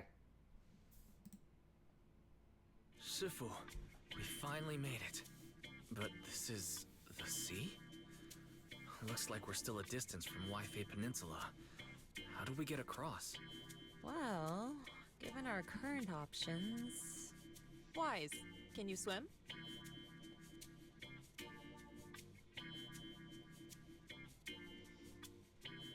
Wait a minute. Swim? Shifu, you mean you want us to swim across? That looks a bit far. Shifu, is this really necessary? Relax, it's only a last resort.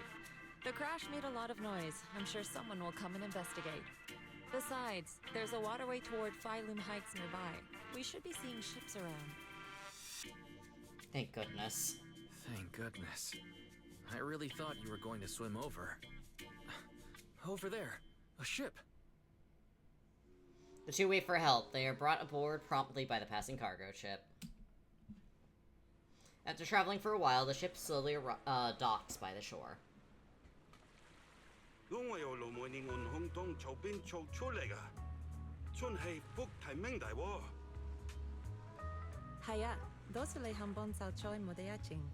Casually.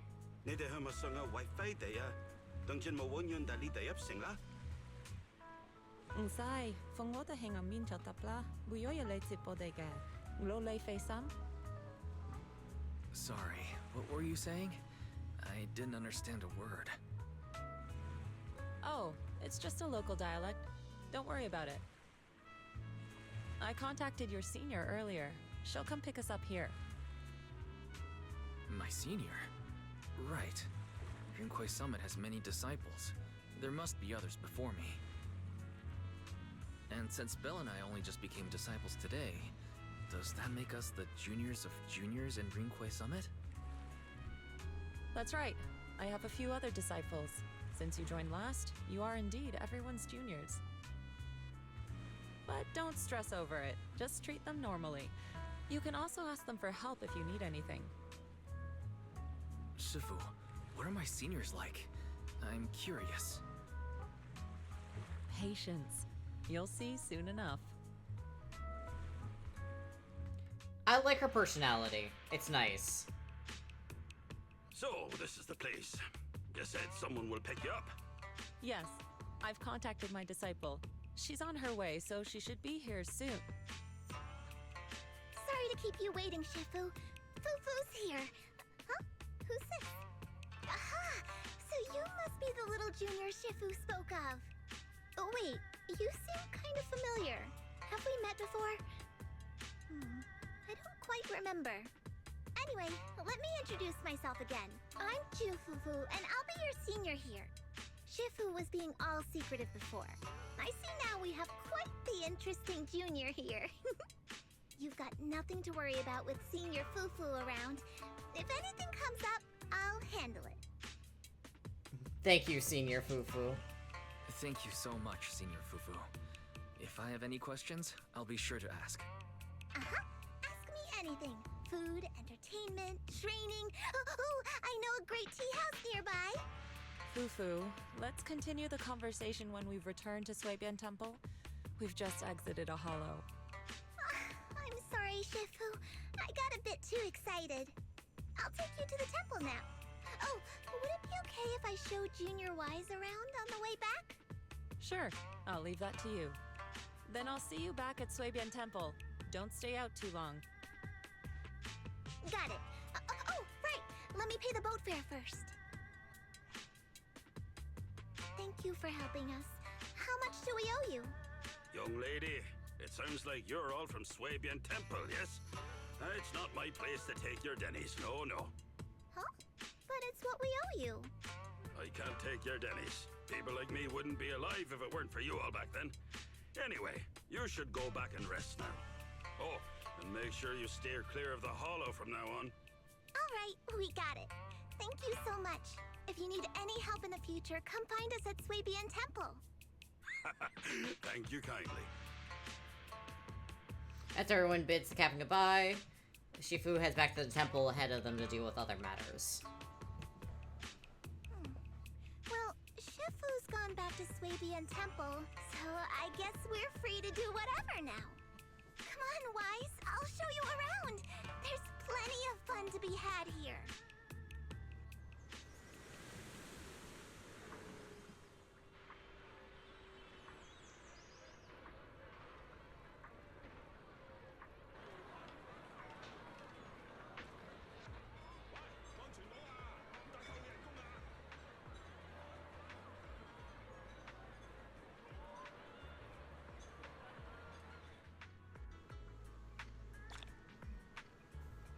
Alright.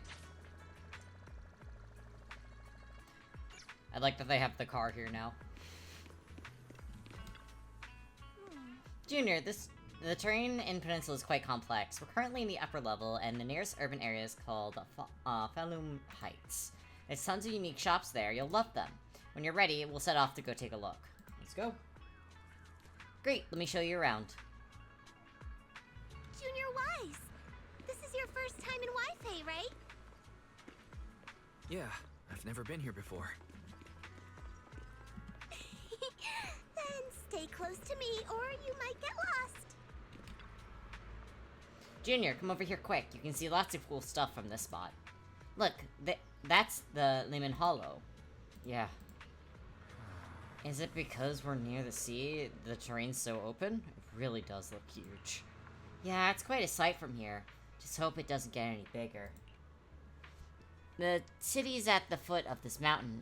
The city at the foot of this mountain is Falum Heights, built along the mountainside. The terrain's a little tricky, but hey, that's part of what makes it unique. Like, check it out. There are decorative sculptures unique to the peninsula on this mountain. Is that a cicada sculpture? That's right, they say cicadas, also called chun by the locals, stay dormant underground for ages. Then after breaking through the soil, they grow wings that very night and take off. It seems like here in the peninsula, cicadas symbolize breaking through the darkness and walking towards a brighter life. That's actually quite an interesting meaning. Sounds like a positive message. Yep, there are quite a few people in the peninsula who lost their families when the old capital fell. But no one's given up hope. Everyone's still fighting hard to make a life for themselves. Come on, let's go check out the city. There's tons of fun spots around here besides these sculptures. Check this out! Wi-Fi's iconic cable car. Getting around here on foot's a real pain. The cable cars make it way easier. Let's ride this one down. Huh. Nope. Yes.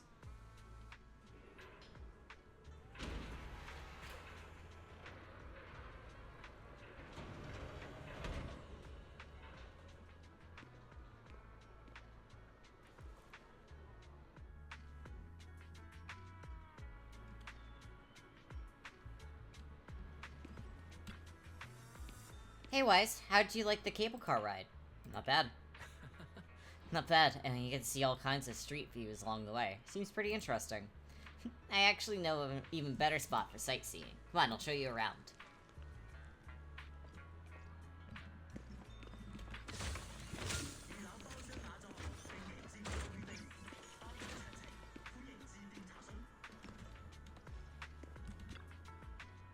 Look, Junior, you can see all the shops in Fanloom Heights from here. Awesome. This place is cool. The vibe around here is totally different from Yanis Quarter. That's right, people called this street Lumix Road. Back before the city blocks were built, people would come here to sell lumite ore they mined from the hollow. A bunch of polyum craftsmen set up their stalls here. For time, it became the polyum market, and eventually developed into the bustling street you see now. I know tons of fun facts like this. Hit me up if you got any questions. Lumite ore? Lumite ore. What exactly is that? Lumite ore is a special material mined in the Limian Hollow that can be processed into polyum. Since polyum can block ether, it's used to make equipment for exploring hollows. There are many other uses, too, like making reagents for ether aptitude testing and whatnot. And, quite a few workers around here. With the polyum industry being so important, there's gotta be tons of workers here. This whole place looks like a mining town. Yep, mining lumite ore in the Limian Hollows used to be the miners' main livelihood, and that's how this mining town came to be. But now top subsidiaries have monopolized the lumite ore mining operations, and most of the original workers have become their employees. Looks like we'll have to deal with Tops for this investigation. And place is really buzzing. The architecture here is pretty unique, and there's a sweet scent in the air too. Yeah, the shops here are super unique, and they've got these amazing snacks you can only find in Fanloom Heights. I'll take you to check them out in a bit. The peninsula has a unique dialect. If you want to learn it, you can ask Shifu to teach you. Alright, let's get going. Senior, let's go to the city area. Alright, let me show you around. The street's got all kinds of cool stuff.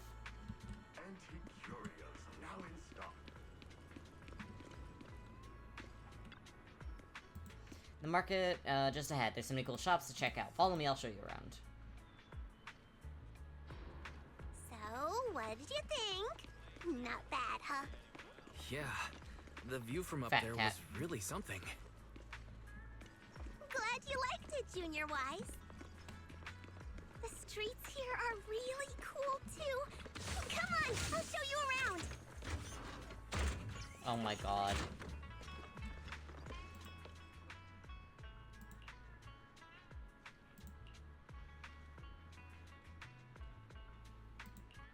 What the fuck?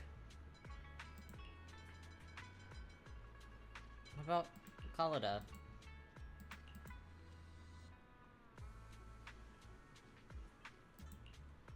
That's so funny.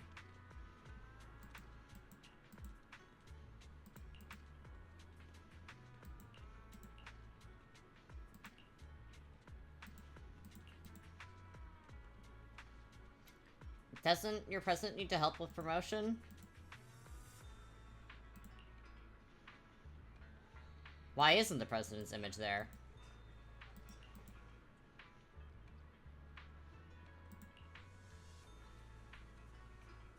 They didn't have her size.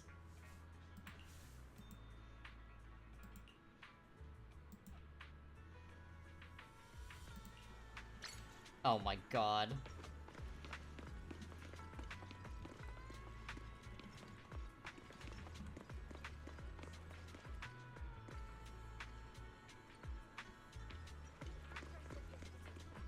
The tea here has a fresh, delicate flavor.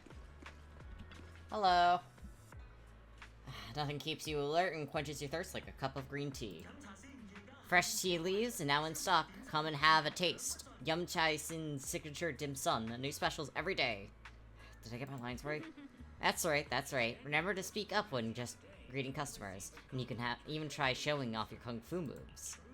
If you don't stand out, then customers will quickly lose interest. Got it, I'll give it another shot. Hold on, looks like we've got a customer. Welcome to Yum Chai Sin. Oh, why isn't it Master Jifufu? And who is that? Is this beside you? A new young master from the temple? Yep, I just arrived. That's right, he's my junior, Wise. Junior, Eliam Tunsin has amazing food. Well then, since you're already here, why not have a cup of tea? We just got some fresh leaves in today. Welcome, dear customers. Please come in. Sorry, not today. We can come back later. Wise, once you get settled in the temple, I'll bring you back here for a taste. This shop is called Good Goods. They have a bunch of fun stuff too. Good goods. Let's That's come back clever. later and pick up a few souvenirs. Come see for yourself. Fairloon Heights has all the goods you need and more. Ornaments, homemade goods, handy tools. You can find everything you want right here. Hello there, you're not from around here, are you? Why don't you have a look around my shop? I guarantee you'll love our unique selection of souvenirs. This is our new disciple from the temple. I'm sure you'll be seeing us around from now on.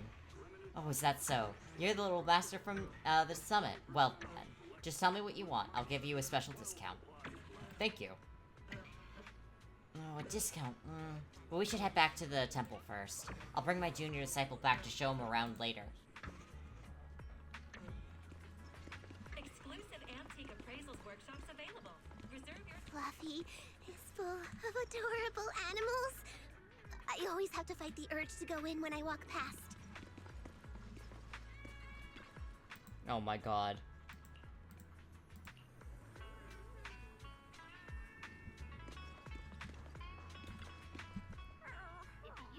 Please come check out Fluffy. The little ones in the store are all well behaved and healthy. They'll keep you company when you're tired. They definitely won't let you down. Junior, look, this shop is full of little adorable animals. Welcome, welcome, you two. Would you like to pet these little ones? So adorable. They can totally understand your compliments. This pet shop has so many adorable animals. Sometimes I come here just to hang out with them. Though, for some reason, some of the little ones seem pretty scared of me. Though I'd love to play with them for a bit. Once I go into the shop, I lose track of time and won't come out for ages. Let's head back to the temple first. I see. No worries. Just be sure to stop by some other time. The little ones will be waiting for you. Commotion erupted nearby. Oh god. The compensation you promised before. Why hasn't it been issued yet? When are the Denny's coming? I have someone sick at home waiting for medicine. Enough. Master Damien said the compensation will take time to process. Expect a reply in 2 days. 2 days? It's already taking forever. Are you stalling on purpose? Don't push us too far. If you don't give us an explanation for the incident, we'll expose you to the papers. Oh? You might want to rethink that. Master Damien promised compensation and he will deliver accordingly. That's his duty as the head of Porcelumex. But if you refuse to believe Master Damien and insist on causing a scene, you'll have to deal with the consequences. Don't forget, Porcelumex has access to the best lawyers of Tops, as well as many other necessary means. I guess we'll wait. 3 days. If we don't get an answer in 3 days, we're going straight to Damien next time. After some discussion, the workers depart. What were these guys arguing over? I thought there was going to be a fight. Something about compensation? A safety accident? I remember. Oh yeah. The captain who rescued us mentioned that. Apparently there was an accident at the porcelain production site inside the hollow. Those workers must be involved. I think they were asking Tops for compensation?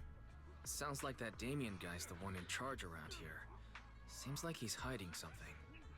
Yeah, you're right. Top subsidiary. It just sounds evil. If a shady company like that gets in my way, I'd give him a good beating. Just like the protagonist from the Demon Vanquishing Tiger. I'll teach him a lesson. I remember that movie. The Demon Vanquishing Tiger? That one's a classic. I think the protagonist was a Tiger Thyran, a skilled mystic called... What was it again? Wei, my childhood idol! Though, I learned later on that she wasn't a tiger Thyren like me. She was actually played by a cat Thyren. But I guess that couldn't be helped. Tiger Thyrens are rare after all. Oh, I see. So Senior Fufu is really a tiger Thyren. When I heard the name Jufufu before, I thought, What are you trying to say? Did you think I was an orange cat Thyren? Orange cat Thyrens are super... Of course not! Of course not. Just look at you. Nobody would ever mistake you for an orange cat Thyren. But orange cat Thyrens are cute too. Unless, Senior Fufu, you have something against them? Huh?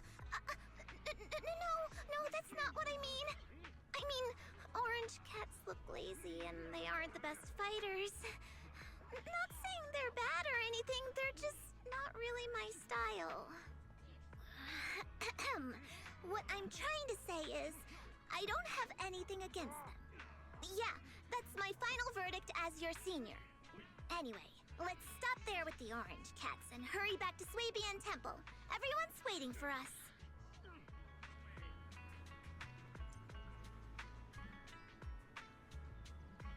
Alright. Junior, excuse me. The temple's right over there, but the back entrance is closed for now. We'll need to take a detour to the main entrance. But hey, don't worry, taking the long way around is totally worth it. I know this super cool spot on the way over. Let's go, follow me.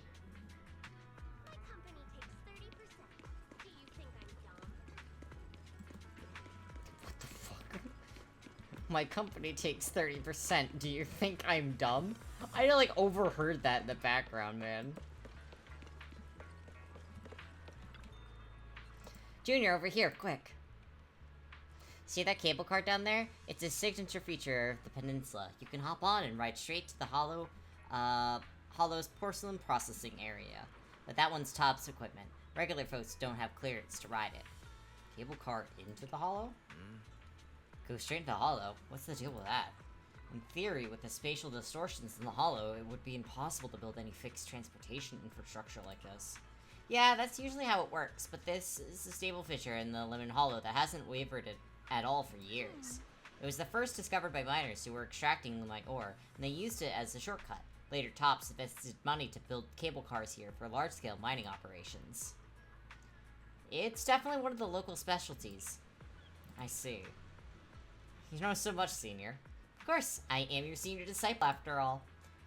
Right, here's my secret viewing spot. I'm only telling you about it. Don't tell the others I've been taking you around everywhere when you see the others later. Alright. Don't worry, Senior, my lips are sealed. Great, come on, I'll take you back to the temple. Up ahead! That's the temple's main gate. I got caught again.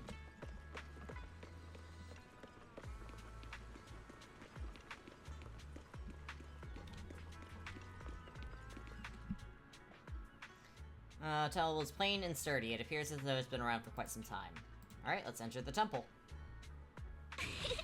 Welcome, Junior, to the one and only Swabian Temple! Yinhu! Shuyan, the newcomer is here!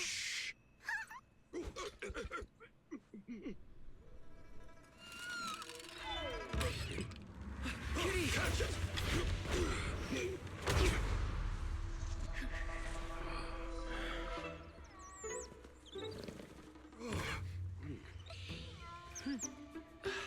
Shifu. Please excuse them. And welcome to Swabian Temple. That startled me! They're all adorable. Where did it come from? Maybe it's someone's pet? I'll find a safe place for it, then check with the neighbors to see if anyone knows where it came from. Fufu, since Wise is here, why don't you introduce him to everyone and give him a rundown of the temple? No problem. Leave it to me, Shifu. I'll take care of this little fella first. Wise, remember to come see me after. Of course. Got it, Shifu. Zuyun takes the mischievous orange cat to the inner courtyard. Right. Let me introduce you. This is our new junior, Wise. Wise, these are your seniors. Ye Shiyuan and Pan In Hu. Hello, seniors. Nice to meet you. I'm Wise. I'm still learning the ropes here, so I'm grateful for any guidance you can offer. Oh, your reputation precedes you.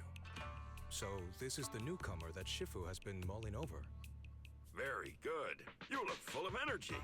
Come, come. You must be hungry. Oh, what would you like to eat? I'll cook something for you. I'm in charge of the kitchen here at Yinghui Summit. If nothing else, I guarantee that my cooking will satisfy you, Junior Wise. If you can't decide on what to have, I'll just make you some chasu buns. My chasu buns will make you fall over.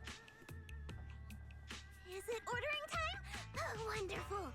I would like some braised pork and fried chicken wings and, Senior Fufu, Junior Yinhu is offering to cook for Junior Wise, not you. If you're hungry, have some dry bread from the storage. It'll mold if you don't eat it soon. Huh? Oh, you're right. I should let Junior place his order. It's okay. I can eat the dry bread. I can eat the dry bread. Senior Fufu can order what she wants.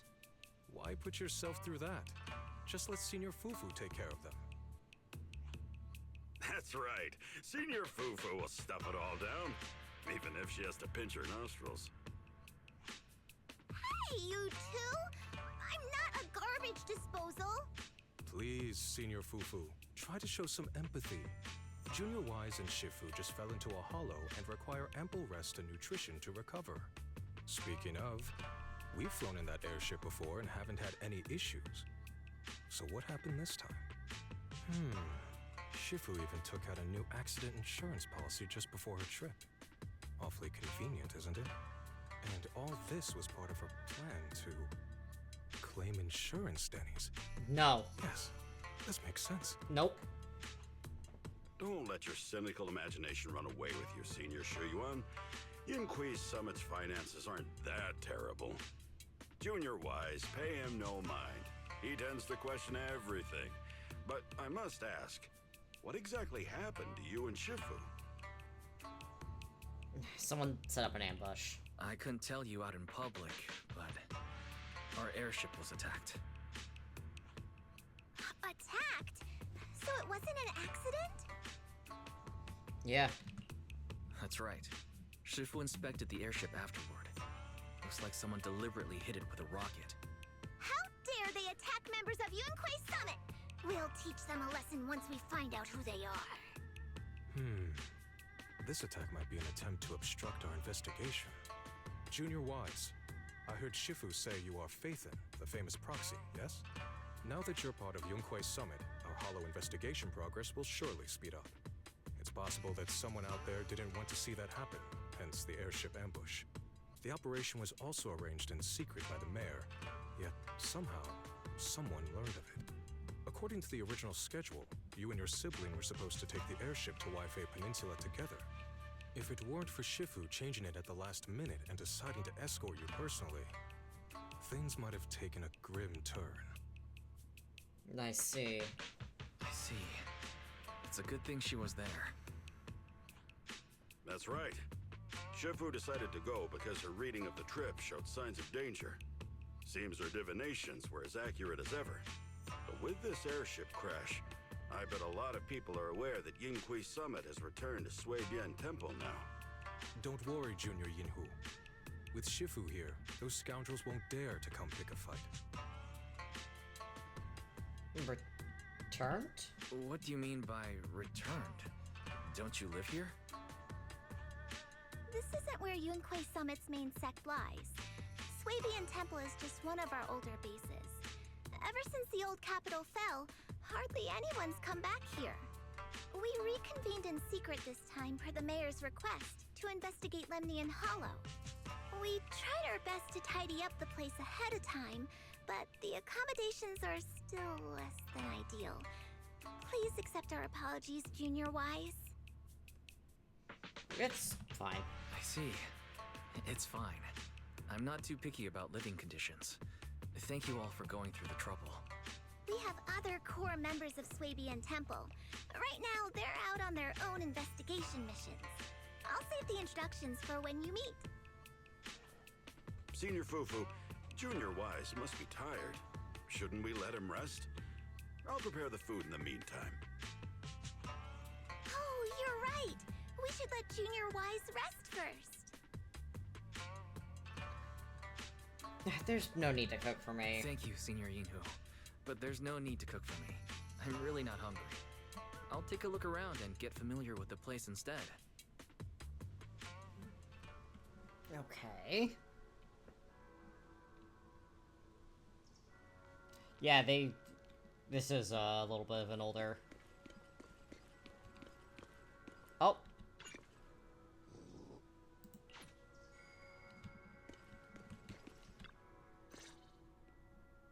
Wise, you're here.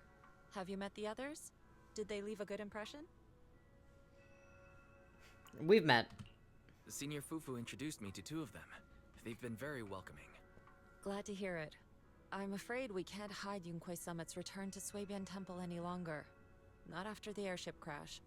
Since operating covertly is no longer an option, we might experience increased difficulty for our investigation. Not to mention that even the mayor's special airship route has been leaked somehow. Our opponent certainly knows what they're doing. But don't worry, no matter what they're planning, we just need to take them as they come. I'm glad you're here, Shifu. I'm glad you're here, Sifu. As for the investigation, yes. Let's take it one step at a time. Well said. Anyway, why don't you familiarize yourself with the area? Swabian Temple doesn't accommodate visitors often, but at least it's quiet here. If you have any questions, you can come ask me, or Fufu and the others.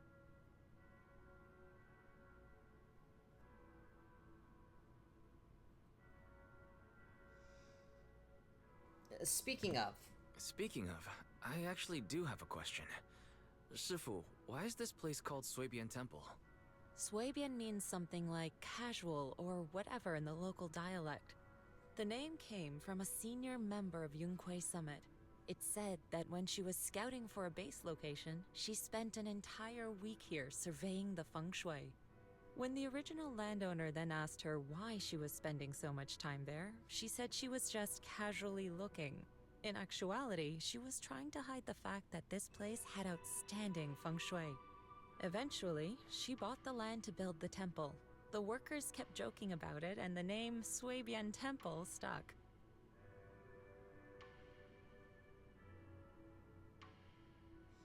That sounds pretty casual, right? And here I thought there's some deep philosophical meaning or something. So that's where it came from. As for the reason why it was abandoned, that goes back to when the old capital fell. Story for another time, perhaps. Despite the temple being uninhabited all this time, everyone still took turns to come here and clean up the place. Since our current objective led us back here, Paninhu and the rest returned earlier to set things up and check out the situation. If the investigation goes smoothly from this point on, then we should expect to live here for a while. You'll have access to all facilities throughout your stay.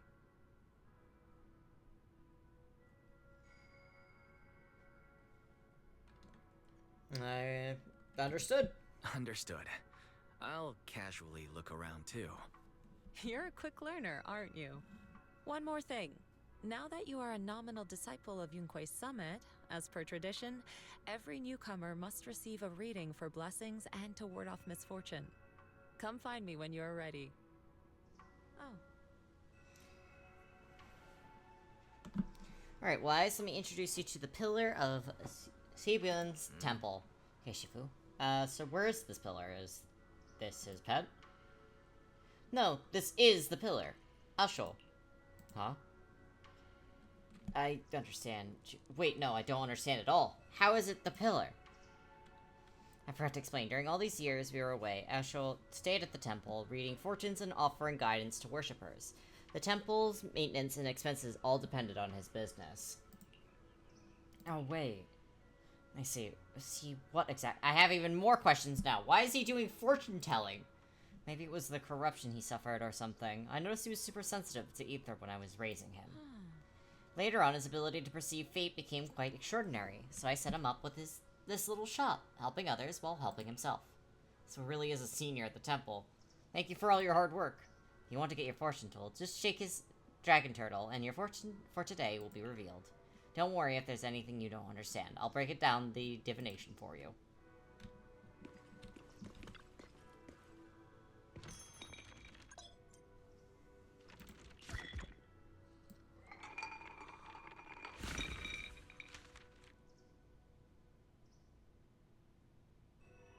Keep it fun and casual.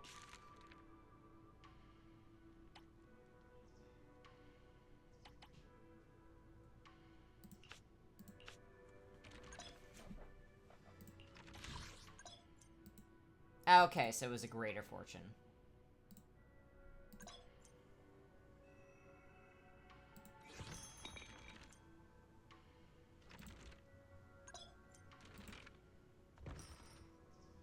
Okay. So, Wise, have you gleaned understanding of its depth? I think I get it. Siva seems to say something without really saying anything at all, and yet somehow it's got certain things about me right. Fate can be glimpsed, but heaven's secrets are hard to unravel. If you're curious, you should come and try it out more in the future. Junior Wise, a Bangboo named 20 seems to be looking for you outside. He said something about helping get stuff ready for the video store? Ah, that's right. The Bangboo I hired to look after the video store. Didn't expect it to arrive so soon. Thanks for letting me know, Senior. I'll head over right away. Right now.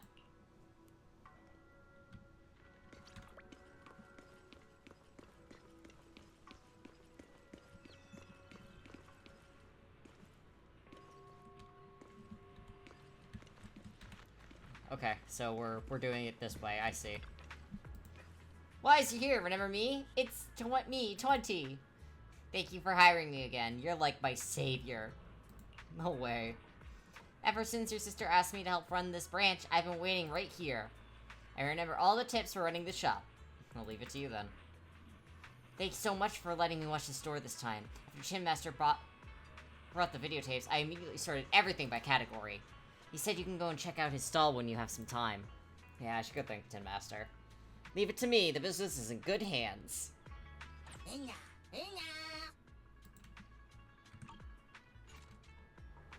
Alright, Wise, there's something really important. Bell said that the recently collected video archives can be stored here temporarily before taking them back to 6th Street. Could you check it separately when you have time? 20 is a very good boy.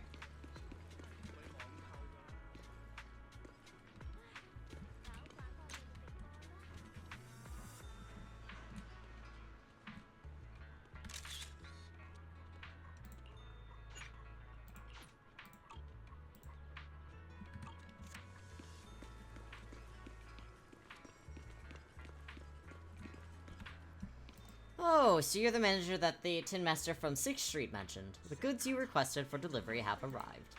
I'll be here for a while, handling things for the new store. If you need anything, just let me know.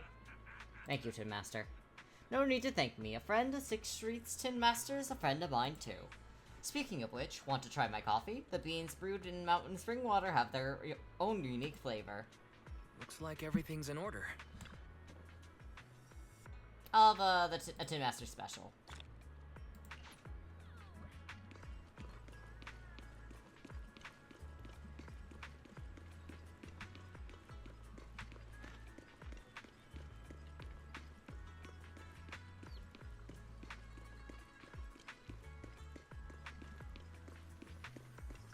Wise, your room's all ready for you. Is there anything else you need? Looks like everything's accounted for. Better fill Bell in on what's going on. This looks like such a nice bed. Holy shit. Very nice room. Very, very nice room. And then, the mountain of, stuff for the HDDs. That's so funny. Temporary HDD device activates. Hello? Can you hear me, Wise? It's Belle. After this cutscene, we'll probably, be calling stream there. Wise? That's Senior Wise to you. I can hear you, but aren't you using the wrong title? You should be calling me Senior Wise in public. Seriously, the time for jokes. Shifu sent me a message earlier. She said that your airship had an accident and fell into the hollow. She also said you were attacked. What's going on? I'm never getting on an airship ever again. I'm definitely not flying on any airships ever again. The Cunning Hares also had an accident a while ago. Why is the airship accident rate so high in New Eridu? I was followed by some strangers when I fell into the hollow. Thankfully, Shifu was there, so I got out in one piece. However, given everything that's happened, I don't think we're dealing with any ordinary investigation. Belle, it's best that you stay home. Forget about coming here. I can't do that. What if something happens to you and I can't get there in time? I calibrated the remote functions of the HDD system, but a closer look at the observation data of Lemnian Hollow raised a lot of questions. The remote link can't handle complex real-time calculations. If we're going to process this problematic data, I'll need to be there in person for live updates. And remember, Ishuan Shifu is going to teach us how to adapt to our ether potentials. I don't want to become a liability to you when we run into danger in the future. Okay. I get it, but it isn't safe right now. If you're coming, we'll need to find the right time. Now that our whereabouts have been exposed, there's no point in taking the dedicated airship route anymore. You're better off with a safer alternative. I'll talk to Shifu about it. Okay, we can let Shifu arrange the specifics. Speaking of, has Shifu taught you any techniques so far, senior-wise?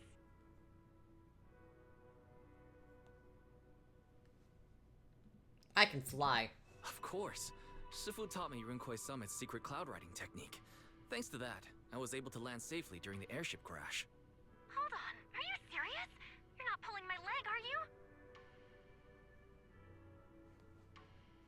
I would never lie to you. It's true. Shifu also said, with enough training, even Eos can take off and ride the clouds like that. Such impressive techniques from Yunkui Summit! Oh, I can't wait anymore. I'm driving over right now. It won't take long. I might have exaggerated a bit. Wait, hold your bang boo. I might have exaggerated a bit. Don't worry about coming over right now. Wait for Shifu's arrangements. Aha! I knew you were talking nonsense. Senior-wise, if you keep this up, watch out for Shifu's carrying buckets up a mountain, meditation on a pole, and wall-facing self-reflection punishment combo. There's noises from outside. Seems like Subin Temple has visitors. I gotta go. Alright, I gotta go. Looks like something's happening over there, so I'd better see what's going on. I'll talk to Shifu about your travel arrangements. Got it. Please take care of yourself over there. I'll see you later.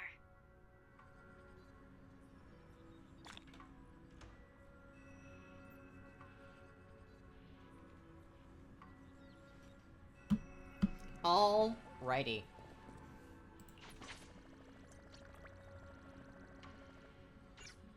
I think that is honestly a perfect time to cut the stream for now. Let me just you like that.